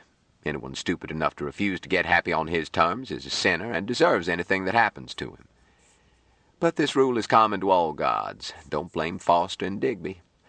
Their snake oil is orthodox in all respects. Boss, you sound halfway converted. Not me. I don't enjoy snake dances. I despise crowds, and I do not let slobs tell me where to go on Sundays. I simply object to your criticizing them for the wrong things. As literature, the New Revelation stacks up about average. It should. It was composed by plagiarizing other scriptures. As for internal logic, mundane rules do not apply to sacred writings. But here the New Revelation must be rated superior. It hardly ever bites its own tail. Try reconciling the Old Testament with the New, or Buddhist doctrine with Buddhist apocrypha. As morals, Fosterism is the Freudian ethic sugar-coated for people who can't take psychology straight, although I doubt if the old lecher who wrote it, pardon me, was inspired to write it. Knew this, he was no scholar. But he was in tune with his times. He tapped the zeitgeist. Fear and guilt and loss of faith. How could he miss? Pipe down, I'm going to nap. Who's talking? The woman tempted me. Jubal closed his eyes. On reaching home, they found that Caxton and Mahmoud had flown in for the day. Ben had been disappointed to find Jill away, but had managed to bear up through the company of Anne, Miriam, and Dorcas. Mahmoud always visited for the avowed purpose of seeing Mike and Dr. Harshaw. However, he too had shown fortitude at having only Jubal's food, liquor, garden, and odalisques to entertain him. Miriam was rubbing his back while Dorcas rubbed his head. Jubal looked at him. Don't get up. I can't. She's sitting on me. Hi, Mike. Hi, my brother Stinky, Dr. Mahmoud. Mike then gravely greeted Ben and asked to be excused. Run along, son, Jubal told him. Anne said, Mike, have you had lunch? He said solemnly, Anne, I am not hungry. Thank you. Turned and went into the house. Mahmoud twisted, almost unseating Miriam. Jubal, what's troubling our son? Yeah, said Ben, he looks seasick. Let him be. An overdose of religion. Jubal sketched the morning's events. Mahmoud frowned. Was it necessary to leave him alone with Digby? This seems to me, pardon me, my brother, unwise. Stinky, he's got to take such things in stride. You've preached theology at him, he told me. Can you name one reason why Digby shouldn't have his innings? Answer as a scientist, not as a Muslim. I am unable to answer anything other than as a Muslim, Dr. Mahmoud said quietly. Sorry. I recognize your necessity, even though I disagree. Jubal, I use the word Muslim in its exact sense, not as a sectarian, which Merriam incorrectly terms Mohammedan. Which I'll go on calling you until you learn to pronounce Miriam. Quit squirming. Yes, Merriam. Ouch! Women should not be muscular. Jubal, as a scientist, I find Michael the prize of my career. As a Muslim, I find in him a willingness to submit to the will of God. And this makes me happy for his sake, although there are difficulties, and as yet he does not grok what the English word God means. He shrugged. Nor the Arabic word Allah. But as a man, and always a slave of God, I love this lad, our foster son and water brother, and would not have him under bad influences.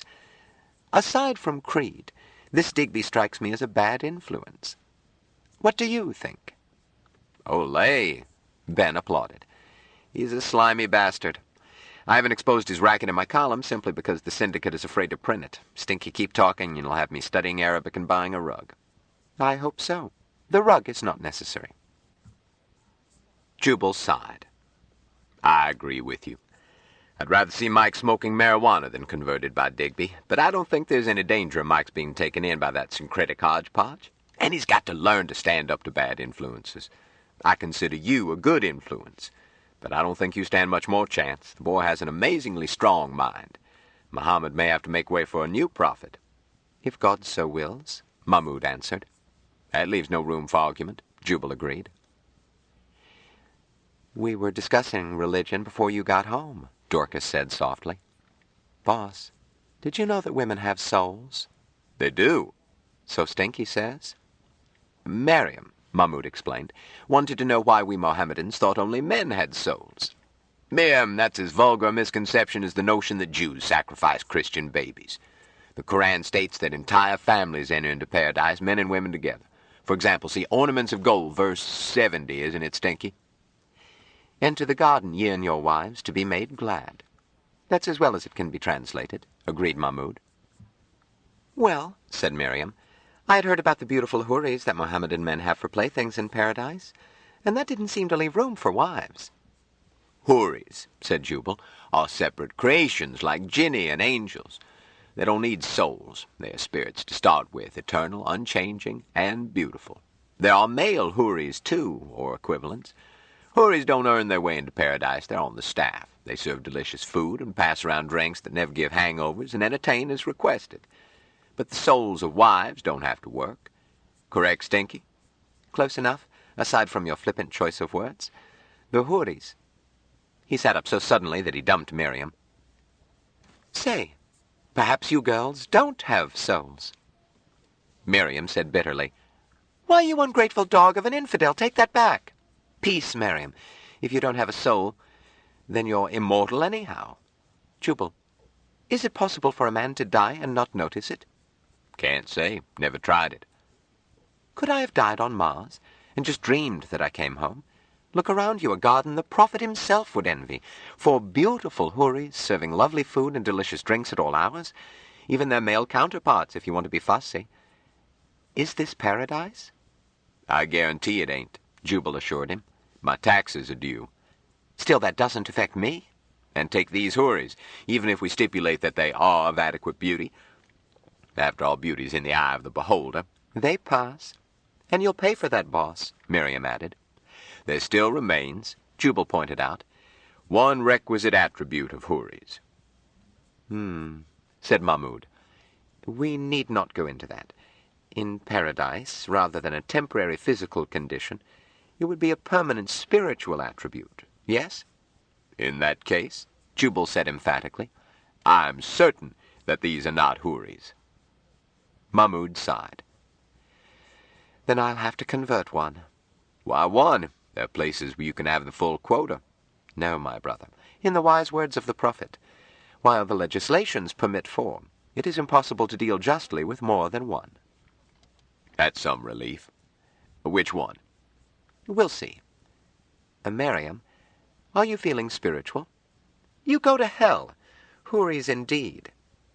Jill? Give me a break, Ben protested. I'm working on Jill. Later, Jill. Anne? Sorry, I've got a date. Dorcas? You're my last chance. Stinky, she said softly. Just how spiritual do you want me to feel? Mike went upstairs to his room, closed the door, got on the bed, assumed the fetal position, rolled up his eyes, swallowed his tongue, and slowed his heart. Jill did not like him to do this in the daytime, but did not object as long as he did not do it publicly. So many things he must not do publicly, but only this one aroused her ire. He had been waiting since leaving that room of terrible wrongness. He needed very badly to withdraw and try to grok. He had done something that Jill had told him not to. He felt a human urge to tell himself that it had been forced on him, but his Martian training did not permit this escape. He had arrived at cusp. Right action had been required. The choice had been his. He grokked that he had chosen correctly. But his water brother Jill had forbidden this choice. But that would have left no choice. This was contradiction. At cusp, choice is. By choice, spirit grows. Would Jill have approved had he taken other action? Not wasting food? No, he grokked that Jill's injunction covered that variant. At this point, the beings sprung from human genes and shaped by Martian thought, who could never be either, completed one stage of his growth, burst out and ceased to be a nestling. The solitary loneliness of predestined free will was then his, and with it, Martian's serenity to embrace, cherish, savor its bitterness, accept its consequences. With tragic joy, he knew that this cusp was his, not Jill's. His water brother could teach, admonish, guide. But choice at cusp was not shared. Here was ownership, beyond sale, gift, hypothecation. Owner and owned grokked inseparable. He eternally was the action he had taken at cusp. Now that he knew himself to be self, he was free to grok ever closer to his brothers, merge without let.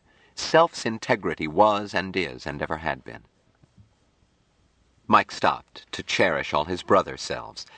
The many threes fulfilled on Mars, corporate and discorporate, the precious few on Earth. The unknown powers of three on Earth that would be his to merge with and cherish. Now that at last, long waiting, he grokked and cherished himself. Mike remained in trance. There was much to grok, loose ends to puzzle over and fit into his growing. All that he had seen and heard and been at the Archangel Foster Tabernacle, not just cusp when he and Digby had come face to face alone. Why Bishop Senator Boone made him warily uneasy. How Miss Dawn Ardent tasted like a water brother when she was not. The smell of goodness he had incompletely grokked, and the jumping up and down and wailing. Jubal's conversations, coming and going. Jubal's words troubled him most. He studied them, compared them with what he had been taught as a nestling, struggling to bridge between languages, the one he thought with and the one he was learning to think in. The word church, which turned up over and over again among Jubal's words, gave him knotty difficulty. There was no Martian concept to match it. Unless one took church and worship and God and congregation and many other words and equated them to the totality of the only world he had known during growing waiting, then forced the concept back into English in that phrase, which had been rejected by each differently, by Jubal, by Mahmoud, by Digby. Thou art God.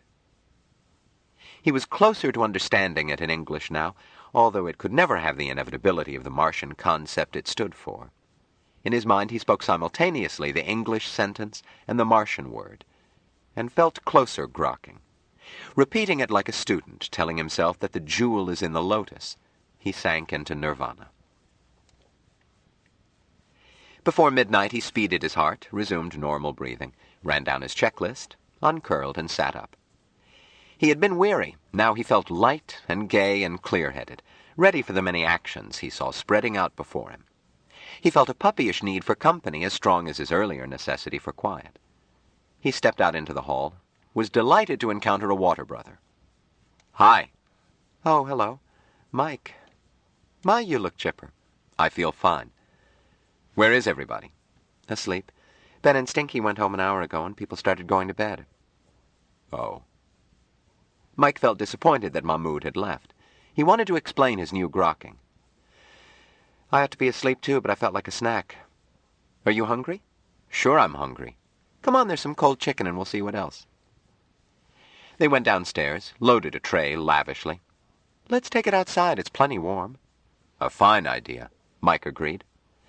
Warm enough to swim, a real Indian summer. I'll switch on the floods. Don't bother, Mike answered. I'll carry the tray. He could see in almost total darkness.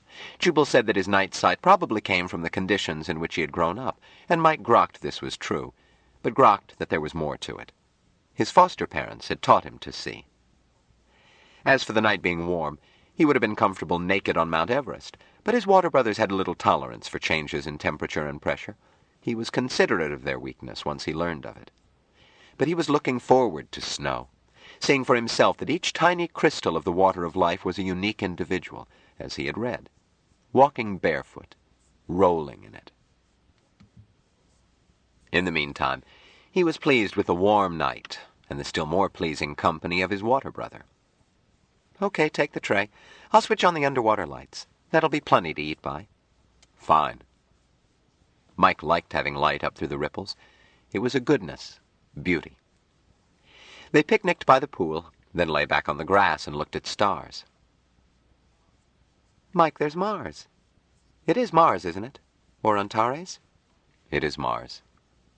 Mike, what are they doing on Mars? He hesitated. The question was too wide for the sparse English language. On the side toward the horizon, the southern hemisphere, it is spring. Plants are being taught to grow. Taught to grow? He hesitated. Larry teaches plants to grow. I have helped him. But my people, Martians, I mean, I now grok, you are my people, teach plants another way. In the other hemisphere it is growing colder, and nymphs, those who stayed alive through the summer, are being brought into nests for quickening and more growing. He thought. Of the humans we left at the equator, one has discorporated, and the others are sad. Yes, I heard it in the news. Mike had not heard it. He had not known it until asked. They should not be sad. Mr. Booker T. W. Jones, food technician, first class, is not sad. The old ones have cherished him. You knew him?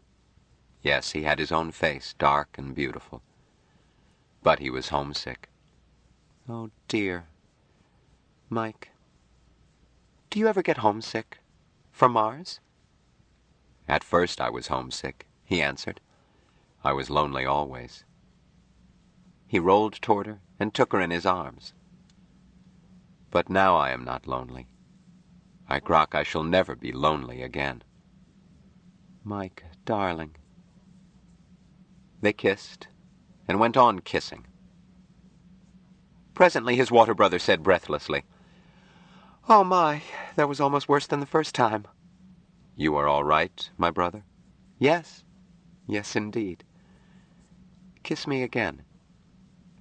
A long time later, by cosmic clock, she said, Mike, is that... do you know? I know. It is for growing closer. Now we grow closer. Well, I've been ready a long time. Goodness, we all have, but... Never mind, dear. Turn just a little. I'll help. As they merged, grokking together, Mike said softly and triumphantly, Thou art God. Her answer was not in words. Then, as their grokking made them ever closer, and Mike felt himself almost ready to discorporate, her voice called him back. Oh, thou art God. We grok God. Chapter 25. On Mars, humans were building pressure domes for the male and female party that would arrive by next ship. This went faster than scheduled, as the Martians were helpful. Part of the time saved was spent on a preliminary estimate for a long-distance plan to free bound oxygen in the sands of Mars to make the planet more friendly to future human generations. The old ones neither helped nor hindered this plan. Time was not yet. Their meditations were approaching a violent cusp that would shape Martian art for many millennia. On Earth, elections continued, and a very advanced poet published a limited edition of verse consisting entirely of punctuation marks and spaces. Time magazine reviewed it and suggested that the Federation Assembly Daily Record should be translated into the medium. A colossal campaign opened to sell more sexual organs of plants, and Mrs. Joseph, Shadow of Greatness Douglas, was quoted as saying, "I would no more sit down without flowers on my table than without serviettes." A Tibetan Swami from Palermo, Sicily, announced in Beverly Hills a newly discovered ancient yoga discipline for ripple breathing, which increased both prana and cosmic attraction between sexes. His chelas were required to assume the Matsyendra posture, dressed in hand-woven diapers, while he read aloud from Rig Veda, and an assistant guru examined their purses in another room. Nothing was stolen. The purpose was less immediate. The President of the United States proclaimed the first Sunday in November as National Grandmother's Day and urged America to say it with flowers. A funeral parlor chain was indicted for price-cutting. Fosterite bishops, after secret conclave, announced the church's second major miracle. Supreme Bishop Digby had been translated bodily to heaven and spot promoted to Archangel, ranking with but after Archangel Foster. The glorious news had been held up pending heavenly confirmation of the elevation of a new Supreme Bishop, Huey Short, a candidate accepted by the Boone faction after lots had been cast repeatedly. Lunita and Hoy published identical denunciations of Short's elevation. L'Osservatore Romano and the Christian Science Monitor ignored it. Times of India snickered at it, and the Manchester Guardian simply reported it. The Fosterites in England were few, but extremely militant. Digby was not pleased with his promotion. The man from Mars had interrupted him with his work half finished, and that stupid jackass Short was certain to louse it up. Foster listened with angelic patience until Digby ran down, then said, "Listen, Junior, you're an angel now, so forget it. Eternity is no time for recriminations. You too were a stupid jackass until you poisoned me. Afterwards you did well enough. Now that Short is Supreme Bishop, he'll do all right. He can't help it. Same as with the popes. Some of them were warts until they got promoted. Check with one of them. Go ahead. There's no professional jealousy here." Digby calmed down, but made one request. Foster shook his halo. "You can't touch him. You shouldn't have tried to. Oh, you can submit a requisition for a miracle if you want to make a fool of yourself, but I'm telling you it'll be turned down. You don't understand the system yet. The Martians have their own setup, different from ours, and as long as they need him, we can't touch him. They run their show their way. The universe has variety, something for everybody, a fact you field workers often miss." "You mean this punk can brush me aside and I've got to hold still for it?" "I held still for the same thing, didn't I? I'm helping you now, am I not? Now look, there's work to be done and lots of it. The boss wants performance, not gripes. If you need a day off to calm down, duck over to the Muslim paradise and take it. Otherwise, straighten your halo, square your wings, and dig in. The sooner you act like an angel, the quicker you'll feel angelic. Get happy, Junior." Digby heaved a deep, ethereal sigh. "Okay, I'm happy. Where do I start?" Jubal did not hear of Digby's disappearance when it was announced, and when he did, while he had a fleeting suspicion, he dismissed it. If Mike had had a finger in it, he had gotten away with it. And what happened to Supreme Bishops worried Jubal not at all, as long as he wasn't bothered. His household had gone through an upset. Jubal deduced what had happened, but did not know with whom, and didn't want to inquire. Mike was of legal age and presumed able to defend himself in the clinches. Anyhow, it was high time the boy was salted. Jubal couldn't construct the crime from the way the girls behaved, because patterns kept shifting. ABC versus D, then BCD versus A, or AB versus CD, or AD versus CB, through all ways that four women can gang up on each other. This continued most of the week following that ill-starred trip to church, during which period Mike stayed in his room, and usually in a trance so deep that Jubal would have pronounced him dead had he not seen it before. Jubal would not have minded it if service had not gone to pieces. The girls seemed to spend half their time tiptoeing in to see if Mike was all right, and they were too preoccupied to cook, much less be secretaries. Even rock-steady Anne. Hell, Anne was the worst. Absent-minded, subject to unexplained tears. Jubal would have bet his life that if Anne were to witness the second coming, she would memorize date, time, persona, events, and barometric pressure without batting her calm blue eyes. Late Thursday, Mike woke himself, and suddenly it was ABCD in the service of Mike, less than the dust beneath his chariot wheels. The girls resumed giving Jubal service, so he counted his blessings and let it lie, except for a wry thought that, if he demanded a showdown, Mike could quintuple their salaries by a postcard to Douglas. But the girls would just as readily support Mike. With domestic tranquility restored, Jubal did not mind that his kingdom was ruled by a mayor of the palace. Meals were on time and better than ever. When he shouted front, the girl who appeared was bright-eyed, happy, and efficient. Such being the case, Jubal did not give a hoot who rated the most side boys or girls. Besides, the change in Mike was interesting. Before that week, Mike had been docile in a fashion that Jubal classed as neurotic. Now he was so self-confident that Jubal would have described it as cocky, had it not been that Mike continued to be unfailingly polite and considerate. He accepted homage from the girls as if a natural right. He seemed older than his age rather than younger. His voice deepened. He spoke with forcefulness rather than timidly. Jubal decided that Mike had joined the human race. He could discharge this patient. Except, Jubal reminded himself, on one point. Mike still did not laugh. He could smile at a joke, and sometimes did not ask to have them explained. Mike was cheerful, even merry, but he never laughed.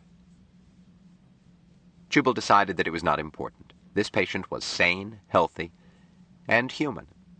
Short weeks earlier, Jubal would have given odds against a cure. He was humble enough not to claim credit. The girls had had more to do with it. Or should he say, girl? From the first week of his stay, Jubal had told Mike almost daily that he was welcome, but that he should stir out and see the world as soon as he felt able. Jubal should not have been surprised when Mike announced one breakfast that he was leaving. But he was surprised, and to his greater surprise, hurt. He covered it by using his napkin unnecessarily.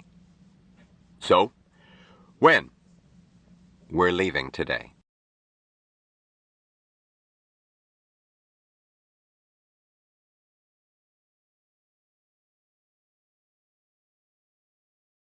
Stranger in a Strange Land by Robert A. Heinlein, continued. Cassette 8, Side 1. We're leaving today. Plural. Are Larry and Duke and I going to have to put up with our own cooking? We've talked that over, Mike answered. I need somebody, Jubal. I don't know how people do things yet. I make mistakes. It ought to be Jill because she wants to go on learning Martian. But it could be Duke or Larry if you can't spare one of the girls. I get a vote? Jubal, you must decide. We know that. Son, you've probably told your first lie.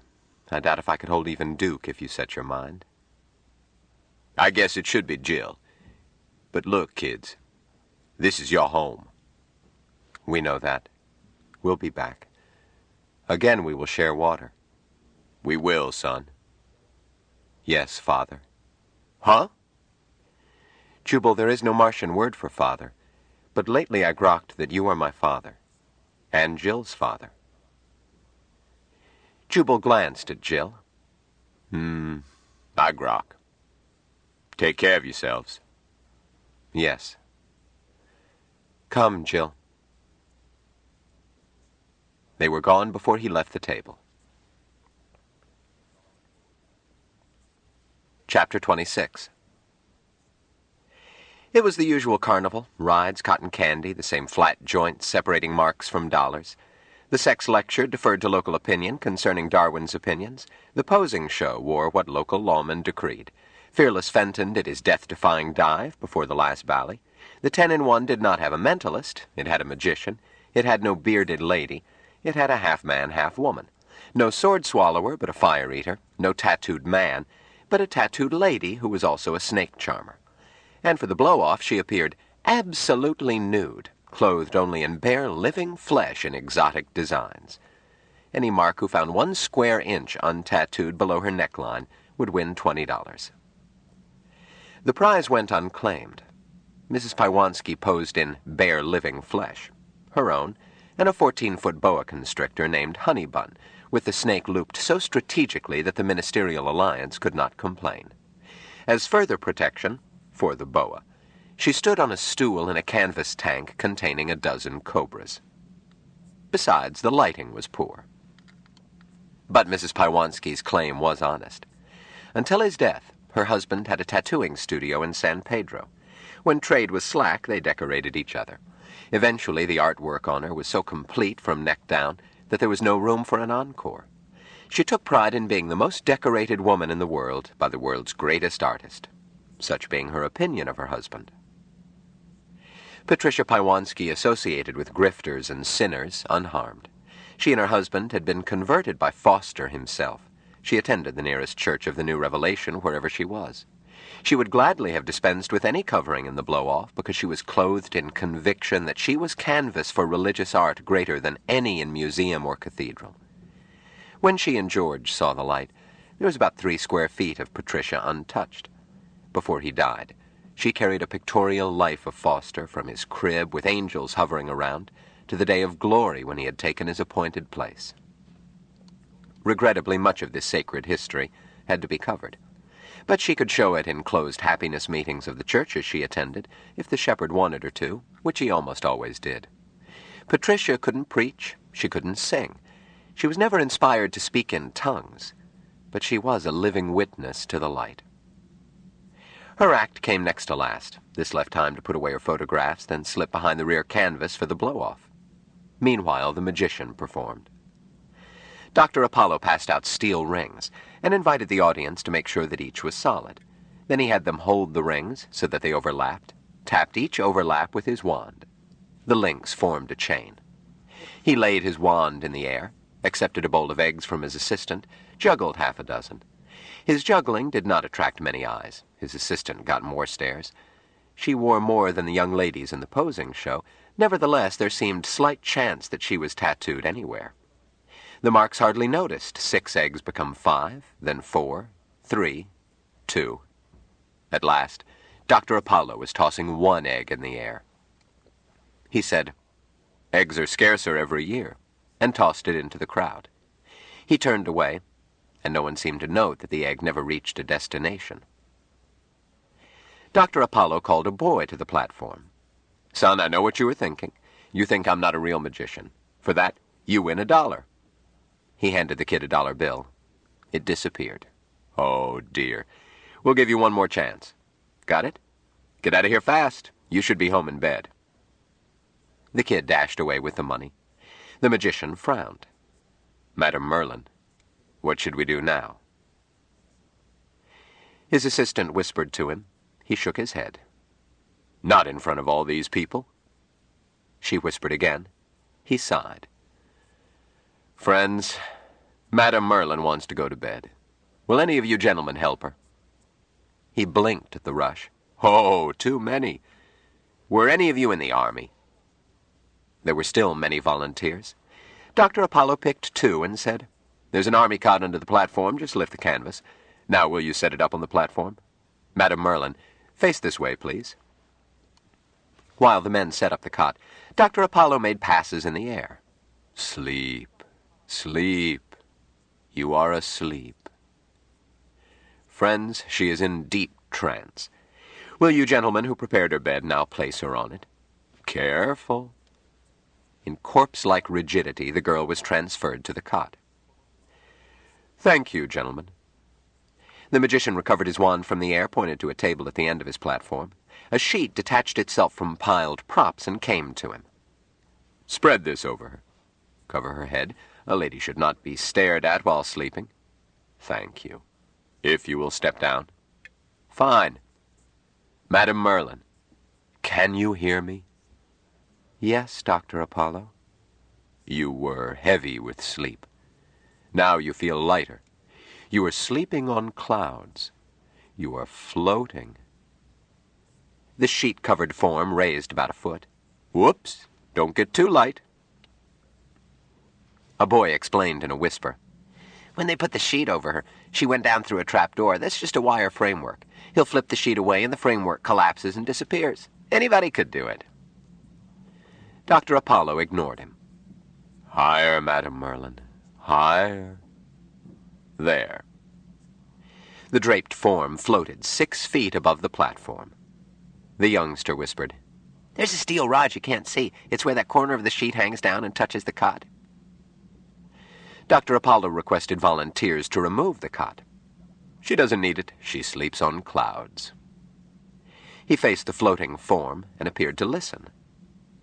"Louder, please." "Oh? She says she doesn't want the sheet. Here's where the framework disappears." The magician snatched the sheet away. The audience hardly noticed that it disappeared. They were looking at Madame Merlin, sleeping 6 feet above the platform. A companion of the boy who knew all about magic said, "Where's the steel rod?" The kid said, "You have to look where he doesn't want you to. It's the way they've got those lights fixed to shine in your eyes."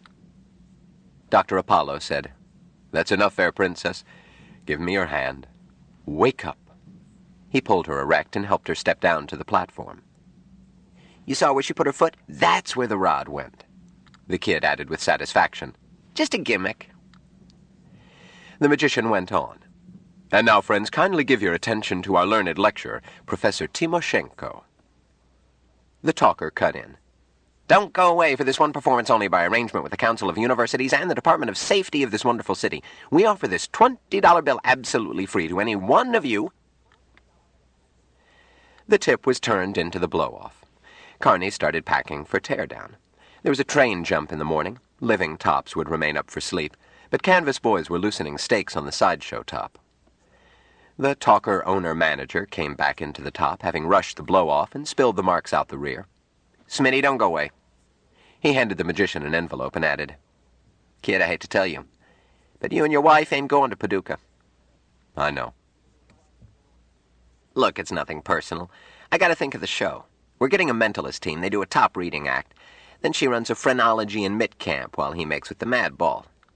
You know you didn't have no season's guarantee." "I know," agreed the magician. "No hard feelings, Tim." "Well, I'm glad you feel that way." The talker hesitated. "Smitty, want some advice?" "I would like to have your advice," the magician said simply. "Okay. Smitty, your tricks are good, but tricks don't make a magician. You're not really with it. You behave like a carny, you mind your own business and never crab anybody's act, and you're helpful, but you're not a carny. You don't have any feeling for what makes a chump a chump. A real magician can make the marks open their mouths by picking a quarter out of the air. That levitation you do, I've never seen it done better, but the marks don't warm to it. No psychology. Now take me. I can't even pick a quarter out of the air. I got no act. Except that one that counts. I know Marx. I know what he hungers for, even if he don't. That's showmanship, son. Whether you're a politician, a preacher pounding a pulpit, or a magician. Find out what the chumps want, and you can leave half your props in the trunk. I'm sure you're right. I know I am. He wants sex and blood and money. We don't give him blood, but we let him hope that a fire eater or a knife thrower will make a mistake.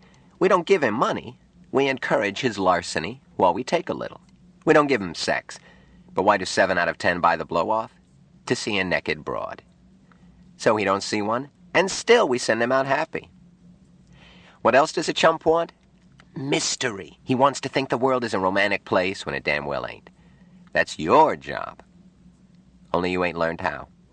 Shucks, son, the marks know your tricks are fake. Only they'd like to believe they're real, and it's up to you to help them. That's what you lack.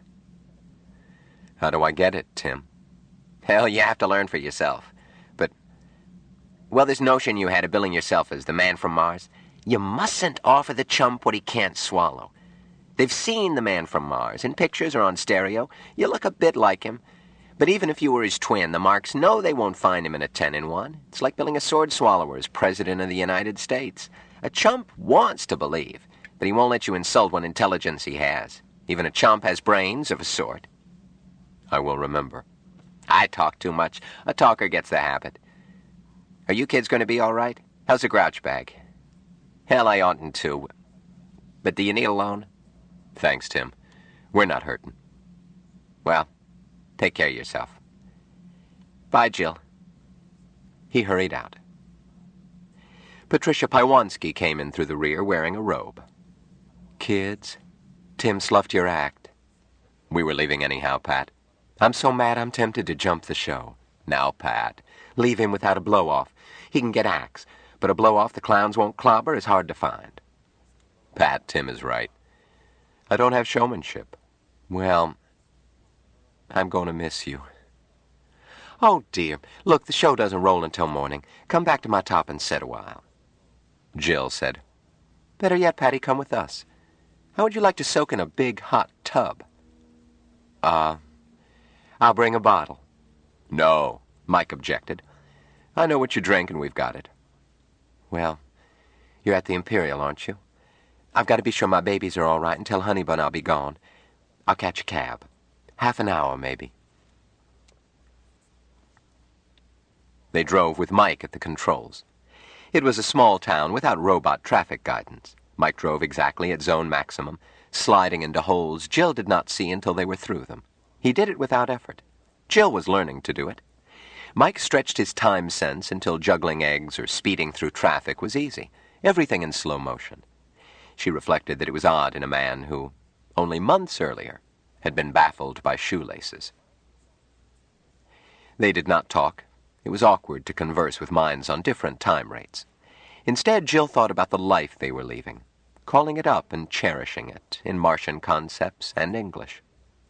All her life until she met Mike, she'd been under the tyranny of the clock, as a girl in school, then as a big girl in a harder school, then the pressures of hospital routine. Carnival life was nothing like that. Aside from standing around looking pretty several times a day, she never had to do anything at any set time. Mike did not care whether they ate once a day or 6 times. Whatever housekeeping she did suited him. They had their own living top. In many towns they never left the lot from arrival to tear down. The carnival was a nest where troubles of the outside world did not reach. To be sure, every lot was crawling with marks, but she had learned the carny viewpoint. Marks weren't people. They were blobs, whose sole function was to cough up cash. The carny had been a happy home. Things had not been that way when first they had gone out into the world to increase Mike's education. They were spotted repeatedly, and sometimes had trouble getting away, not only from the press, but from endless people who seemed to feel that they had a right to demand things of Mike. Presently, Mike thought his features into mature lines, and made other changes. That, plus the fact that they frequented places where the man from Mars would not be expected to go, got them privacy. About that time, while Jill was phoning home a new mailing address, Jubal suggested a cover-up story. And a few days later, Jill read that the man from Mars had gone into retreat, in a Tibetan monastery. The retreat had been Hank's Grill in a nowhere town, with Jill as a waitress and Mike as dishwasher. Mike had a quick way of cleaning dishes when the boss was not watching. They kept that job a week, moved on, sometimes working, sometimes not. They visited public libraries almost daily once Mike found out about them. Mike had thought that Jubal's library contained a copy of every book on Earth. When he learned the marvelous truth, they remained in Akron a month. Jill did a lot of shopping. Mike, with a book, was almost no company. But Baxter's combined shows and riot of fun had been the nicest part of their meandering. Jill recalled with a giggle the time in... what town? When the posing show had been pinched. It wasn't fair. They always worked under prearrangement. Bras or no bras, blue lights or bright lights, whatever the fix was. Nevertheless, the sheriff hauled them in, and the justice of the peace had seemed disposed to jail the girls. The lot closed down, and the carnies went to the hearing along with chumps slavering to catch sight of shameless women. Mike and Jill had crowded into the back of the courtroom. Jill had impressed on Mike that he must never do anything out of the ordinary where it might be noticed. But Mike grokked a cusp. The sheriff was testifying to public lewdness and enjoying it, when suddenly sheriff and judge were stripped bare. Jill and Mike ducked out during the excitement. All the accused left, too. The show tore down and moved to a more honest town. No one connected the miracle with Mike. Jill would treasure forever the expression on the sheriff's face. She started to speak to Mike in her mind, to remind him of how funny that hick sheriff had looked. But Martian had no concept for funny. She could not say it. They shared a growing telepathic bond, but in Martian only. "Yes, Jill," his mind answered. "Later." They neared the hotel. She felt his mind slow down as he parked the car. Jill preferred camping on the lot. except for one thing: bathtubs. Showers were all right, but nothing could beat a big tub of hot water. Climb in and soak. So sometimes they checked into a hotel and rented a car. Mike did not, by early training, share her hatred for dirt. He was now as clean as she was, but only because she had retrained him. He could keep himself immaculate without washing, just as he never had to see a barber once he knew how Jill wanted his hair to grow. But Mike enjoyed immersing himself in the water of life as much as ever. The Imperial was old and shabby, but the tub in the bridal suite was big. Jill went to it as they came in, started to fill it, was unsurprised to find herself stripped for her bath.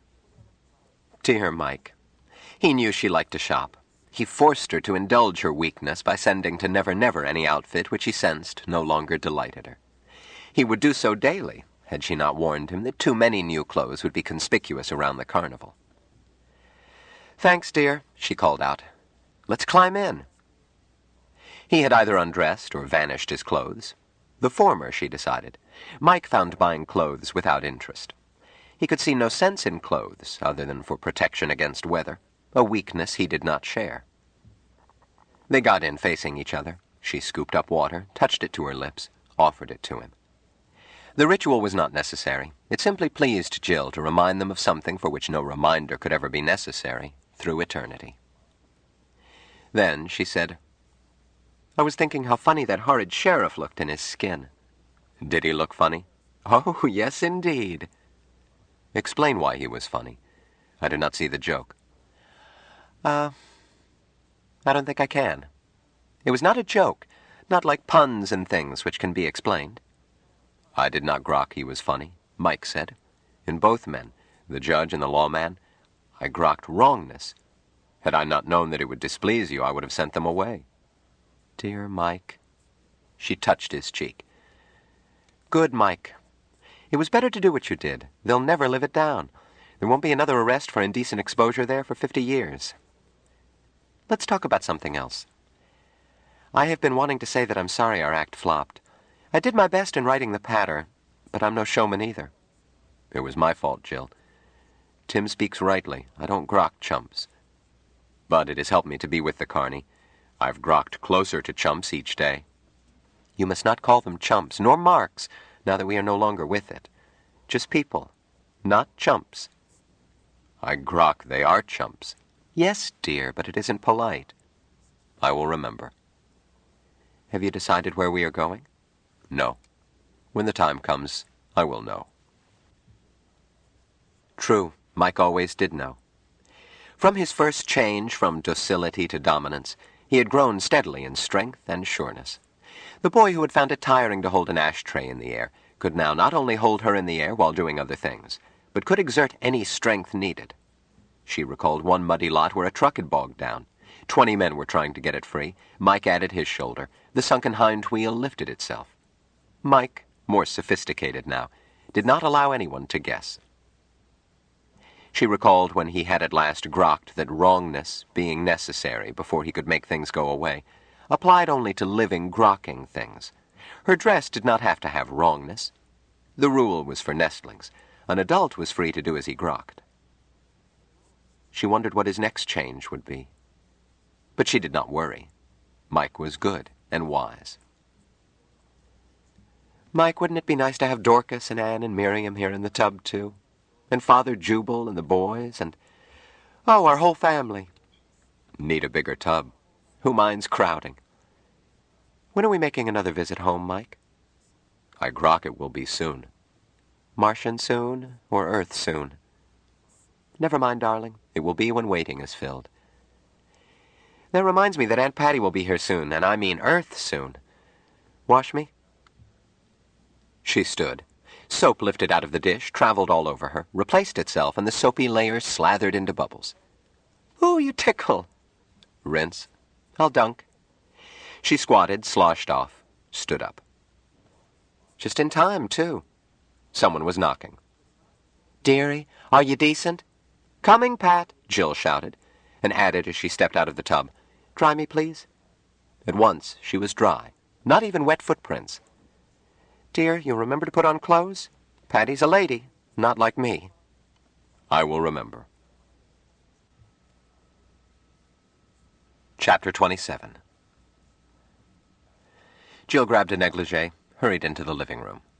"Come in, dear. We were bathing. He'll be right out. I'll get you a drink. Then you'll have your second drink in the tub. Loads of hot water. I had a shower after I put Honey Bun to bed, but... Yes, I'd love a tub bath. But, Jill, baby, I didn't come here to borrow your tub. I came because I'm heartsick that you kids are leaving. We won't lose track of you." Jill got busy with glasses. Tim was right. Mike and I need to slick up our act. Your act is okay. Need some laughs, maybe, but... Hi, Smitty. She offered him a gloved hand. Away from the lot, Mrs. Pywanski always wore gloves, high-necked dresses, and stockings. She looked like, and was, a middle-aged, respectable widow who had kept her figure trim. "I was telling Jill," she went on, "that you've got a good act." Mike smiled. "Pat, don't kid us. It stinks." "No, it doesn't, dearie. Oh, we could use some zing, a few jokes, or you could cut down on Jill's costume a little. You've got a cute figure, hon." Jill shook her head. "That wouldn't do it."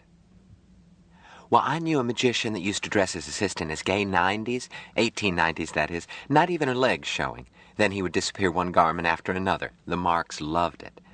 Don't get me wrong, dear, nothing unrefined. She finished in as much as you wear now." "Patty," Jill said, "I'd do our act stark naked if the clowns wouldn't close the show." "You couldn't, honey. The Marks would riot." "But if you've got a figure, why not use it? How far would I get as a tattooed lady if I didn't peel all they'll let me?" "Speaking of clothes," Mike said, "you don't look comfortable, Pat. The air cooling in this dump has gone sour. Must be at least 90. He dressed in a light robe, enough for easygoing carny manners. Heat affected him only slightly. He sometimes had to adjust his metabolism. But their friend was used to the comfort of almost nothing, and affected clothes to cover her tattoos when out among Marks. "Why not get comfortable?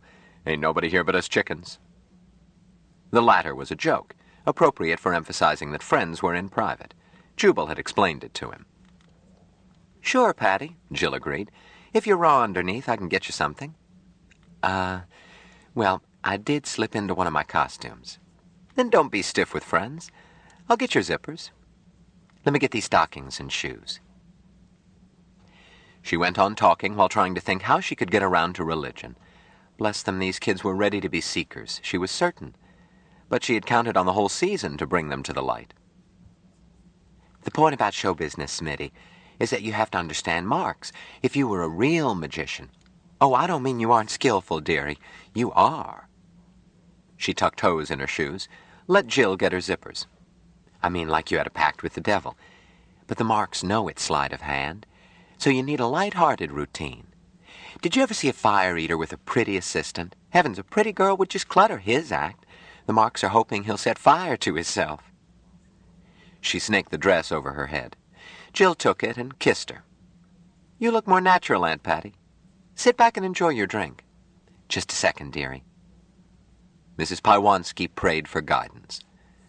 Well, her pictures would speak for themselves. That was why George had put them there. "Now, this is what I've got for the Marks. Have you ever looked, really looked, at my pictures?" "No," Jill admitted. "We didn't want to stare at you, like a couple of Marks." "Then stare now, dears. That's why George, bless his sweet soul in heaven, put them on me, to be stared at and studied.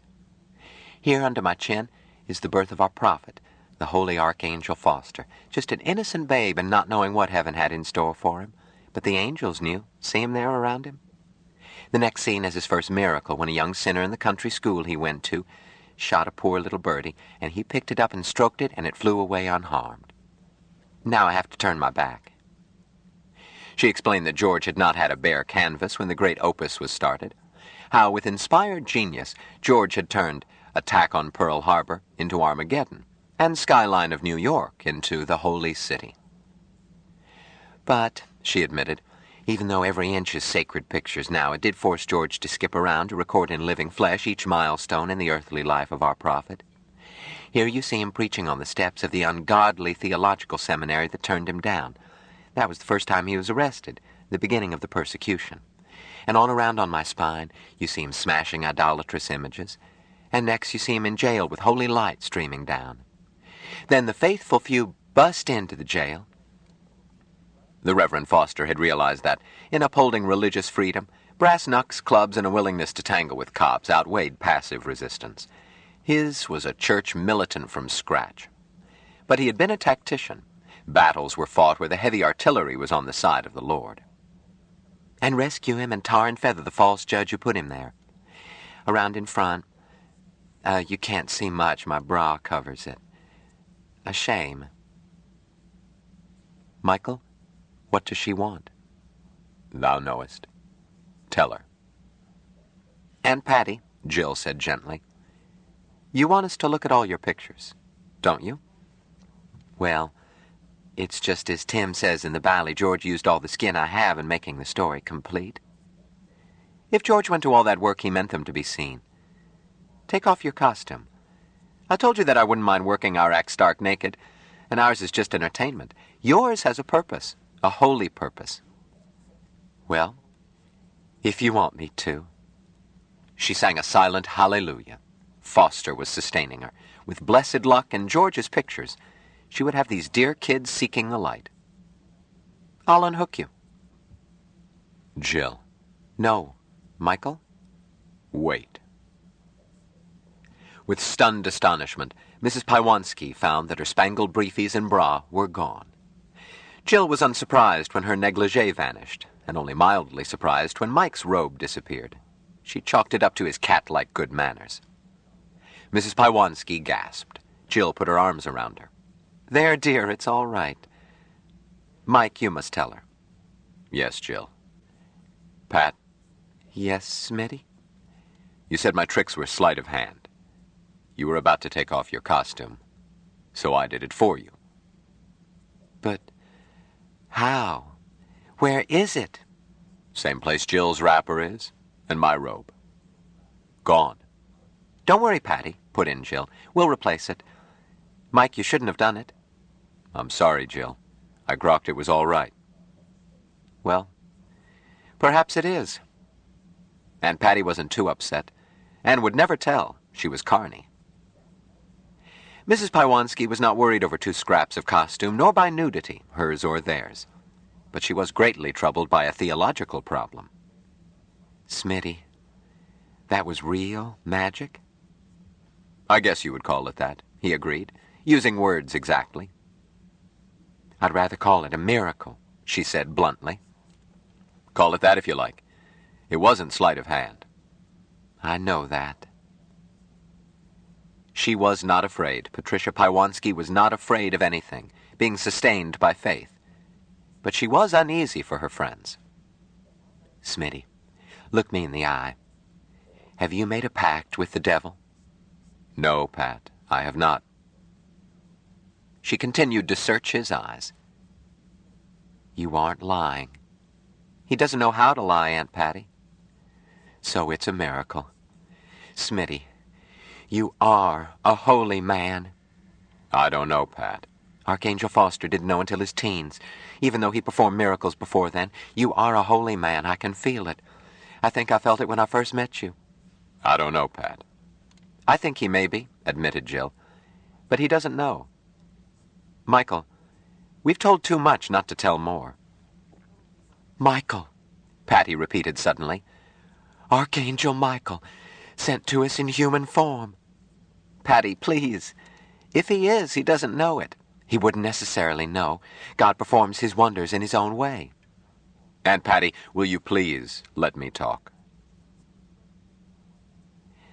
Shortly, Mrs. Pywanski knew that Mike was the man from Mars. She agreed to treat him as a man, while stating that she kept her own opinion as to his nature and why he was on Earth.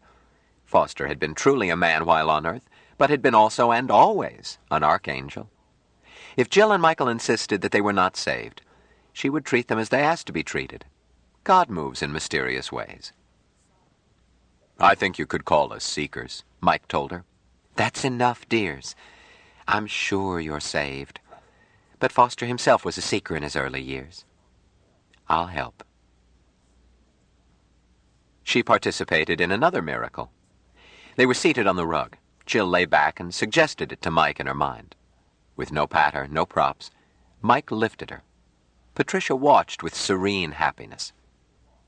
Pat, Mike then said, Lie flat. She obeyed as readily as if he had been Foster. Jill turned her head. Hadn't you better put me down, Mike? No, I can do it. Mrs. Pywanski felt herself gently lifted. She was not frightened. She felt overpowering religious ecstasy like heat lightning in her loins, making tears come to her eyes. Such power she had not felt since Holy Foster had touched her. Mike moved them closer, and Jill hugged. Her tears increased with gentle sobs of happiness. Mike lowered them to the floor and was not tired. He could not recall when last he had been tired. Jill said, Mike, we need water. Yes, her mind answered. And of elegant necessity. Why do you think she came here? I knew. I was not sure that you knew, or would approve. My brother. Myself. My brother. Mike sent a glass into the bathroom, had the tap fill it, return it to Jill. Mrs. Pywanski watched with interest. She was beyond being astonished. Jill said to her, Aunt Patty, this is like being baptized, and like getting married. It's a Martian thing. It means you trust us and we trust you. We can tell you anything and you can tell us anything, and that we are partners now and forever. But once done, it can never be broken. If you broke it, we would die, at once, saved or not. If we broke it, but we won't. But don't share water with us if you don't want to. We'll still be friends. If this interferes with your faith, don't do it. We don't belong to your church. We may never belong. Seekers is the most you can call us. Mike? We grok, he agreed. Pat, Jill speaks rightly. I wish we could tell you in Martian it would be clearer. But this is everything that getting married is, and much more. We are free to offer water, but if there is any reason in your religion or your heart not to accept, don't drink it. Patricia Pywanski took a deep breath. She had made such a decision before, with her husband watching, had not funked it.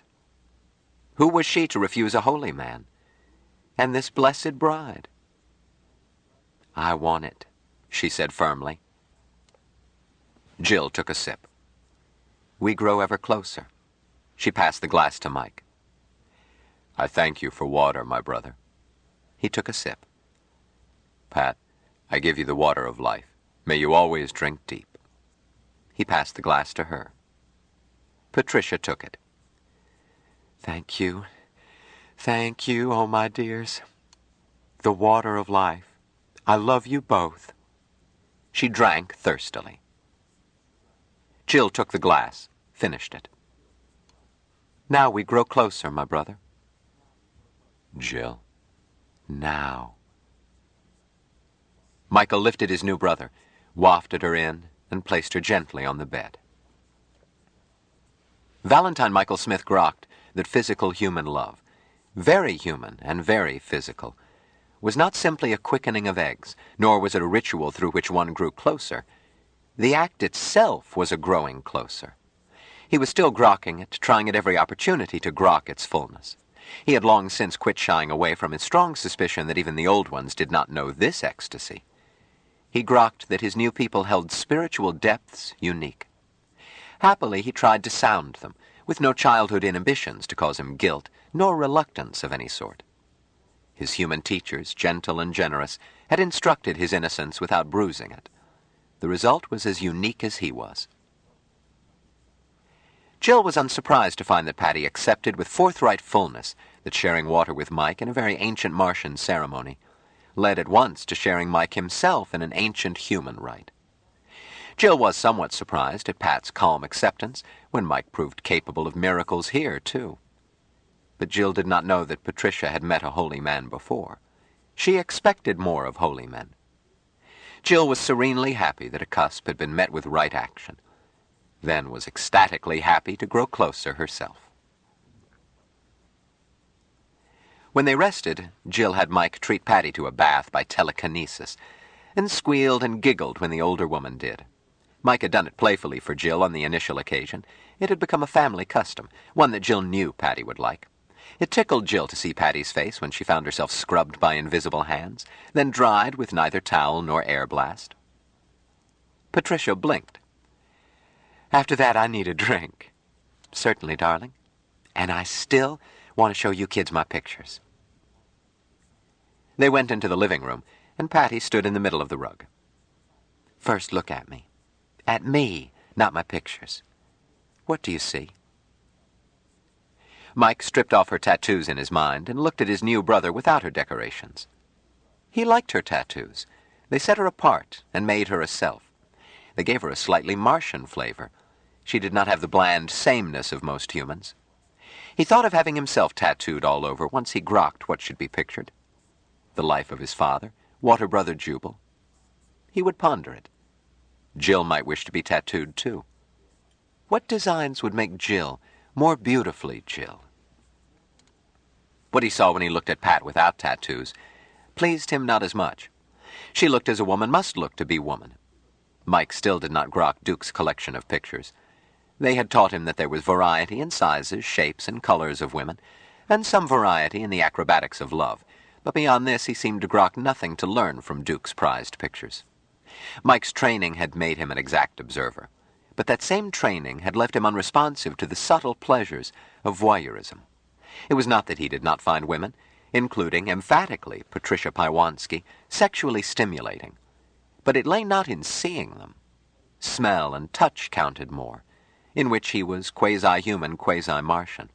The parallel Martian reflex, as unsubtle as a sneeze, was triggered by those senses, but could activate only in season.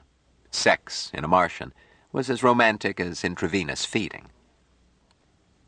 With her pictures gone, Mike noted more sharply one thing.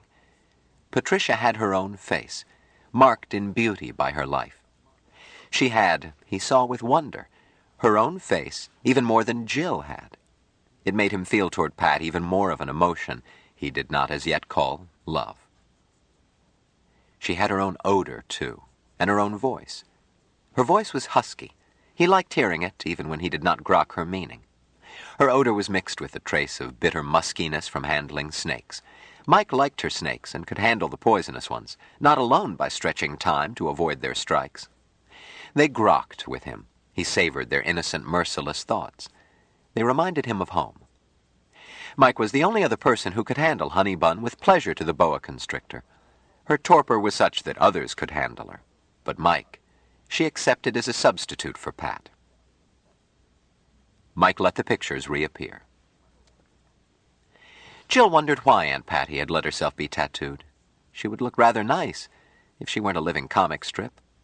But she loved Patty herself, not the way she looked, and it did give her a steady living, until she got so old that Marx wouldn't pay to see her, even if those pictures had been by Rembrandt. She hoped that Patty was tucking away plenty in the grouch bag, then remembered that Aunt Patty was now a water brother and shared Mike's endless fortune. Jill felt warmed by it. "Well," repeated Mrs. Paiwanski, "what do you see? How old am I, Michael?" "I don't know." "Guess." "I can't, Pat." "Oh, go ahead." "Patty," Jill put in, "he really can't. He hasn't learned to judge ages. You know how short a time he's been on Earth. And Mike thinks in Martian years and Martian arithmetic. If it's time or figures, I'll do it for him." "Well, you guess, hon. Be truthful." Jill looked Patty over, noting her trim figure, but also hands and throat and eyes, then discounted by 5 years, despite the honesty owed a water brother. 30-ish, give or take a year." Mrs. Paiwanski chortled. "That's one bonus of the true faith, my dears. Jill, hon, I'm crowding 50. You don't look it. That's what happiness does, dearie. After my first kid, I let my figure go to pot. They invented the word broad just for me. My belly looked like 6 months gone, my busts hung down, and I've never had 'em lifted. You can see for yourself. Sure, good surgeon doesn't leave a scar, but on me it would show, dear. It would chop holes in 2 pictures. Then I seen the light. Nope, not exercise, not diet. I eat like a pig. Happiness, dear, perfect happiness in the Lord, through the help of Blessed Foster." "It's amazing," said Jill. Aunt Patty certainly had not dieted nor exercised during the time she had known her, And Jill knew what was excised in breast lifting. Those tattoos had never known a knife. Mike assumed that Pat had learned to think her body as she wished it, whether she attributed it to Foster or not. He was teaching this control to Jill, but she would have to perfect her knowledge of Martian before it could be perfect. No hurry. Waiting would do it. Pat went on. I wanted you to see what faith can do. But the real change is inside. Happiness. The good Lord knows I'm not gifted with tongues, but I'll try to tell you. First, you've got to realize that all other so-called churches are traps of the devil. Our dear Jesus preached the true faith, so Foster said, and I truly believe. But in the Dark Ages, his words were twisted and changed until Jesus wouldn't recognize them. So Foster was sent to proclaim a new revelation and make it clear again.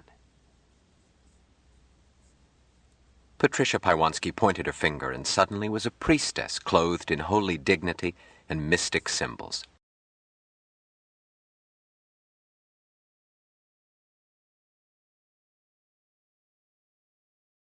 Stranger in a Strange Land by Robert A. Heinlein continued. Cassette 8, Side 2. Patricia Paiwanski pointed her finger and suddenly was a priestess clothed in holy dignity and mystic symbols. God wants us to be happy. He filled the world with things to make us happy. Would God let grape juice turn to wine if he didn't want us to drink and be joyful? He could let it stay grape juice, or turn it into vinegar that nobody could get a giggle out of. Ain't that true? Of course, he don't mean we should get roaring drunk and beat your wife and neglect your kids. He gave us good things to use, not abuse. If you feel like a drink or 6 among friends who have seen the light, and it makes you want to dance and give thanks to the Lord for his goodness, why not? God made alcohol and God made feet. He made 'em so you could put 'em together and be happy. She paused. Fill her up again, honey. Preaching is thirsty work. Not much ginger ale, that's good rye. And that ain't all. If God didn't want women to be looked at, he would have made 'em ugly. That's reasonable, isn't it? God isn't a cheat. He set up the game himself. He wouldn't rig it so that the marks can't win like a flat joint wheel in a town with a fix on. He wouldn't send anybody to hell for losing in a crooked game. All right. God wants us to be happy, and he told us how. Love one another. Love a snake if the poor thing needs love. Love thy neighbor. And the back of your hand only to Satan's corruptors who want to lead you away from the appointed path and down into the pit. And by love, he didn't mean namby-pamby old maid love that's scared to look up from a hymn book for fear of seeing a temptation of the flesh. If God hated flesh, why did he make so much of it? God is no sissy. He made the Grand Canyon and comets coursing through the sky and cyclones and stallions and earthquakes. Can a God who can do all that turn around and practically wet his pants just because some little Sheila leans over a mite and a man catches a sight of a tit? You know better, hon, and so do I. When God told us to love, he wasn't holding out a card on us. He meant it. Love little babies that always need changing, and love strong, smelly men so that there will be more babies to love, and in between go on loving because it's so good to love. Of course, that don't mean to peddle it, any more than a bottle of rye means I gotta get fighting drunk and clobber a cop. You can't sell love, and you can't buy happiness. No price tags on either. And if you think there is, the way to hell lies open. But if you give with an open heart and receive what God has an unlimited supply of, the devil can't touch you. Money? She looked at Jill. Hon, would you do that water-sharing thing with somebody? Say for $1 million. Make it 10 million, tax-free. Of course not. Michael, do you grok this? Almost in fullness, Jill. Waiting is. You see, dearie, I knew love was in that water. Your seeker's very near the light. But since you two, from the love that is in you, did share water and grow closer, as Michael says, I can tell you things I couldn't ordinarily tell a seeker. The Reverend Foster, self-ordained, or ordained by God, depending on authority cited, had an instinct for the pulse of his times, stronger than that of a skilled carney sizing up a mark. The culture known as America had a split personality throughout its history. Its laws were puritanical, its covert behavior tended to be Rabelaisian, its major religions were Apollonian, its revivals were almost Dionysian. In the 20th century, Terran Christian era, nowhere on earth was sex so vigorously suppressed, and nowhere was there such deep interest in it. Foster had in common with every great religious leader of that planet 2 traits. He had an extremely magnetic personality, and sexually he did not fall near the human norm. On Earth, great religious leaders were always either celibate or the antithesis. Foster was not celibate. Nor were his wives and priestesses. The clincher for rebirth under the new revelation included a ritual uniquely suited for growing closer. In Terran history, many cults had used the same technique, but not on a major scale in America before Foster's time. Foster was run out of town more than once before he perfected a method that permitted him to expand his Capric cult. He borrowed from Freemasonry, Catholicism, the Communist Party, and Madison Avenue, just as he borrowed from earlier scriptures in composing his new revelation. He sugar-coated it all as a return to primitive Christianity. He set up an outer church which anybody could attend. Then there was a middle church, which to outward appearance was the church of the new revelation. The happy saved who paid tithes, enjoyed all benefits of the church's ever-widening business tie-ins, and whooped it up in an endless carnival of happiness, happiness, happiness. Their sins were forgiven, and very little was sinful, as long as they supported their church, dealt honestly with fellow Fosterites, condemned sinners, and stayed happy. The new revelation did not specifically encourage lechery, but it got quite mystical in discussing sexual conduct. The Middle Church supplied shock troops. Foster borrowed a trick from early 20th century Wobblies. If a community tried to suppress a Fosterite movement, Fosterites converged on that town until neither jails nor cops could handle them. Cops had ribs kicked in, and jails were smashed. If a prosecutor was rash enough to push an indictment, it was impossible to make it stick. Foster, after learning under fire, saw to it that prosecutions were persecution under the letter of the law. No conviction of a Fosterite qua Fosterite was ever upheld by the Supreme Court, nor later by the High Court.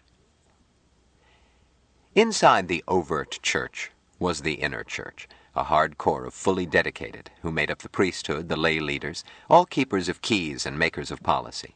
They were reborn, beyond sin, certain of heaven, and sole celebrants of the inner mysteries. Foster selected these with great care, personally, until the operation got too big. He looked for men like himself, and for women like his priestess wives, dynamic, utterly convinced, stubborn, and free, or able to be freed, once guilt and insecurity were purged, of jealousy in its most human meaning, and all of them potential satyrs and nymphs, as the secret church was that Dionysian cult that America had lacked, and for which there was enormous potential market. He was most cautious. If candidates were married, it had to be both spouses. Unmarried candidates had to be sexually attractive and aggressive, and he impressed on his priests that males must equal or exceed in number the females. Nowhere was it recorded that Foster studied earlier similar cults in America, but he knew, or sensed, that most such had foundered because possessive concupiscence of their priests led to jealousy. Foster never made this error. Not once did he keep a woman to himself, not even those he married. Nor was he too eager in expanding his core group. The Middle Church offered plenty to slake the milder needs of the masses. If a revival produced 2 couples capable of heavenly marriage, Foster was content. If it produced none, he let the seeds grow and sent in a salted priest and priestess to nurture them. So far as possible, he tested candidate couples himself with a priestess. Since such a couple was already saved, insofar as the Middle Church was concerned, he ran little risk, none with the woman, and he always sized up the man before letting his priestess go ahead. Before she was saved, Patricia Piewanski was young, married, and very happy. She had 1 child. She looked up to and admired her much older husband. George Piewanski was a generous, affectionate man, with only one weakness, but one which often left him too drunk to show his affection after a long day. Patty counted herself a lucky woman. True, George occasionally got affectionate with a female client, quite affectionate if it was early in the day, and of course tattooing required privacy, especially with ladies. Patty was tolerant. She sometimes made a date with a male client after George got to hitting the bottle more and more.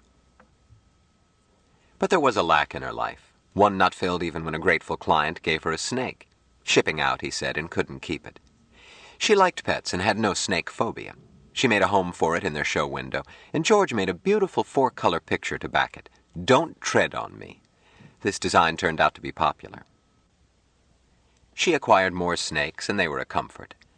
But she was the daughter of an Ulsterman and a girl from Cork. The armed truce between her parents had left her with no religion. She was already a seeker when Foster preached in San Pedro. She had managed to get George to go a few Sundays, but he had not seen the light. Foster brought them the light. They made their confessions together. When Foster returned 6 months later, the Paiwanskis were so dedicated that he gave them personal attention. "I never had a minute's trouble from the day George saw the light," she told Mike and Jill. "He still drank, but only in church and never too much. When our holy leader returned, George had started his great project. Naturally, we wanted to show it to Foster."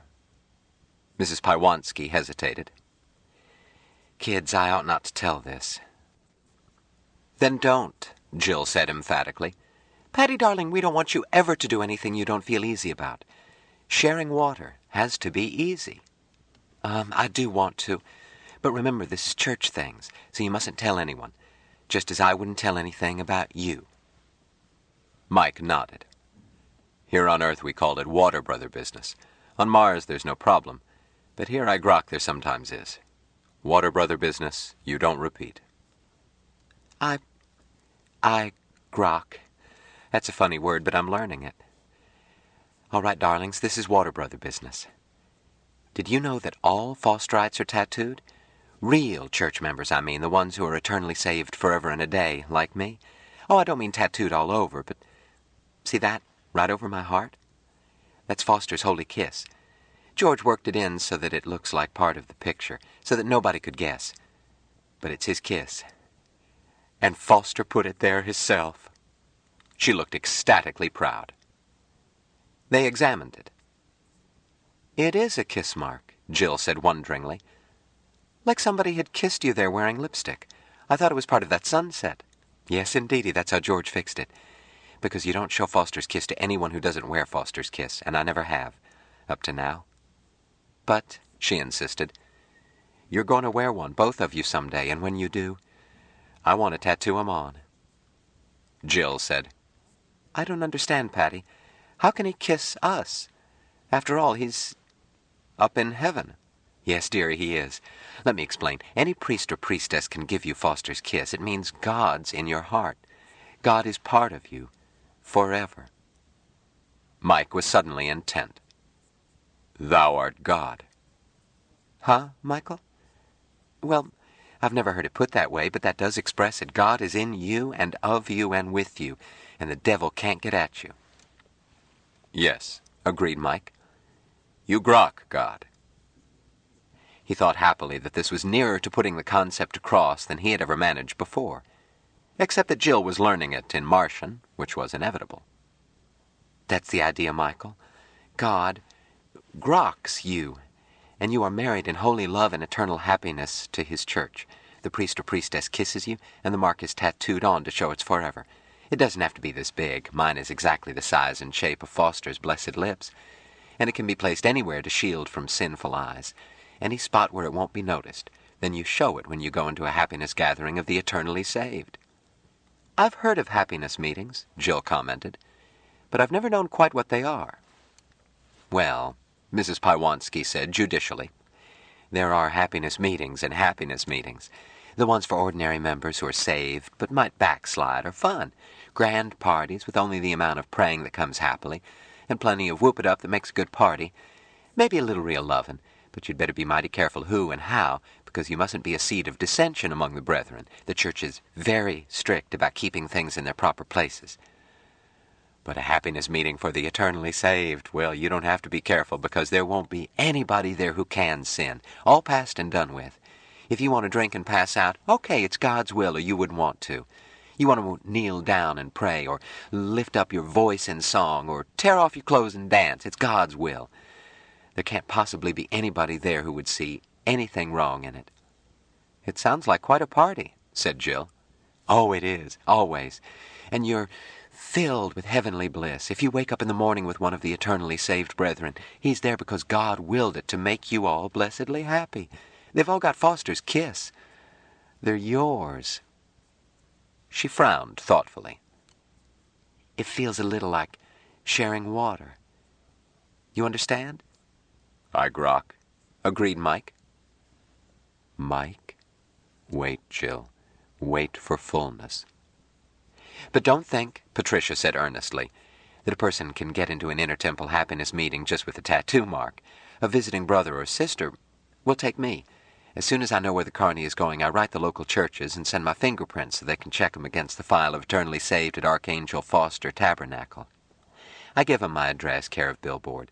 Then when I do, and I always go Sundays and never miss a happiness meeting, even if Tim has to slough the blow-off, I am identified. They're glad to see me.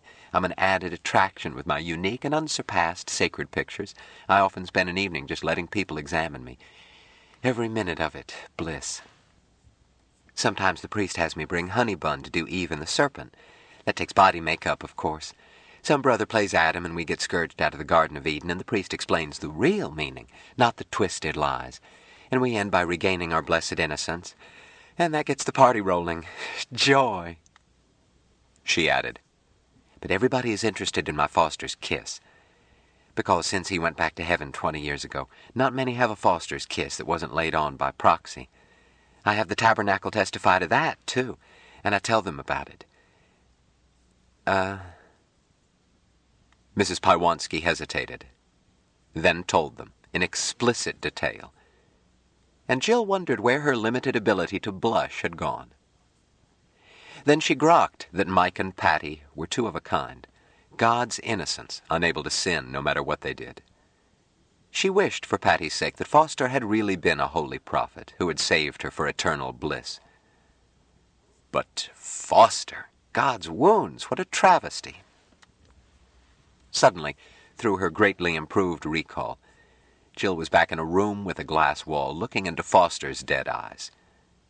But he seemed alive, and she felt a shiver in her loins and wondered what she would have done if Foster had offered her his holy kiss and his holy self. She shut it out of her mind, but not before Mike caught it. She felt him smile with knowing innocence. She stood up. "Patty cake, darling, what time do you have to be at the lot?" "Oh, dear, I should be back this blessed minute." "Why, the show doesn't roll until 9:30. "Well, Honey Bun misses me. She's jealous if I stay out late." "Can't you tell her that it's a happiness meeting?" The older woman gathered Jill in her arms. "It is. It certainly is." "Good. I'm going to sleep. Jill is bushed. What time do you have to be up?" If I'm back by 8, I can get Sam to tear down my top and have time to make sure my babies are loaded safely." "Breakfast?" "I'll get it on the train. Just coffee when I wake up, usually. I make that here. You dare stay up as long as you like. I won't let you oversleep. If you sleep." "Mike doesn't sleep." "Not at all. Never. He curls up and thinks a while, usually. But he doesn't sleep." Mrs. Pywanski nodded solemnly. "Another sign. I know. And, Michael, someday you will know. Your call will come." "Maybe," agreed Jill. "Mike, I'm falling asleep. Pop me into bed, please." She was lifted, wafted into the bedroom. Covers rolled themselves back. She slept. Jill woke at 7, slipped out of bed, put her head into the other room. Lights were out and shades were tight, but they were not asleep. Jill heard Mike say with soft certainty, "Thou art God." "Thou art God," Patricia whispered, in a voice as heavy as if drugged. "Yes, Jill is God." "Jill is God, yes, Michael." "And thou art God." "Thou art God. Now, Michael, now." Jill went quietly away and brushed her teeth.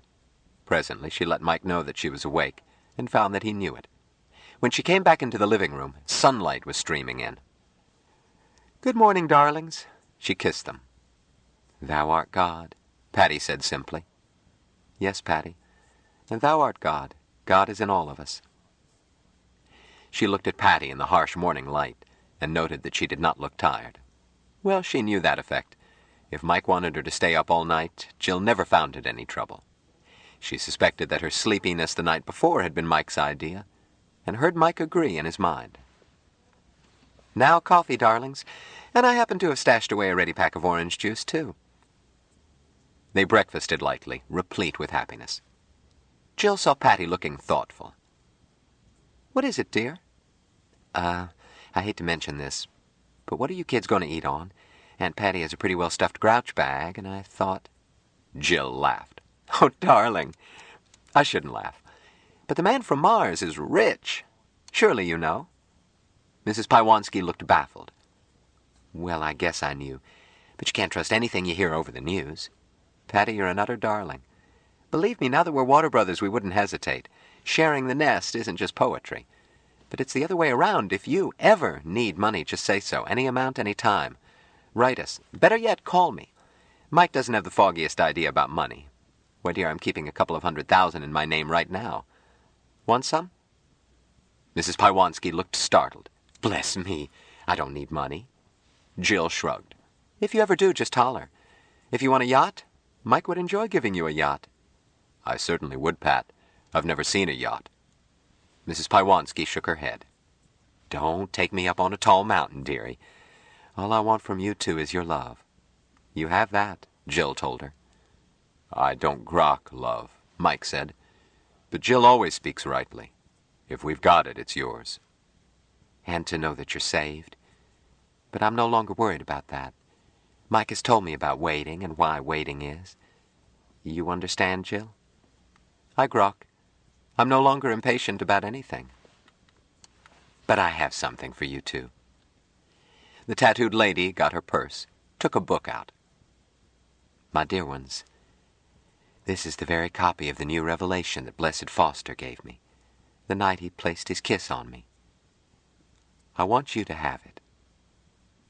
Jill's eyes filled with tears. "But, Aunt Patty, our brother, we can't take this one. We'll buy one." "No, it's water I'm sharing with you, for growing closer." "Oh." Jill jumped up. "We'll share it. It's ours now. All of us." She kissed her. Mike tapped her shoulder. "Greedy little brother. My turn." "I'll always be greedy that way." The man from Mars kissed his new brother, first on her mouth, then kissed the spot Foster had kissed. He pondered, briefly by Earth time, picked a corresponding spot on the other side where George's design could be matched, kissed her there, while he thought by stretched-out time and in great detail. It was necessary to grok the capillaries. To the other two he briefly pressed his lips to skin, but Jill caught a hint of his effort. "Patty, see!" Mrs. Paiwansky looked down. Marked on her, paired stigmata in blood red, were his lips. She started to faint, then showed her staunch faith. "Yes, yes, Michael." Shortly, the tattooed lady was replaced by a mousy housewife in high neck, long sleeves, and gloves. "I won't cry," she said soberly, "and there are no goodbyes in eternity. I will be waiting." She kissed them, left without looking back.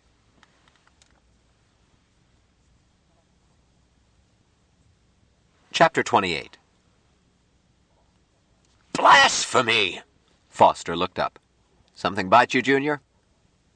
This annex had been run up in a hurry, and things did get in. Swarms of almost invisible imps, usually. Harmless, but a bite from one left an itch on the ego. You'd have to see it to believe it. Here, I'll run the omniscio back a touch. You'd be surprised at what I can believe, Junior. Nevertheless, Digby's supervisor shifted part of his attention. 3 temporals. Humans, he saw they were. A man and 2 women, speculating about the eternal. Nothing odd about that. "Yes?" You heard what she said? Archangel Michael indeed. "What about it?" What about it? Oh, for God's sake! "Very possibly." Digby's halo quivered. Foster, you must not have taken a good look. She meant that overage juvenile delinquent that sent me to the showers. Scan it again. Foster let the gain increase, noted that the angel in training had spoken rightly, and noticed something else, and smiled his angelic smile. "How do you know he isn't, Junior?" Huh?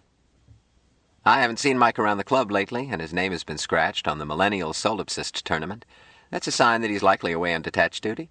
Mike is one of the most eager solipsism players in this sector. But the notion's obscene. You'd be surprised how many of the boss's best ideas have been called obscene in some quarters. Or rather, you should not be surprised in view of your field work. But obscene is a null concept. It has no theological meaning. To the pure, all things are pure. But I'm still witnessing, Junior. In addition to the fact that our brother Michael seems to be away at this micro-instant, I don't keep track of him. We're not on the same watch list. That tattooed lady who made that oracular pronouncement is not likely to be mistaken. She's a very holy temporal herself. Who says? I say. I know. Foster smiled again with angelic sweetness. Dear little Patricia, getting a little long in the tooth, but still earthily desirable, and shining with an inner light that made her look like a stained-glass window. He noted, without temporal pride, that George had finished his great dedication since he had last looked at Patricia. That picture of his being called up to heaven wasn't bad. Not bad at all, in the higher sense. He must remember to look up George and compliment him on it, and tell him he had seen Patricia. Where was George? A creative artist in the universe design section, working right under the architect, as he recalled. No matter. The master file would dig him out in a split millennium. What a delicious little butterball Patricia had been, and such holy frenzy! If she had had just a touch more assertiveness and a touch less humility, he could have made her a priestess. But such was Patricia's need to accept God according to her own nature, that she could have qualified only among the Lingayats, where she wasn't needed. Foster considered scanning back and seeing her as she had been. Decided against it with angelic restraint. There was work to be done. Forget the omniscio, Junior. I want a word with you. Digby did so and waited. Foster twanged his halo, an annoying habit he had when he was meditating. Junior, you aren't shaping up too angelically. I'm sorry. Sorry is not for eternity. But the truth is you've been preoccupied with that young fellow who may or may not be our brother Michael. Now wait. In the first place, it is not for you to judge the instrument used to call you from the pasture.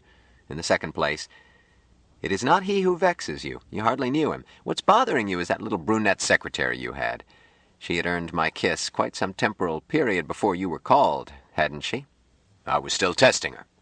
Then no doubt you have been angelically pleased to note that Supreme Bishop Short, after giving her a thorough examination himself, oh, most thorough, I told you he would measure up, has passed her, and she now enjoys the wider happiness she deserves. A shepherd should take joy in his work, but when he's promoted, he should joy in that, too. Now it happens there is a spot open for a guardian in training in a new sector being opened up. A job under your nominal rank, I concede, but good angelic experience. This planet, well, you think of it as a planet, you'll see, is occupied by a race of tripolarity instead of bipolarity, and I have it on high authority that Don Juan himself could not manage to take earthly interest in any of their three polarities. That's not opinion. He was borrowed as a test. He screamed and prayed to be returned to the solitary hell he has created for himself. Going to send me to Flatbush, huh? So I won't interfere. Tut, tut, you can't interfere. The one impossibility that permits all else to be possible. I tried to tell you that when you arrived. But don't let it fret you. You are eternally permitted to try. Your orders will include a loop so that you will check back here now without loss of temporality. Now fly away and get cracking. I have work to do. Foster turned back to where he had been interrupted. Oh, yes, a poor soul temporarily designated as Alice Douglas. To be a goad was a hard assignment, and she had met it unflaggingly. But her job was complete, and now she would need rest and rehabilitation from the inescapable battle fatigue. She'd be kicking and screaming and foaming ectoplasm at all orifices. Oh, she would need exorcism after a job that rough. But they were all rough. They couldn't be anything else.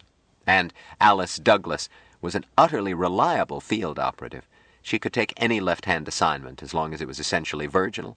Burn her at the stake or put her in a nunnery, she always delivered. Not that he cared much for virgins, other than with professional respect for any job well done. Foster sneaked a last look at Mrs. Pywanski. There was a fellow worker he could appreciate. Darling little Patricia, what a blessed, lusty benison. Chapter 29. As the door closed behind Patricia, Jill said, "What now, Mike?" "We're leaving." "Jill, you've read some abnormal psychology." "Yes, not as much as you have."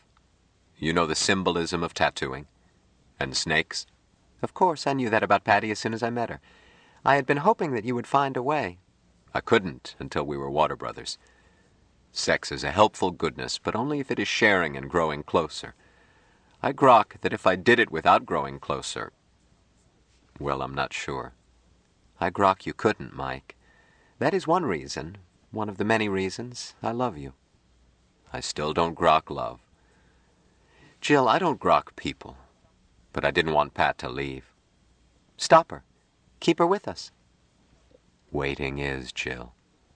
I know." He added, "I doubt if we could give her all she needs. She wants to give herself all the time, to everybody. Happiness meetings and snakes and marks aren't enough for Pat. She wants to offer herself on an altar to everybody in the world, always, and make them happy. This new revelation, I grok it as other things to other people, but that is what it is to Pat." "Yes, Mike. Dear Mike." "Time to leave. Pick a dress and get your purse. I'll dispose of the trash." Jill thought wistfully that she would like to take one or two things. Mike always moved on with just the clothes on his back, and seemed to grok that she preferred it that way. "I'll wear that pretty blue one." It floated out, posed over her, wriggled on to her as she held up her hands. The zipper closed. Shoes walked toward her. She stepped into them. "I'm ready." Mike had caught the flavor of her thought, but not the concept. It was too alien to Martian ideas. "Jill, do you want to stop and get married?" She thought about it. "It's Sunday. We couldn't get a license." "Tomorrow, then. I grok you would like it." "No, Mike." "Why not, Jill?" "We wouldn't be any closer. We already share water. That's true both in English and Martian." "Yes." "And a reason just in English. I wouldn't have Dorcas and Anne and Miriam and Patty think that I was trying to crowd them out." "Jill, none of them would think so." "I won't chance it because I don't need it. Because you married me in a hospital room ages and ages ago." She hesitated. "But there is something you might do for me." "What, Jill?" "Well, you might call me pet names, the way I do you." "Yes, Jill. What pet names?" "Oh." She kissed him quickly. "Mike, you're the sweetest, most lovable man I've ever met, and the most infuriating creature on 2 planets. Don't bother, just call me little brother occasionally. It makes me all quivery inside." "Yes, little brother." "Oh, my, let's get out of here before I take you back to bed. Meet me downstairs, I'll be paying the bill." She left suddenly. They caught the first Greyhound going anywhere.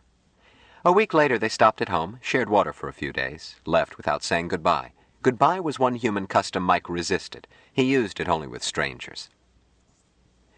Shortly they were in Las Vegas, stopping in a hotel off the Strip.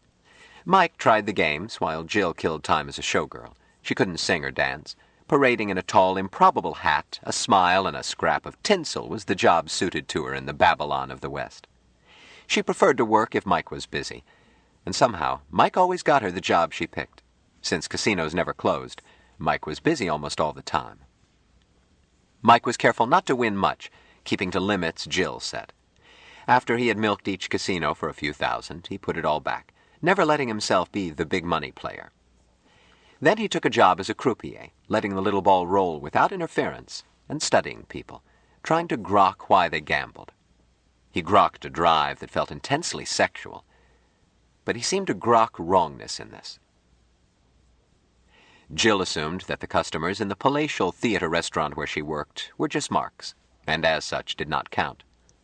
But to her surprise, she actively enjoyed displaying herself in front of them. With increasing Martian honesty, she examined this feeling. She had always enjoyed being looked at with admiration by men whom she found attractive enough to want to touch. She had been irked that the sight of her body meant nothing to Mike, even though he was as devoted to her body as a woman could dream of. If he wasn't preoccupied. But he was generous even then. He would let her call him out of a trance, shift gears without complaint, and be smiling and eager and loving. Nevertheless, there it was. One of his strangenesses, like his inability to laugh. Jill decided, after her initiation as a showgirl, that she enjoyed being visually admired by strangers, because this was the one thing Mike did not give her. Her perfecting self-honesty soon washed out that theory. The men in the audience were mostly too old, too fat, too bald for Jill to find them attractive. And Jill had always been scornful of lecherous old wolves, although not of old men, she reminded herself. Jubal could look at her, even use crude language, and not give her any feeling that he wanted to get her alone and grope her. But now she found that these lecherous old wolves did not set her teeth on edge. When she felt their admiring stares or outright lust, and she did feel it, could identify the sources, she did not resent it. It warmed her, and made her smugly pleased. Exhibitionism had been to her just a technical term, a weakness she held in contempt. Now, in digging out her own and looking at it, she decided that either this form of narcissism was normal or she was abnormal. But she didn't feel abnormal. She felt healthier than ever. She had always been of rugged health, nurses need to be. But she hadn't had a sniffle or an upset stomach in... she couldn't remember when. Why, not even cramps. Okay, if a healthy woman liked to be looked at, then it follows, as the night the day, that healthy men should like to look, else there was just no darn sense to it. At which point, she finally understood, intellectually, Duke and his pictures. She discussed it with Mike, but Mike could not understand why Jill had ever minded being looked at. He understood not wishing to be touched. Mike avoided shaking hands. He wanted to be touched only by Water Brothers. Jill wasn't sure how far this went. She had explained homosexuality after Mike had read about it and failed to grok, and had given him rules for avoiding passes. She knew that Mike, pretty as he was, would attract such. He had followed her advice and had made his face more masculine, instead of the androgynous beauty he had had. But Jill was not sure that Mike would refuse a pass, say, from Duke. Fortunately, Mike's male Water Brothers were decidedly masculine, just as his others were very female women. Jill suspected that Mike would grok a wrongness in the poor in-betweeners anyhow. They would never be offered water. Nor could Mike understand why it now pleased her to be stared at. The only time their attitudes had been roughly similar had been as they left the carnival, when Jill had become indifferent to stares.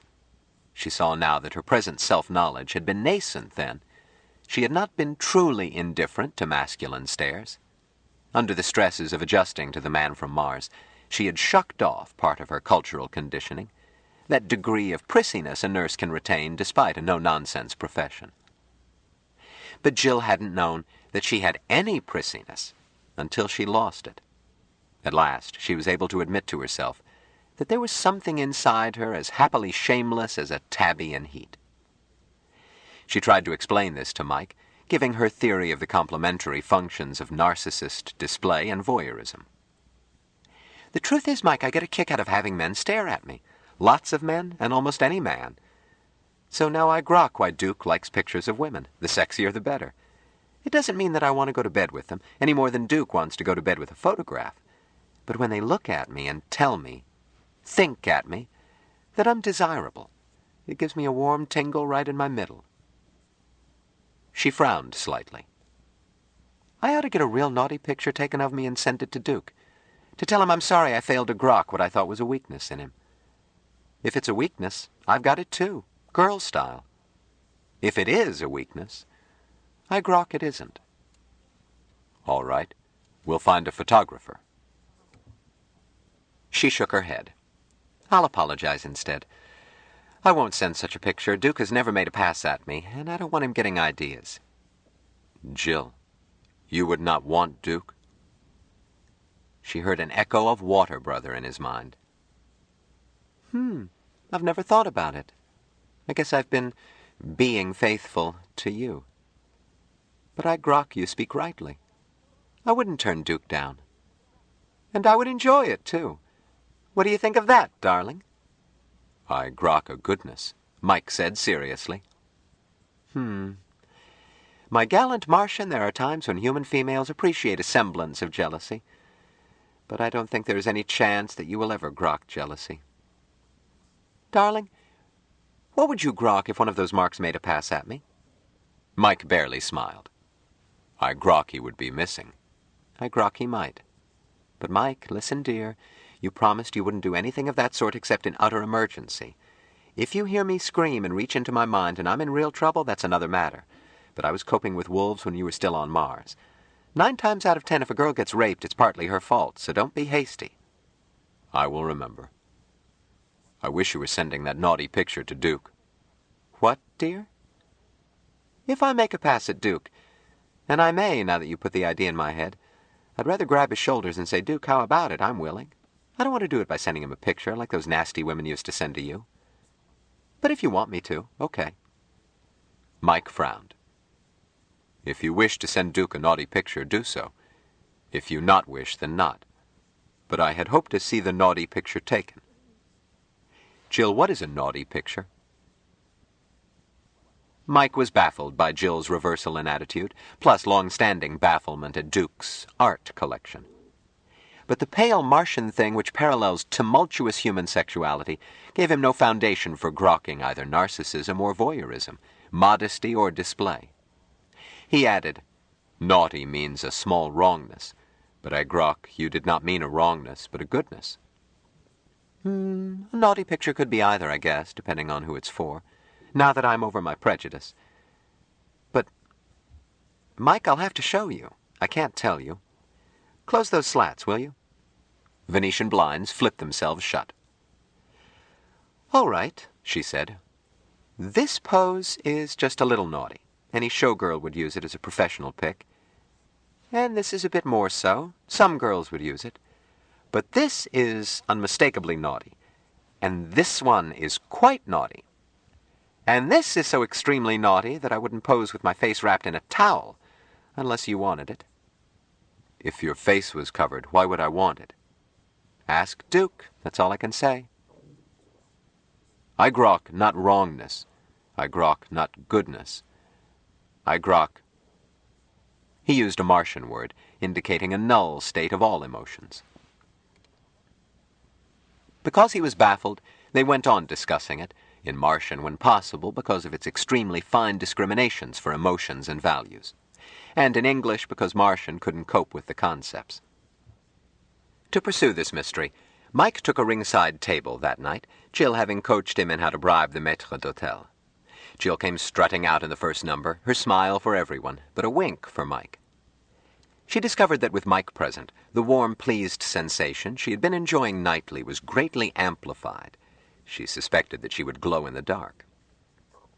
When the girls formed a tableau, Mike was about 10 feet from Jill. She had been promoted to a front position. The director had shifted her on the 4th day, saying, I don't know what it is, kid. We've got girls with twice your build, but you've got what customers look at. She posed and talked with Mike in her mind. Feel anything? I grok, but not in fullness.